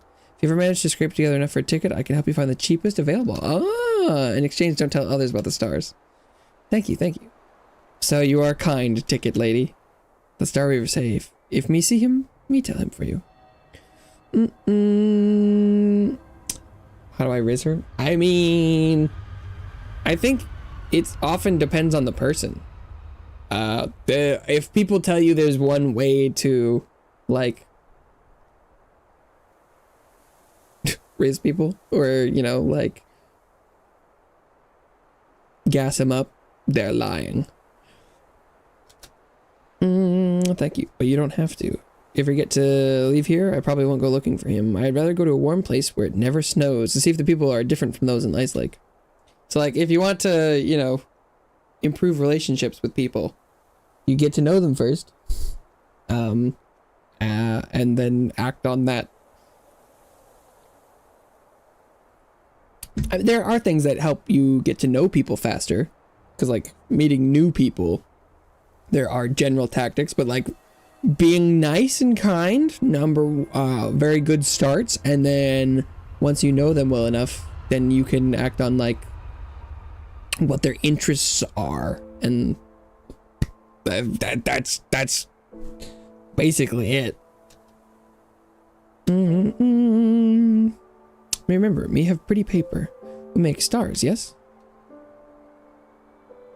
I don't even know how to fold stars. Me not know too. Me folding, very ugly. But if we held each other, maybe look nice.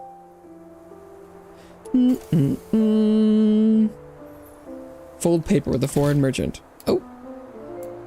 This star looks more like a space invader.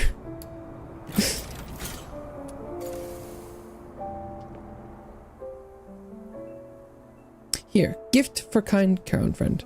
Also, small thank you gift. Please take. A gift for me? Yes, her stars wishes. Star Weaver stars. His travel is home. You also have your stars. Keep them safe. No throw in bin. Days ago, business bad. Now sells goods at City Gate. Me work hard. Please come.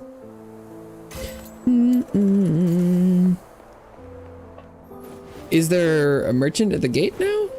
Or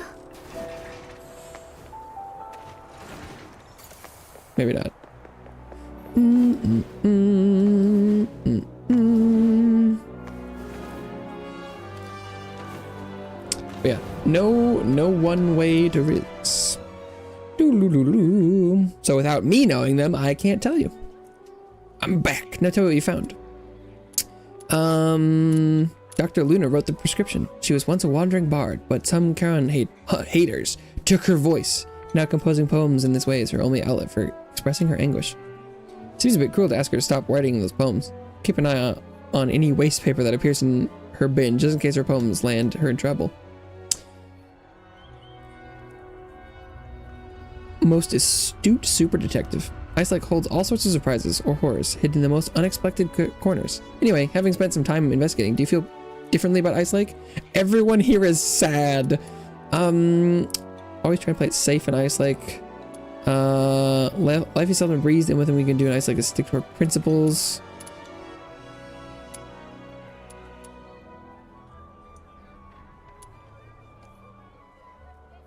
Lamenting Lake shall vaporize and give us a show. People here cling to their hopes. They're just trying. Fuck it. Impression to 100.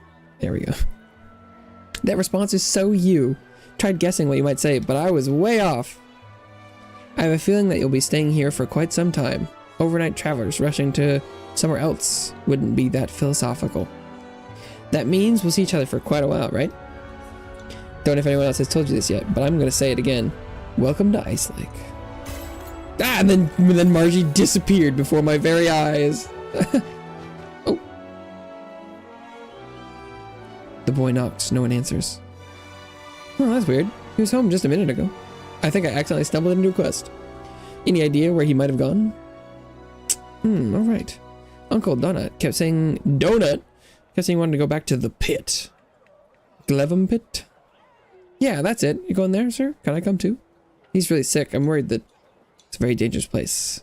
Can't take a kid with me, but I promise if I find him, I'll bring him back. Just wait here. Is he, like, deterioration sick? Shares food with us, buys clothes and books for the kids, and Mist Aken with his own money. He fixes homes and furniture, brings medicine to the sick, even takes in beggars when the snow gets bad. Even almost everyone in the slums owes him something. And what does he look like? Oh, sorry. He's in his early 40s, tall, skinny, brown hair. His clothes are pretty worn. So he looks like every NPC in the game.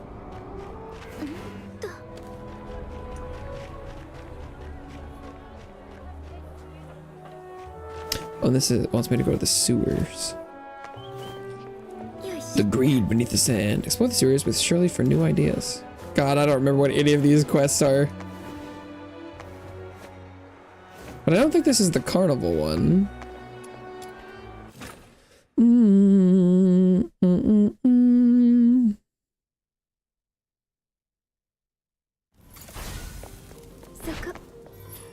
boom, boom.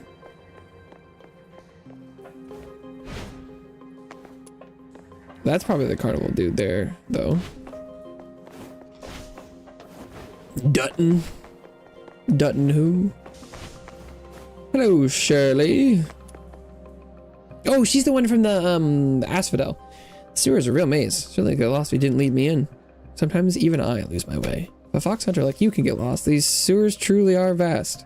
Yeah, I have gotten lost here before. By the records of the Hyperborean Empire's official chronicles, it was in Ice Lake that the nation first took root. Oh, this is the archaeologists, yeah. Perhaps that's why the sewers here are almost as big as the city on the surface. The walls here seem to bear more ancient air. Probably it was expanded with Ice Lake's growth. I heard that Ice Lake itself began only as a settlement of Charons. You remind me.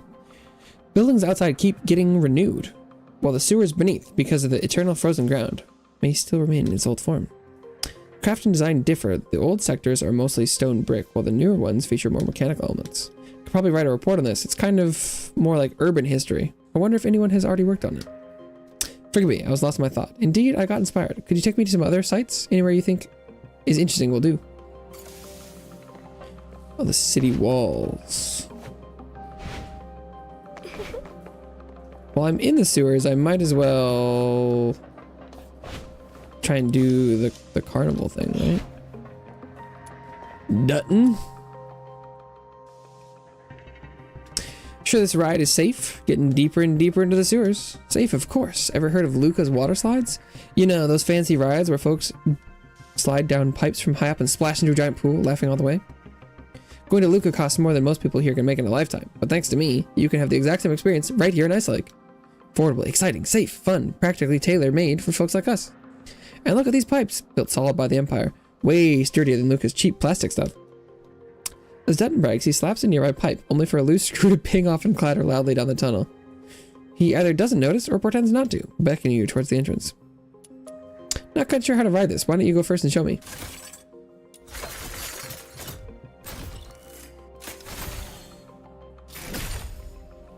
Alright, I'll show you. But you gotta promise to spread the word for me when you get back to Mist Aken, okay? With that, Dutton squeezes himself into the pipe. The metal groans and creaks under his weight. Once he's wedged in, he gives the pipe a good smack and shouts back at you. Tell you what, you're gonna regret not going first. Spotless in here and smells nice. Alright, the exit's just up ahead. I'm off. See you at the bottom.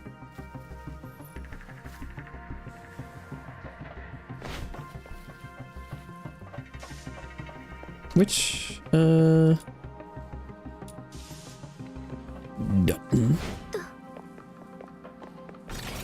Oh, Monters.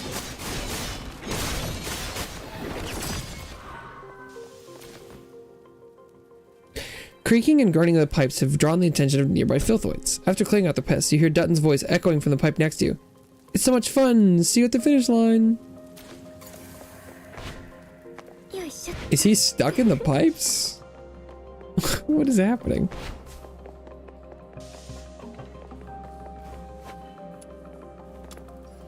The finish line turns out to be little more than a puddle of murky water. Pressing your ear to the pipe, you can still make the faint metallic groaning fading into the distance. It's clear Dutton has completely overshot the exit. Uh-oh.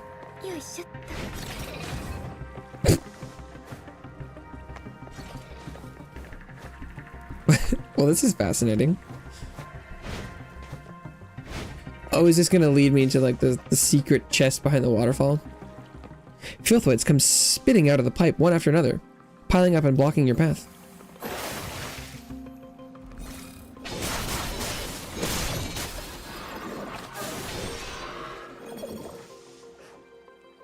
Ugh. Ugh. Pale and crumpled on the ground, Dutton is heaving and retching uncontrollably. Clearly, the sewer slide wasn't quite as safe or fun as he'd made it out to be. Didn't quite catch how you finished the ride. Mind showing me again? Can't. Need a minute. Here's your reward. I'm out of here. Gotta be a way to make cheap fun rides for Mist Aken folks. There's gotta be. Dutton hands you a small bundle and staggers off, clutching his chest, without so much as a backward glance at the place that just crushed his dreams. I think he's trying. You know, I don't think he was...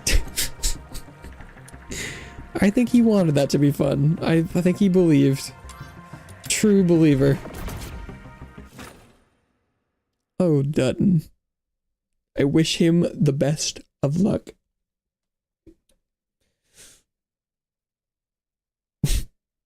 Poor guy.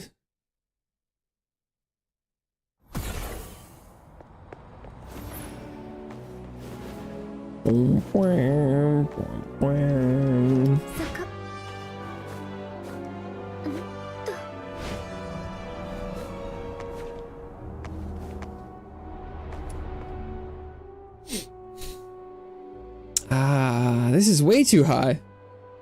I can't tell if it's higher than the Hall of Adjudication in Huashu. No, my fear of heights is back. Don't look out there yet.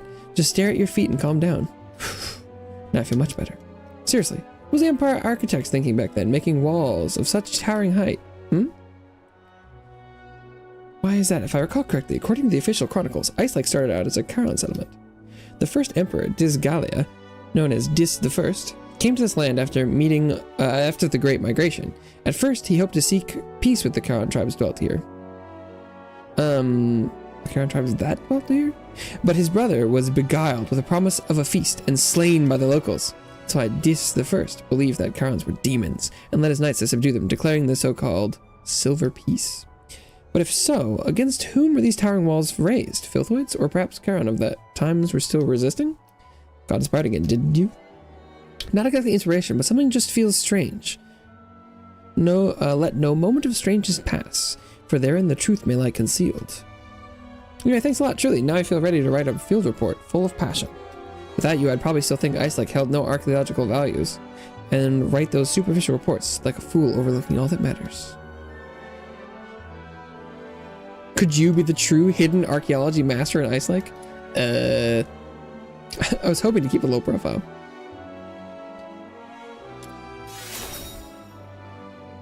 Wow, you really do have the aura of a master, no doubt about it. Let me think, what reward would be worthy of a master like you? I got it, please wait for me at the city gate.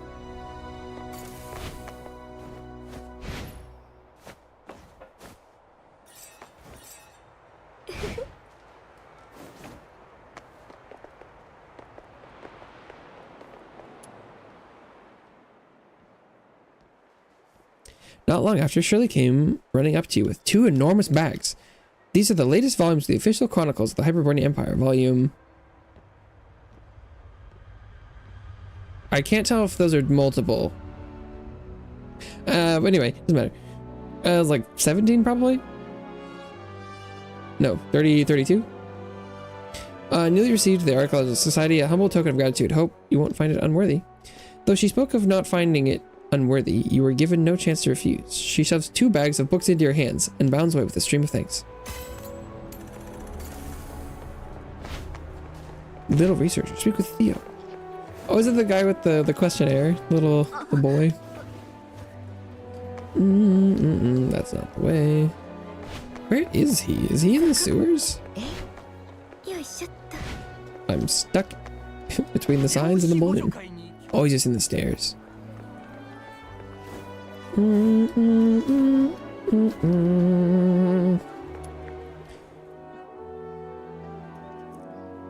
Where did all the rats go? Oh, okay, I'm gonna go use the restroom real quick. I'll be right back. More questing!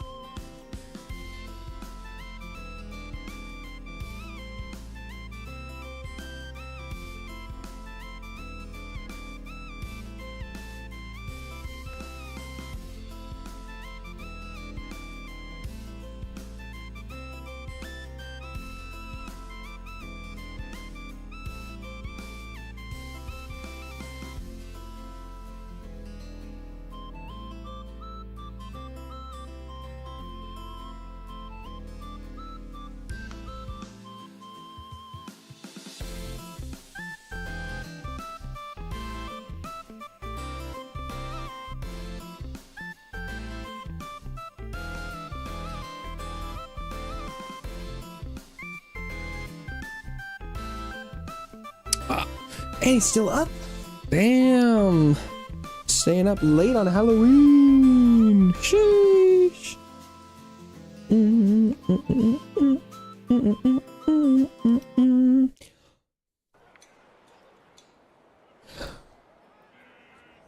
This boy looking for rats. Hello. Hey, fancy running into you again, Mr. Purr. For Purgatorio, not like a cat. Mum says most cats spend all day and night slaving away in factories. Yikes. Fox hunter. Oh, my classmates told me about that. Said fox hunters are idiots who'll do anything for a handful of coins. That's just what they say. Can you tell me what it's really like? Show me your battle scars. Yeah. Whoa, so it's really dangerous work, huh? I'd love to see what a fox hunter's workday is really like. Ah, I've got an idea. I'm planning to run a field study on the sewers ecosystem. Would you come with me? I think we'd like a commission. I'll pay you properly, I promise. Yay, let's go. You know, people always say rats are nasty little creatures, but honestly, I think they're really interesting. Once, right here, I spotted this huge, impressive-looking rat. It reminded me of the rat warrior from those old legends. Rat warrior was born a scrawny little mouse, but he overcame every hardship, fought bravely, and became a hero who protected his kind. Tons of scars prove all his battles, I bet. It was carrying this weird little bottle on its back. Maybe it was some kind of special gear?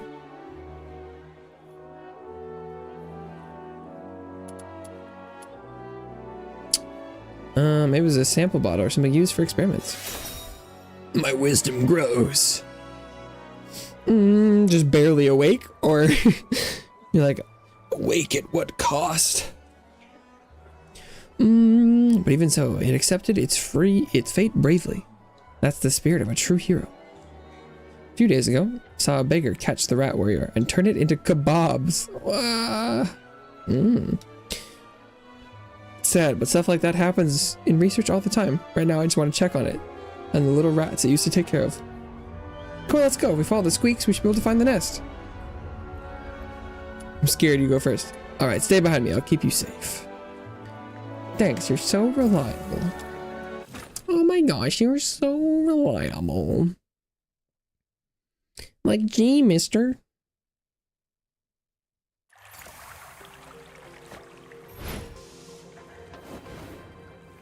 Gonna fall into the water and die.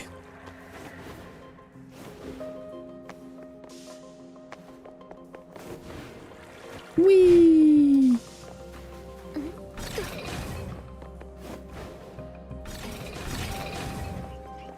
Oh boy. They were indeed mice, rats, critters. Wow, the sewers are way bigger than I thought. Flash of gray darts past the corner. Looks like a small rat scurrying away. Ah, did you see that? A little rat with a broken tail? I've seen it before. It was one of the rat warrior's friends. Oh, it got away. I guess doesn't remember me anymore. Boy frowned slightly, lost in thought. Mr. Purr, do you think animals have feelings? Really want to figure it out, but I don't speak their language. Feelings aren't only shared through words. You can tell a lot just by watching what they do. Oh, that's a good point. Let's see. If the smaller rats really respect the rat warrior, then they'd act like him. Brave, friendly to humans, and caring towards their friends, right? Alright, let's test that theory. That little one ran around the corner. Come on, let's catch up. Gets sleeping a little bit. Barely awake. Hey, you know, if there's stuff you want to do, staying up is always an option. Especially if there's nothing that you need to be up early for the next day. Ooh.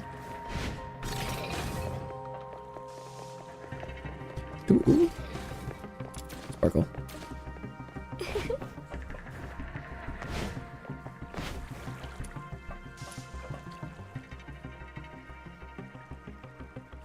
That must be their nest. Shrill squeaks echo from the nest, carried by a sour, unpleasant smell.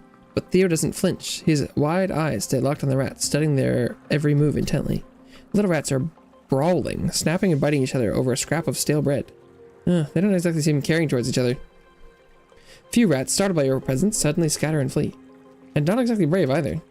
Few rats remain, their eyes gleam dangerously, then without warning, they charge straight at you. Ah, why are they attacking us all of a sudden? That's so rude.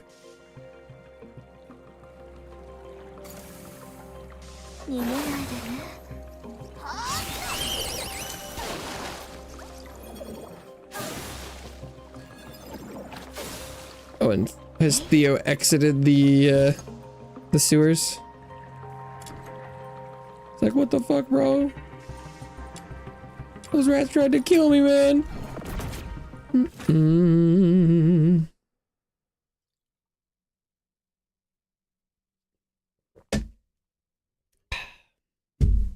Bonk.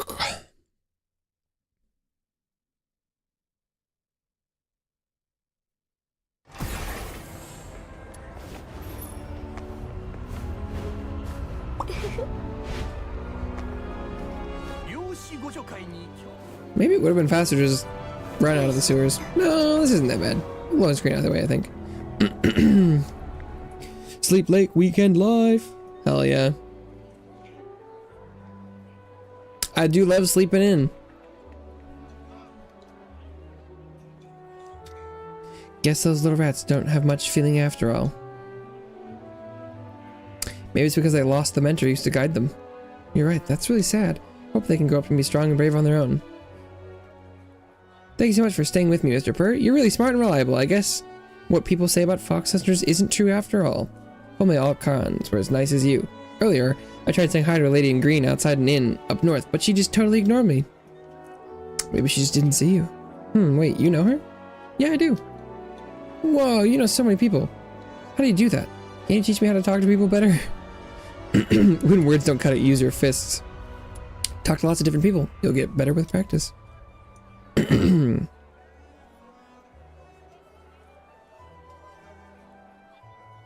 A well-dressed woman storms over, anger flashing across her. Is it the mom? Theo, where have you been this time? And just look at you, you're filthy. Oh, hey, Mom. We were just studying the rats in the sewers. What? Why would you waste your time on disgusting creatures like that? Always fooling around with weird nonsense. When it comes to sitting in class and learning properly, no interest at all. This kid's going to be the death of me. After giving her boy a thorough scolding, the woman finally notices you, her eyes narrow, and she quickly yanks Theo behind her, shielding him protectively. And who are you? You're the one who's been filling my boy's head with nonsense, aren't you? The options are, please don't throw accusations around without any proof, and the other one is, bingo! Yeah, it's me. You're welcome. No 5:30 wake up. Ugh, yuck. That's too early. Theo, how many times have I told you? Stay away from Charon. Nothing good ever comes from them. If you have to wake up before the sun wakes up, something is wrong. She grabs Theo by the arm and drags him away. But just before they disappear on the corner, Theo looks back at you. He mouths, "See you next time," and tosses a small bundle your way.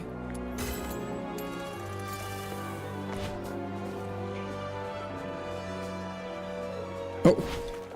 And apparently next time is right now. We can go talk to him again.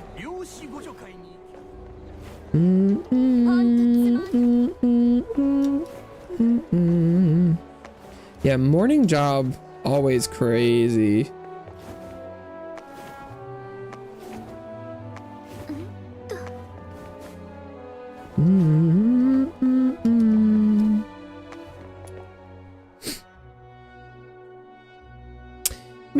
Mr. Purr over here. Boy waves at you excitedly from the shadows of a nearby building. Hey, we meet again. Guess what? I did a bit of digging after we parted ways. Your real name is Astarchus, isn't it? Seriously, lying to a kid like me? Shame on you. We told him. Anyway, sorry about last time. My mom's just really scared of Kara. When we got home, she wouldn't stop going on and on. Karen are lazy by nature, born criminals, dangerous and untrustworthy. Most grown-ups say the same stuff, but the more I thought about it, the less it made sense. Right. I mean, it's like human nature. The alarm clock. The OG was light. No. Just ain't right. Really want to understand Karen better, but either I get nervous to talk to them, or they just don't want to talk to me. So could you tell me more about them? How about I show you? I've got a camera. You can take some photos to look back on and think about later. Really? Thank you so much.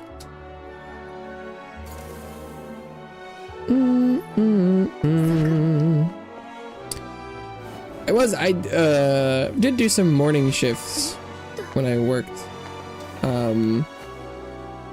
And being done with your like shift at like just early afternoon was so, I did spend so much more time awake. It was like, whoa, because you have the whole rest of the day, and then how do I, oh, I'm supposed to photograph it, huh?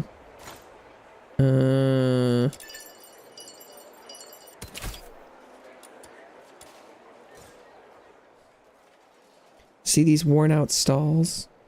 They're set up before dawn every single day. Oh, speaking of before dawn, oh, damn, that's how most Charon make a living. If you get to know them, they might give you a little discount. They look tired, and everyone seems to be working really hard.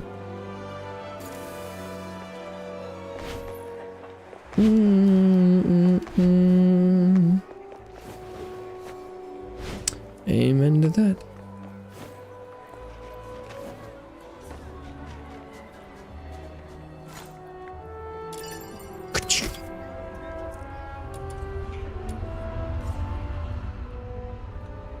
This is where most of the Khan in Ice Lake live. Houses look really run down. Ah, I've seen that man before. The grumpy looking one helping his neighbor fix the roof. And those kids. They're playing the exact same game as we played back in the inner city. I get it now. It's not like what Mum says at all. Sure, some Khan are rude or mean, but we've got plenty of soul. Like that too. Aside from the horns, I don't really see much difference between Khan and Solos at all. Good job, boy. It's so obvious once you take a little time to actually observe. So why do people stick to the wrong ideas even when the truth is right in front of them? You're onto something, Theo. Prejudice is stronger than truth. Is that so? Wow. The world's even more complicated than I thought.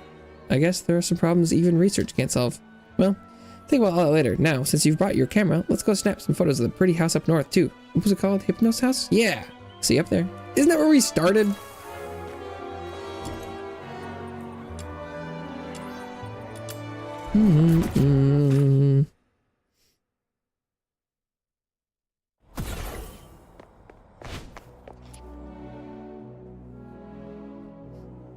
Hey, you made it.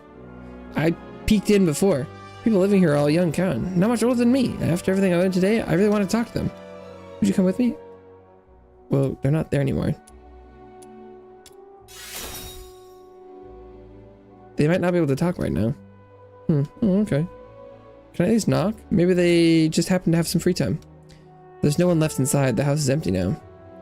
But I saw them not long ago. There were loads of older kids in the house. They moved away. When will they be back? I'll think about what I want to ask them while I wait. Got tons of questions for that lady in green. Ooh, scary grumpy man. Ooh. Maybe I'll skip him. They're not coming back. What? Why not? Did the soldiers kick them out? Maybe they moved to another city? That's good though, right? Move somewhere warmer with more interesting things to study. Wait, are you crying? Oh, hey, it's okay. There, don't cry. I'm fine. It's just the owner of the inn, Henrik. He's a really good doctor. He left with his assistants. They went to the south to find a cure for a terrible disease because he wanted to help a lot of people. So we are lying to him. A terrible disease? I clicked to tell him the truth. It's called the deterioration. It's a sickness that only affects Charon. There's no cure yet, and it brings a lot of pain to a lot of people.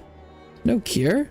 Really? Well, the doctor lady I know once told me there were loads of brilliant alchemists in the Alchemy Academy. They're always working on cures for all kinds of ills as souls get. Theo chose off after saying soulless get, as if something dawns on him. So those alchemists, they're not going to help Charon.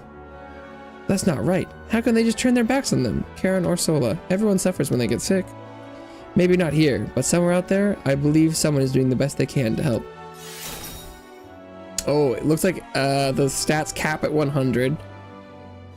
Made up my mind. Maybe research can't change how people think, but it can find a cure for that disease, right? Oh, is he gonna try and find the cure for deterioration sickness? I want to help cure it too, just like the doctor you told me about. I'll study hard and save lots and lots of people. The Alchemy Academy already has tons of alchemists working to help Sola, but I, Theo, will be the first alchemist who helps Charon. Could you write down the name of that disease here? I want to remember it. Take the notebook. He hands you and carefully write the word deterioration on the page. Deterioration. I'll remember it. Thank you, Astarchus, for telling me all this. I've learned so much today. Let's both keep working hard. You're already amazing. I bet you'll become the greatest fox hunter in all of Ice Lake. And then everyone will see that Charon can be incredible too. Deal. Deal. Boy waves goodbye, his smile still full of childlike simplicity, but this time there's a new glimmer of determination shining through. Good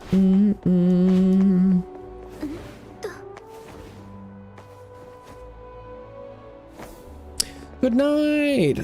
Thanks for stopping by. Thanks for hanging out. I hope you have a wonderful weekend. Miss Violetta, I brought a circus. You've come, young fox hunter. Ah, such a daring child. Your beauty reminds me of Ice Lake's first snow, that flawless glisten, and those garnets scattered across it. Red as pigeon blood? So tender. One's hand longs to... Don't come any closer.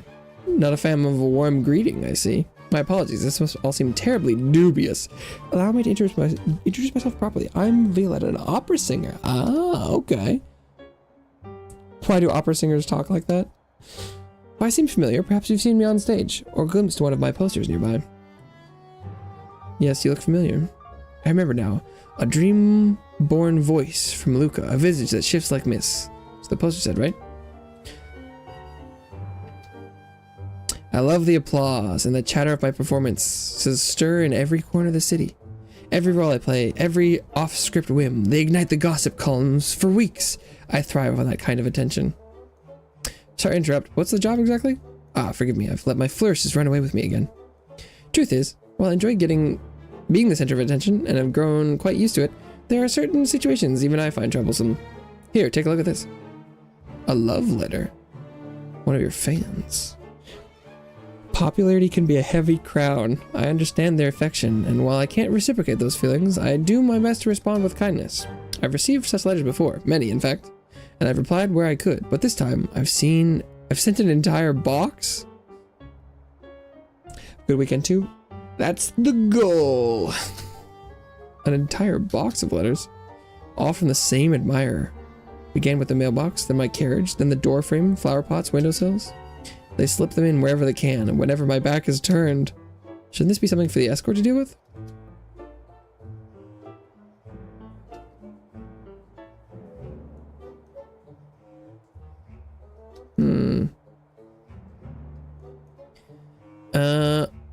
I'd know where he lives. Letters are unsigned, but he's made no real effort to hide his identity. If one must hide even their name in a love letter, what hope is there for a reply? I'll ask you find him and deliver a gentle warning. Consider it done. How reassuring. I knew you were the right one to ask. Oh, and before you go, take this. It may come in handy. This ribbon. Is something wrong? I'll be back soon. Is it proof that we've talked to her?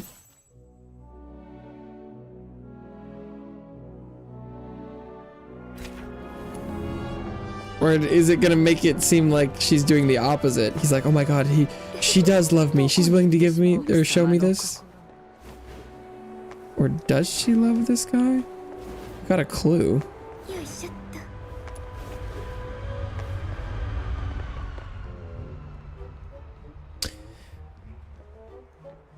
This is the address? A bit tied up right now. Can I wait? Oh, that's odd. What's up with this phonograph? Not broken, just old.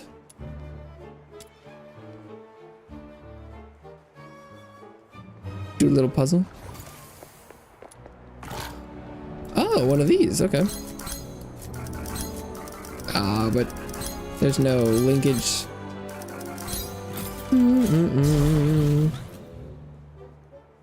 There, that should do it. Not bad. Now I can finally enjoy my tapes again. Ah, Miss Violetta's voice. It's just... Wait, you know Violetta? Who else like doesn't? Her debut album's a collector's item. Been saving for 3 months, still can't afford one. Guess these budget tapes will have to do for now. Perfect, because what I want to ask is actually about Miss Violetta. After swearing the guard to secrecy, explain the situation. What? That's outrageous. If that creep's squatting on my boat, on my beat, I'll drag him out myself. Give him a piece of my mind. That won't be necessary. Sure it is. Sure it is. I can't stand low lads who disrupt public peace. I know every face on this block. Just give me something to go on and I'll smoke him out. It's probably this guy.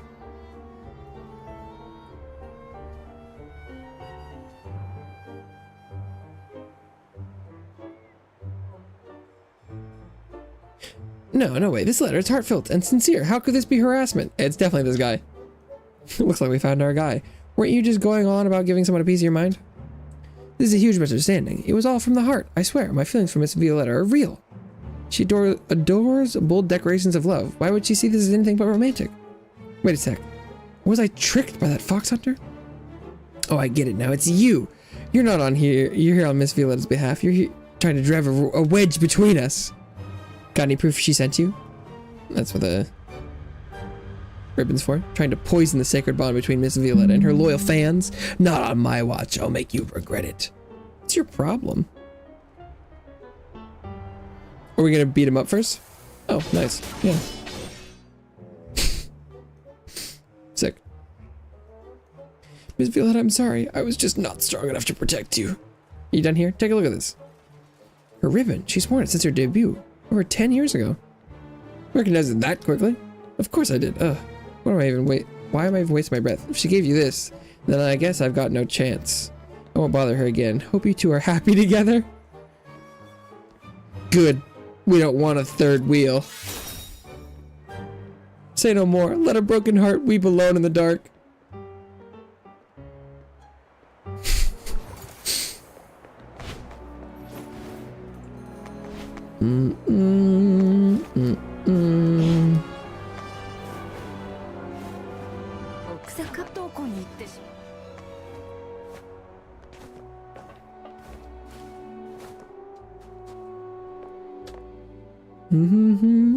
Miss Violetta, I'm back. Thank you. I take it the matter's been settled? Yep, he won't be bothering you again. Here's your ribbon. I doubt it would have gone so smoothly without it.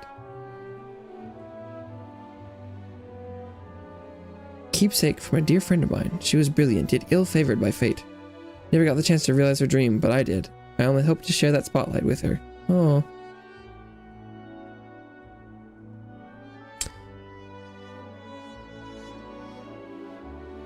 Violetta of 1,000 faces. One thing never changes, this ribbon. I wear it every time. It's become my signature.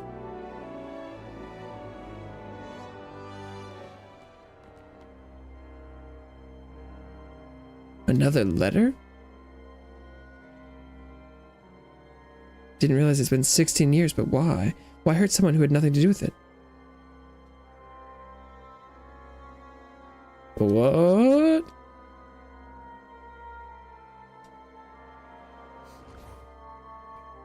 Ms. Violetta, or should I say Ms. E.R.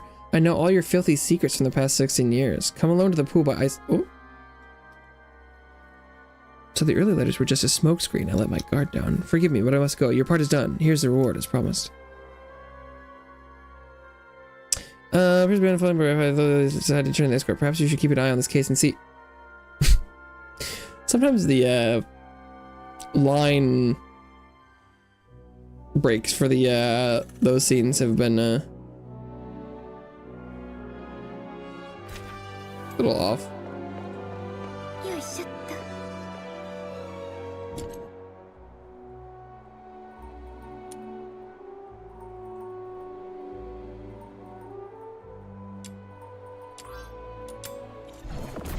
Scars that won't fade.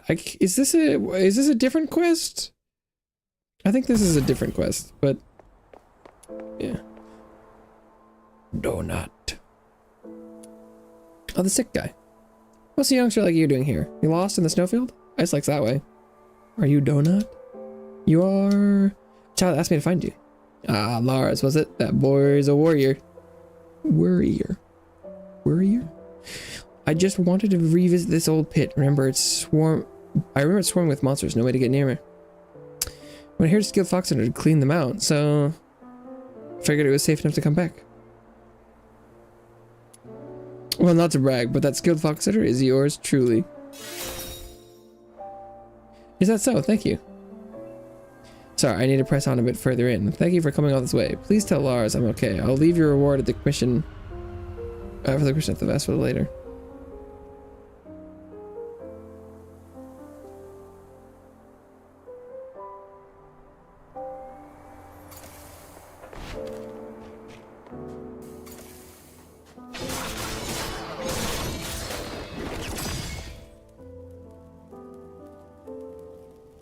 Even more rundown than I imagined.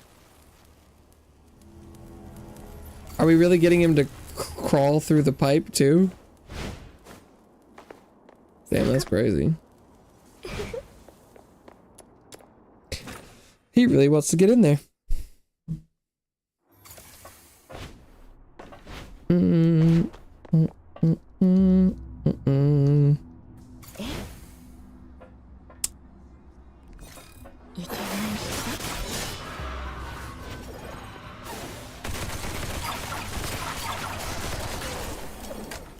I guess the assault rifle doesn't do much damage either, but it's much more consistent than the grenade launcher. But can I? Is the jellyfish noticeably smaller? Not really.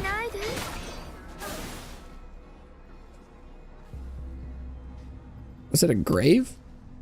My old friend, Sig, come to see you. Called me his best mate, and this sorry little spot is all I can manage for him.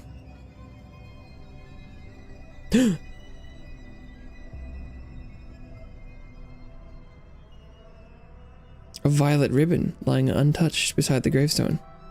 Violet, why have you come back? Oh, is this related? Violet, who's that? Would you humor an old man for a moment? I've done a few old stories to tell. Maybe that's why they led into this quest. Violet, Sig's sister, left ice like 16 years ago. Now it seems she has returned. A violet ribbon was found at Sig's grave, almost certainly left by her. Ooh. It's kind of spooky.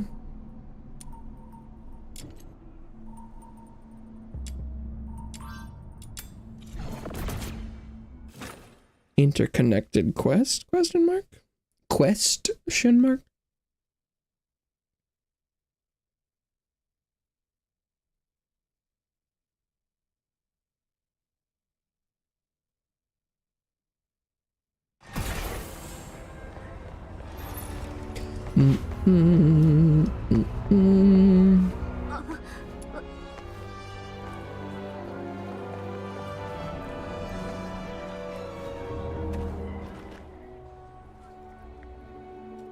Sorry, lad, made you worry again.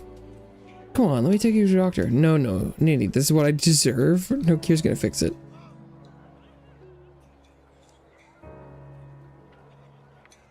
Everyone around here knows what a good person you are, so why don't you keep saying you deserve this? It's just not true. Old stories you wanted to tell? 16 years back, like every other dreary chapter of my life, the years I spent as a miner weren't good, but they weren't the worst either. Long days of grind, just enough to wear you down, just enough to put bread on the table. Looking back, even though the bigwigs never treated us fairly, those might have been the least troubled days I ever had. My friend Sig, he wasn't so lucky. His sister, Violet, the only family he had, fell ill. Only 18, that girl. And just when you think things can't get worse, they usually do. Foxine from the Glevin pit grew scarcer by the day, and so did our wages. White bread became dust-stained bread. Then even that was bulked with husks and sawdust. For Sig, barely making ends meet, Violet falling ill was like hearing her death sentence out loud. I still remember that dawn. Sig scrounged up cheap liquor from the lads, and we sat on the stone outside the pit, knocking them back one bottle at a time. Cried like a child, rambling on about how the two of them had always relied on each other. One moment, he was softly humming her favorite songs, the next muttering curses at Fabrice Rutherford through gritted teeth. Who's that? An officer at the Elliot pile, the one who ran Glevin pit back then. Remember clapping him on the shoulder and saying, "What good does cursing him do? We're just nobodies. If you've got guts, why not grab the man himself and get the money straight from his pocket?" Uh-oh. If I hadn't been drunk and mouthing off like that, would any of this have happened? Oh. He actually did it? Yes, one day, he quit the mine without a word. Then went to his house to check on him, and both he and Violet were gone.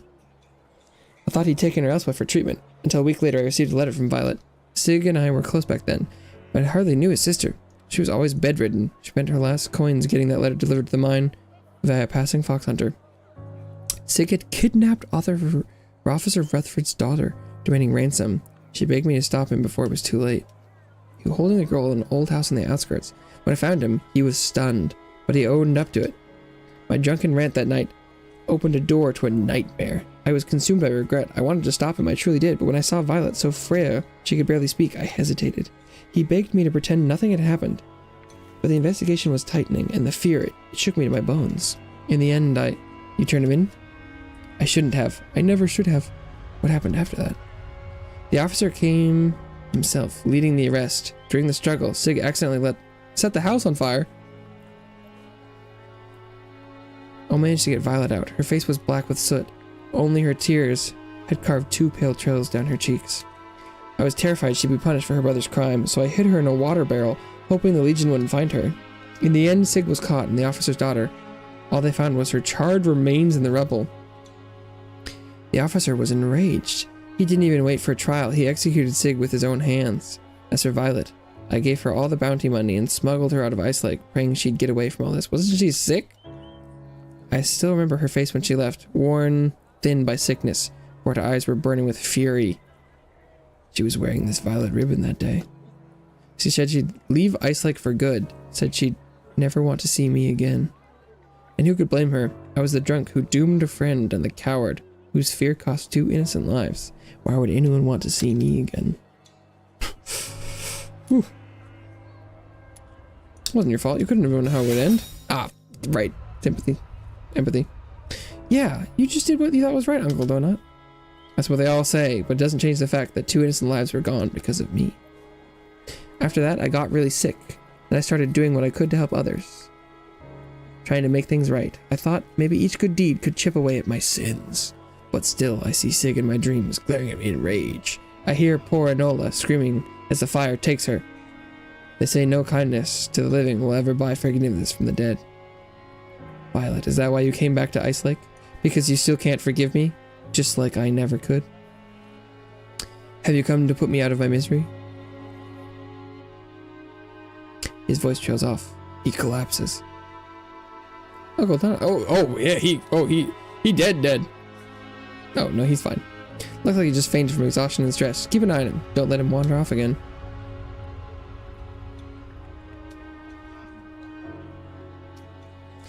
Do you think Uncle Donut is a bad person?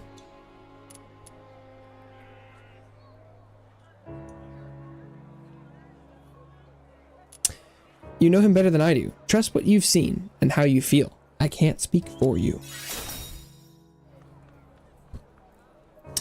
So that's what you think. I see. Thank you, sir. This is for you. I saved it up for a long time.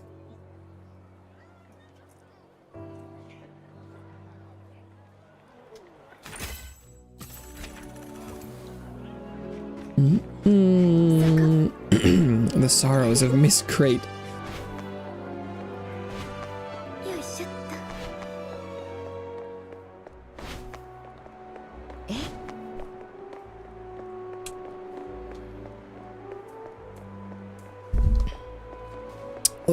All this quest reading has taken a toll.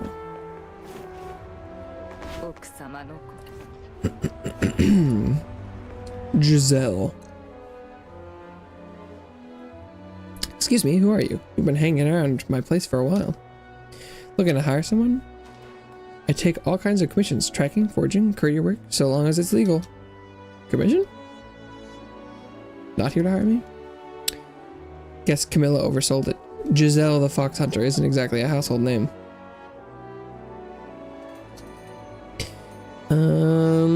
Thanks, but you don't have to say that just to make me feel better. No, I mean it. Tell Giselle about the talking crate behind our house. So a crate behind our house struck up a conversation, suggested you watch an opera. Got it.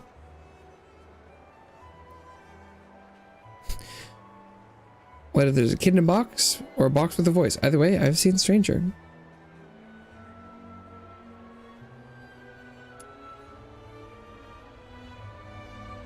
I'm the white demon from Purgatorio Island. Sounds like you've been doing your research. Relax. Talented newcomers like you don't stay under the radar for too long. Be free, I could use a hand. Need a few herbs. I'll give you the list. Just drop them at the asphodel when you're done. Camilla will be holding your payment. Camilla!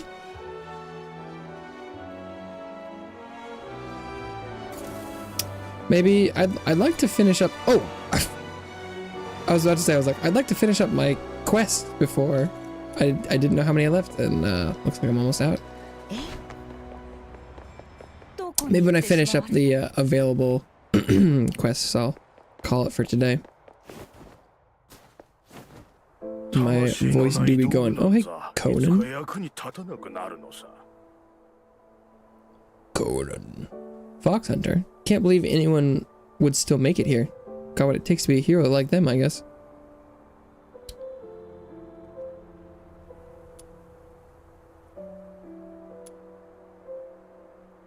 Are these golden plume birds yours? Well, who else but this old geezer would bother keeping these birds nowadays? Miners today have grown so reliant on the high-tech gadgets from the Alchemy Academy, they've forgotten the old ways. Like a canary?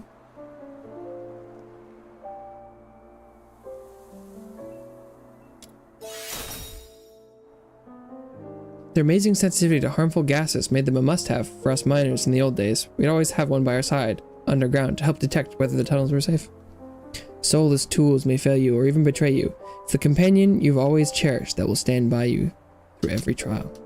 Should the day come when the Academy's fancy tools give out, it may well be these loyal friends that save miners' lives. The old miner's gaze settles on a nearby mound, his lips trembling with unvoiced thoughts, culminating nothing but a weary sigh.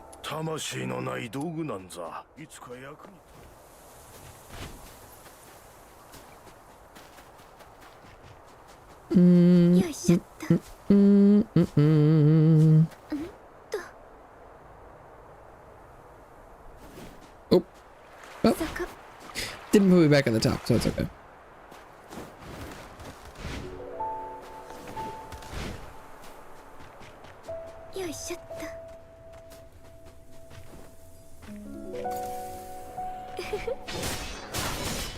Look at all these filthoids.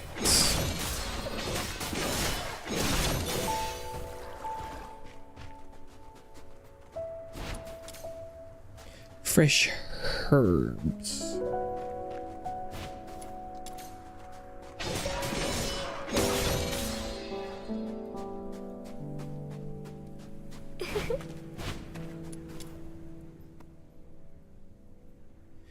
These herbs, they're just common types. Why would a fox hunter like Giselle ask me to gather them? She could have easily done it herself. She was acting a little strange. I gotta talk to Camilla. It's a good day.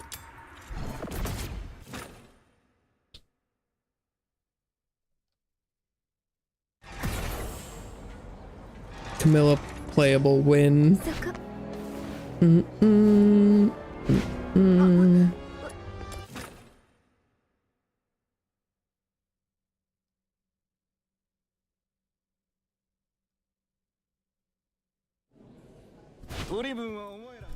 I will farm all her introns.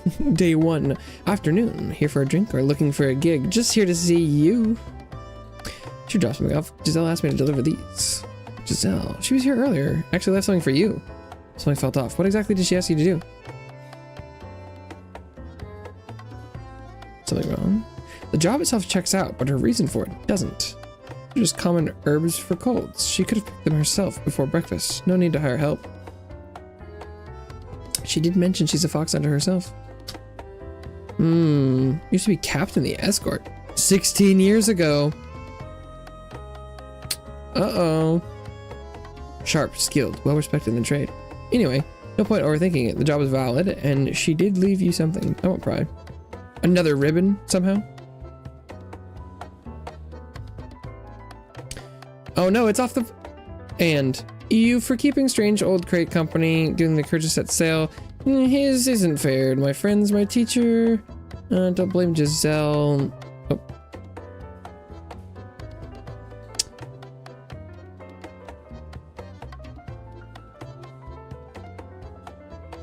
Poutini. Was it Violet who was in the crate?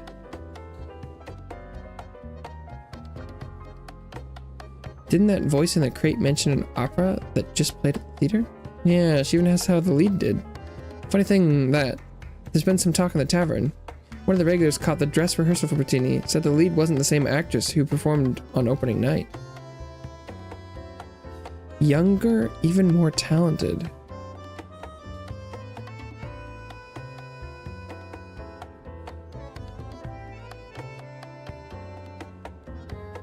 Camilla's in the dark too. But one thing's for sure, Giselle was acting strange. That girl in the crate, could she have been the one from the dress rehearsal? And if so, did Giselle know the whole time? I have to ask Giselle myself.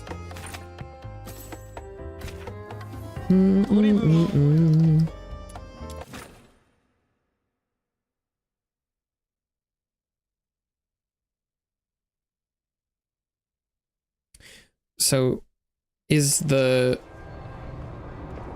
like a three quest combo? They all come together? I told you so. We've been saying this from the start. Earl Magnus. We never should have hired that dubious woman as a tutor. We never should have let Rosalind take those blasted singing lessons. You were the one who said she needed something to keep her busy, so she'd be out roaming all around all day. Meant something to keep her home, not something that send her off running again, getting herself kidnapped. And you escort grunts. What use are you? We finally had a lead, and you lot were too slow. Now the kidnappers are gone. Are they reenacting, like, what happened with Enola?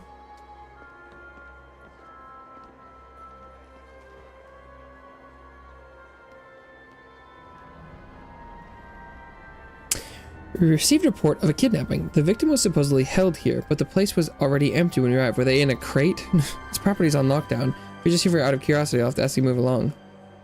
Who are those tutors now? Victim's parents, the Earl and Countess of Magnus. I get that they're worried, but they really do live up to their reputation. Word is they're always breathing down their daughter's neck. Maybe Rosalind ran off just to get some air. Giselle and Miss Crate, they're both gone. Kidnapping. Could it have been something to do with the letter Giselle left at the tavern?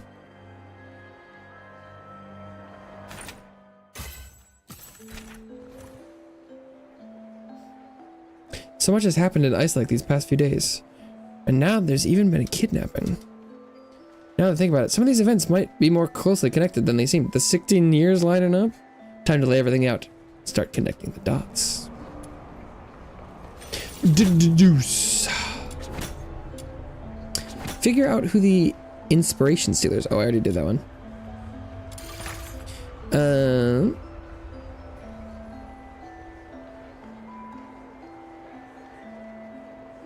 Only 2 things to combine.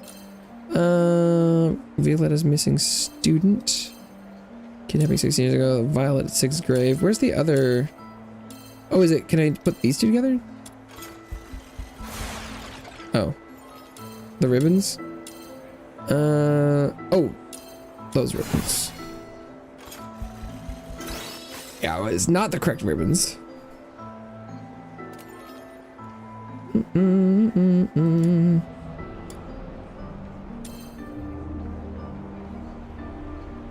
Connect the dots and uncover the hidden truth. The 2 kidnappings are probably connected. Well, okay, I mean, there are, but...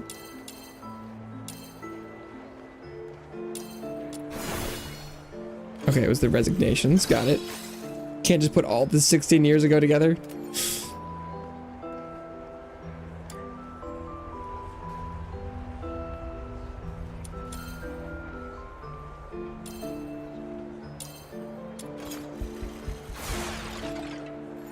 Oh, it's these two kidnappings together. Duh. And then do I put these 3 together? No. No, it's still doubles.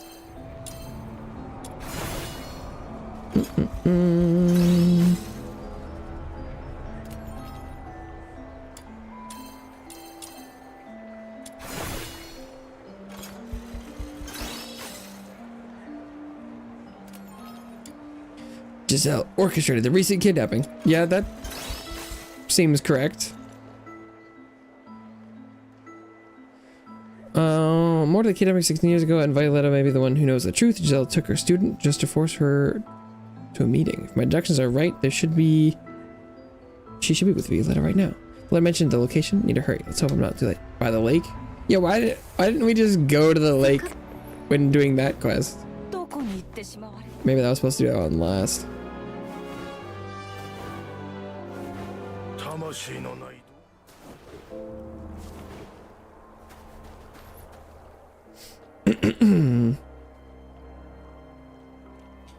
Right on time, huh?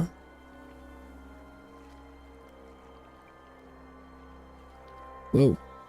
Game is playing incredibly slowly.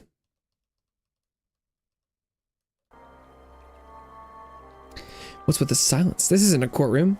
We're waiting for a you have the right to remain silent. Don't hold your breath. What would you have me say? Go on, enlighten me. After a despicable stunt like this, what kind of answer do you expect to hear? What is the game trying to render right now? Something dumbery. Easy to cover up is your real face. Glitter, powder, and paint can hide everything. 16 years ago in Iceland, a young man named Sig carried off the daughter of Fabrice Rutherford.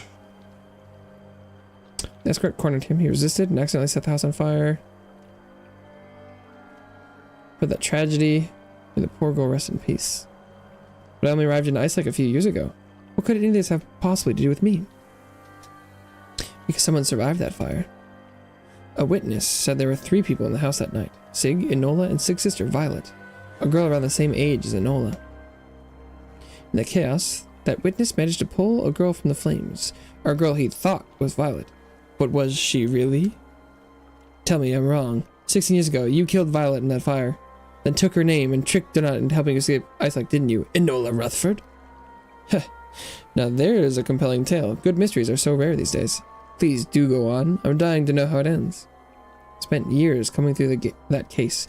A body burnt beyond recognition. A lone survivor. It was all just a little too convenient. All the pieces were there, but the thread connecting them was altogether missing. As luck would have it, back when I was assigned to guard Fabrice Rutherford, I once heard his daughter sing. That voice, I'd recognize it anywhere, and that's when I knew who you really were. Violetta of 1,000 faces. I tried to study your habits, even arranged for false letters to be delivered, just to keep tabs on you. Ah, so he was one of yours. Not quite. He really was a fan. I just gave him a gentle nudge, and thanks to him, I got the answer I needed. Still, there's one thing I don't understand. Swapping places with Violet. Couldn't have been possible unless both Sig and the girl went along with it. How did you convince them?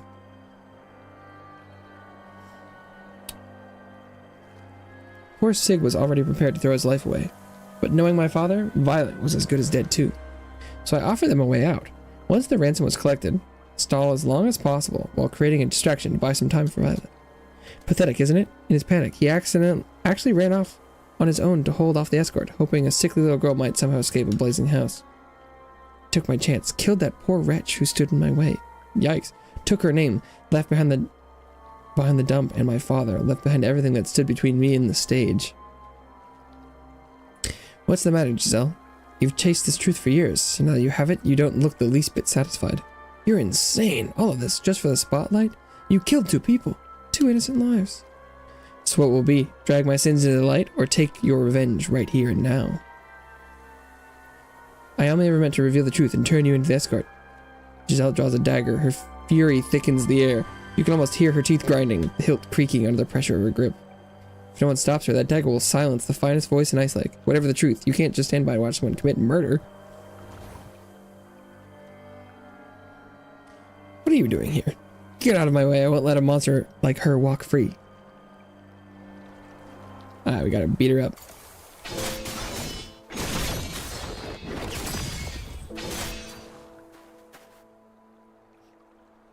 Giselle, calm down. There might be more to this than you think. You didn't hear what she just said? How am I supposed to calm down? She's not going anywhere. Not with us here. Just take a breath. I have a few questions for her. There must be another girl alive and involved, though, because of the person at the dress rehearsal and the crate, right? Miss Violetta, does it look familiar? Is Violet alive too? Just as I thought. You left this ribbon at Sig's grave, didn't you? You once told me it belonged to a dear friend, and they took to the stage to fulfill her dream. You're a naive fool. Can't believe you actually fell for such a sentimental drivel. Maybe, which is why I borrowed this ribbon from Donut to find out the truth. He told me about Violet. How gifted she was. If not for poverty and illness, she might have been a great playwright. Fate dealt her a cruel hand, and she never gave up. Even when she could barely leave her bed, she still found a way to pursue her dream. She dreamed of the world's greatest actor performing her work of her final, proudest piece reaching every corner of Atlasia. And that piece was Puccini, a 3-act play, later adapted into the opera. Good, you get it now.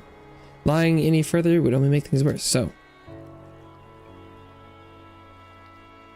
The curtain can now fall, Miss Violetta. Suppose you're right. Every play must end eventually. Well, if every audience were as sharp as you, mystery playwrights wouldn't have to twist themselves into knots to dumb things down.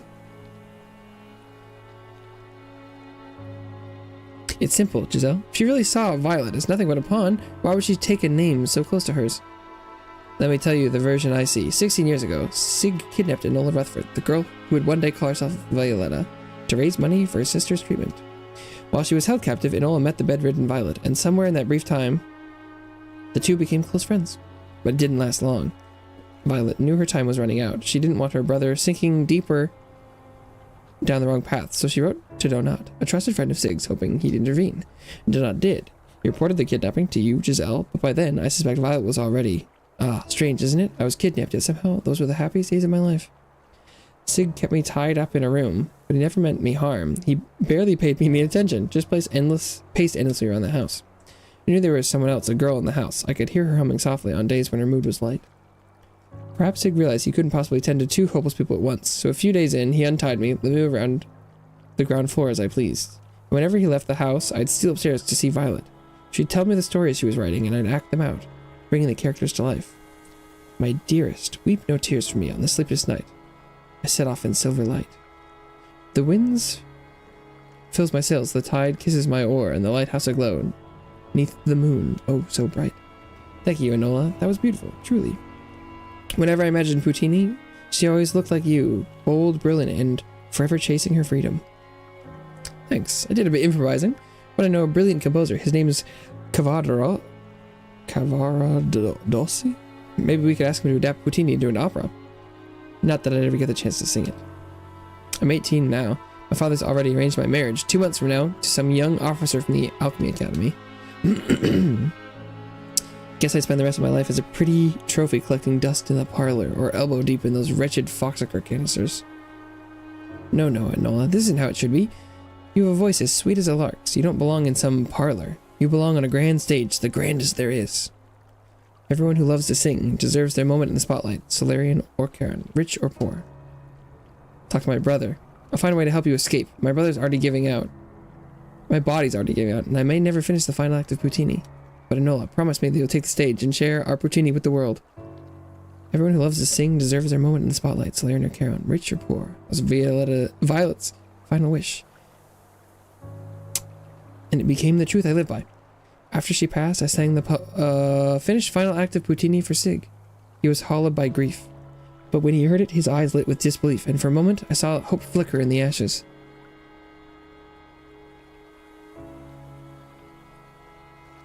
We were both born for the stage. Illness took her far too soon, but I'll carry her soul in every role I play and every spotlight I step into.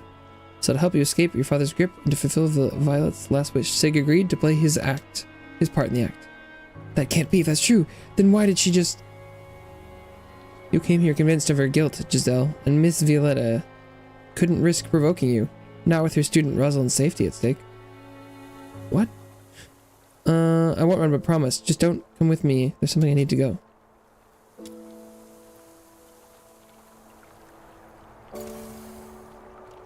Okay.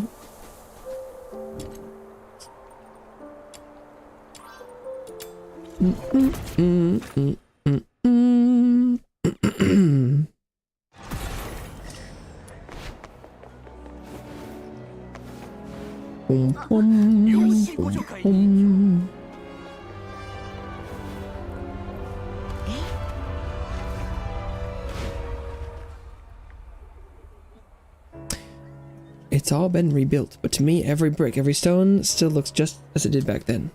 Violet, I came back to see you, and I brought our work with me. Someone with a sharp eye pierced together our story. Strangely, I'm not scared. I feel relieved. Maybe because at long last I can say this to you properly. I'm sorry about Sig. Violetta's fingers grazed the wall, as if sharing memories with an old friend she hasn't seen in years. Perhaps the time for farewell has come, and that's what brought her back here. Thank you for indulging me. So, Violetta, you went along with the accusations for another reason, didn't you? Because Sig's death, that wasn't part of your plan. Fabrice Rutherford. He was a ruthless, heartless man. The miners under him starved. His escort officers weren't much better. He showed no mercy, not even to his own daughter. He dismissed everything she was, crushed her dreams, caged her spirit, and forced her into the lifeless future he had planned. And yet, when his daughter died, the same heartless man threw aside all legal procedure and executed the kidnapper with his own hands, knowing full well it would cost him his career. I thought of countless ways to slip the truth to the court. Once I was free, I thought I could save Sig in secret, but the one thing I never imagined was that your father loved you more than you ever knew. So many times I wanted to reveal the truth, but Hyperborea was only the beginning. The story needed to reach the world. I had to keep my promise, or at least keep trying. So when you came to me, Giselle, I felt oddly relieved. I've trained with many gifted children over the years.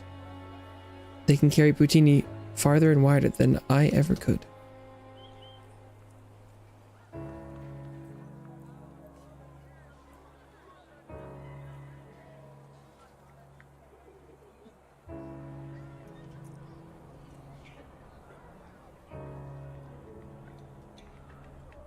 They helped that girl escape too, a fledgling willing to break her own wings just to escape the cage. Two of you really are cut from the same cloth. You were lying to me.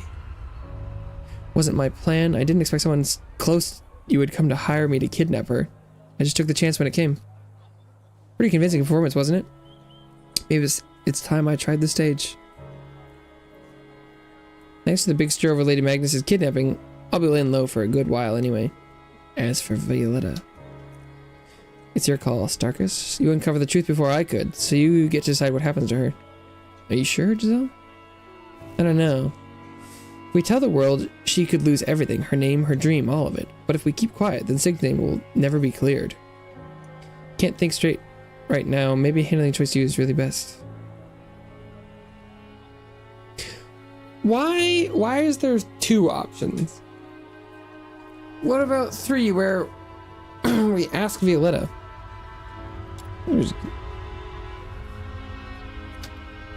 Can we keep it quiet? Not bring this all to light? Sig bore the blame and even gave his life so Miss Violetta could share Poutini with the world. I don't think this is how he'd want things to end.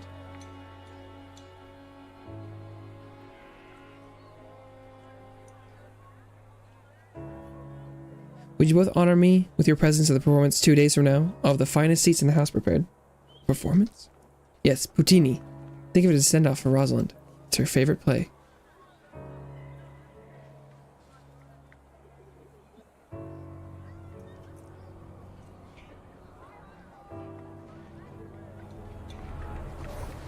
Okay. Go to the theater and watch the show. Wow. I think maybe the game like keeps changing the time of day for certain scenes and quests, and it really like tanks the performance for like 30 seconds. It's very strange. Help the stray cat. There's the one over here.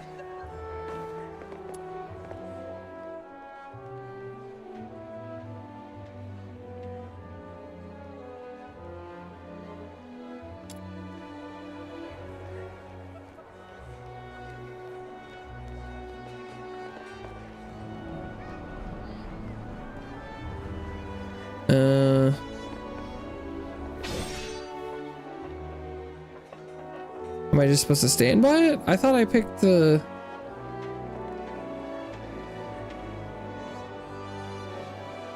Oh yeah, it wants me to follow it. Okay.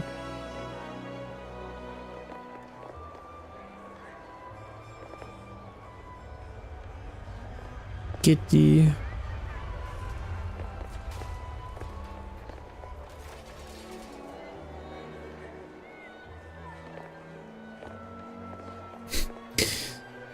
A longer solution to this request than I'd done before.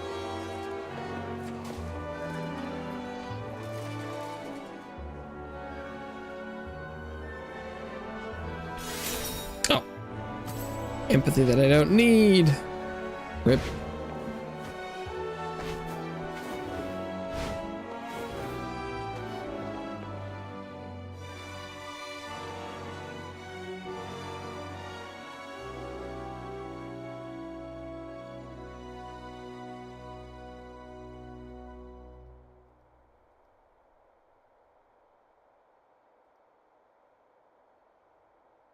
No clue she's now. The figure else I know, the harder it is for her parents to track her down. Leaving Ice Lake takes time to arrange it. She may still be around.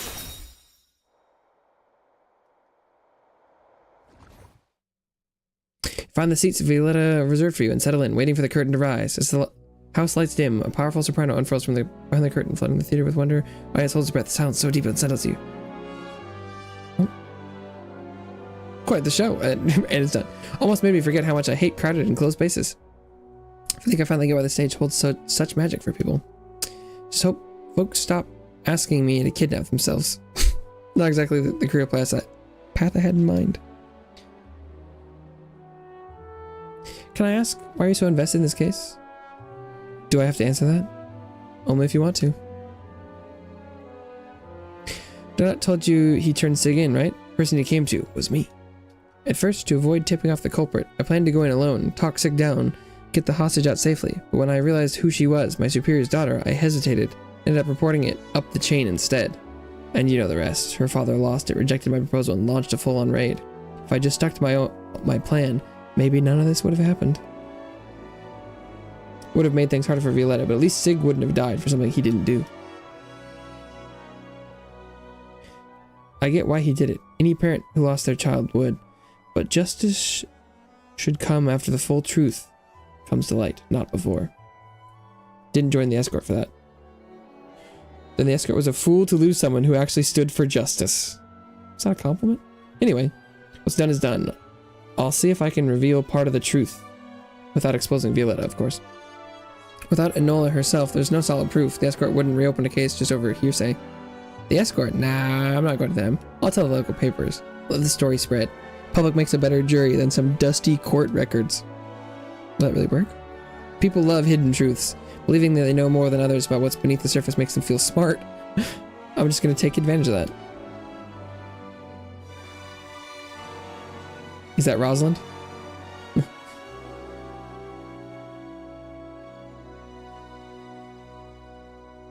Thanks for the herbs. Gonna be late. Herbs, wait, you dropped something.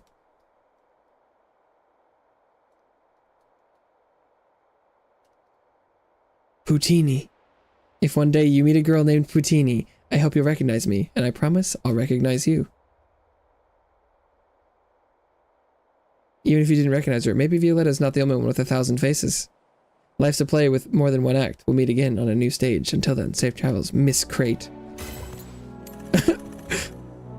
Fascinating. Boom! Quest done. It doesn't mean I didn't... maybe there are some side quests I've missed. But I think I've talked to everyone that I've seen as I walked by. It was like 5 hours of side quests. I did do some other stuff as well. But I think since my voice is going, that would be a good opportunity to end for today. Did I go up any levels? Oh, I went up like 2, I think. Not bad. Okay. Then I'll keep on keeping on my own time. But yeah, I do think it would be best to call it a little early. Because I think, you know, a bit more streams this week in totality than normal. But yeah, I'll try and not lose my voice entirely. Oh. Side quests were very good. Very high quality. I don't know. I feel like I'd seen some people like, oh yeah, the quest content in the game is like nothing to go write about, but it's excellent. So I don't know what they were talking about. Great game. I'll keep engaging with the end game stuff. Ideally I won't be playing it next week, just as far as streaming purposes go, but we'll see how much I have left to do next week by the time the weekend's done. I don't know, we'll see. But thank you so much everyone who stopped by today, whether you're here now or long gone. It means a lot to me to stop by for any amount of time. I do think I'm going to wrap it up a little bit early today. So this will be it for me for today and for the weekend. So I hope everyone has a wonderful rest of their day and a wonderful weekend. And maybe I'll see you around sometime soon. Hopefully I'll be engaging with something a little bit different. I want there to be a lot of game to play, but I do want to switch it up every once in a while for streaming purposes.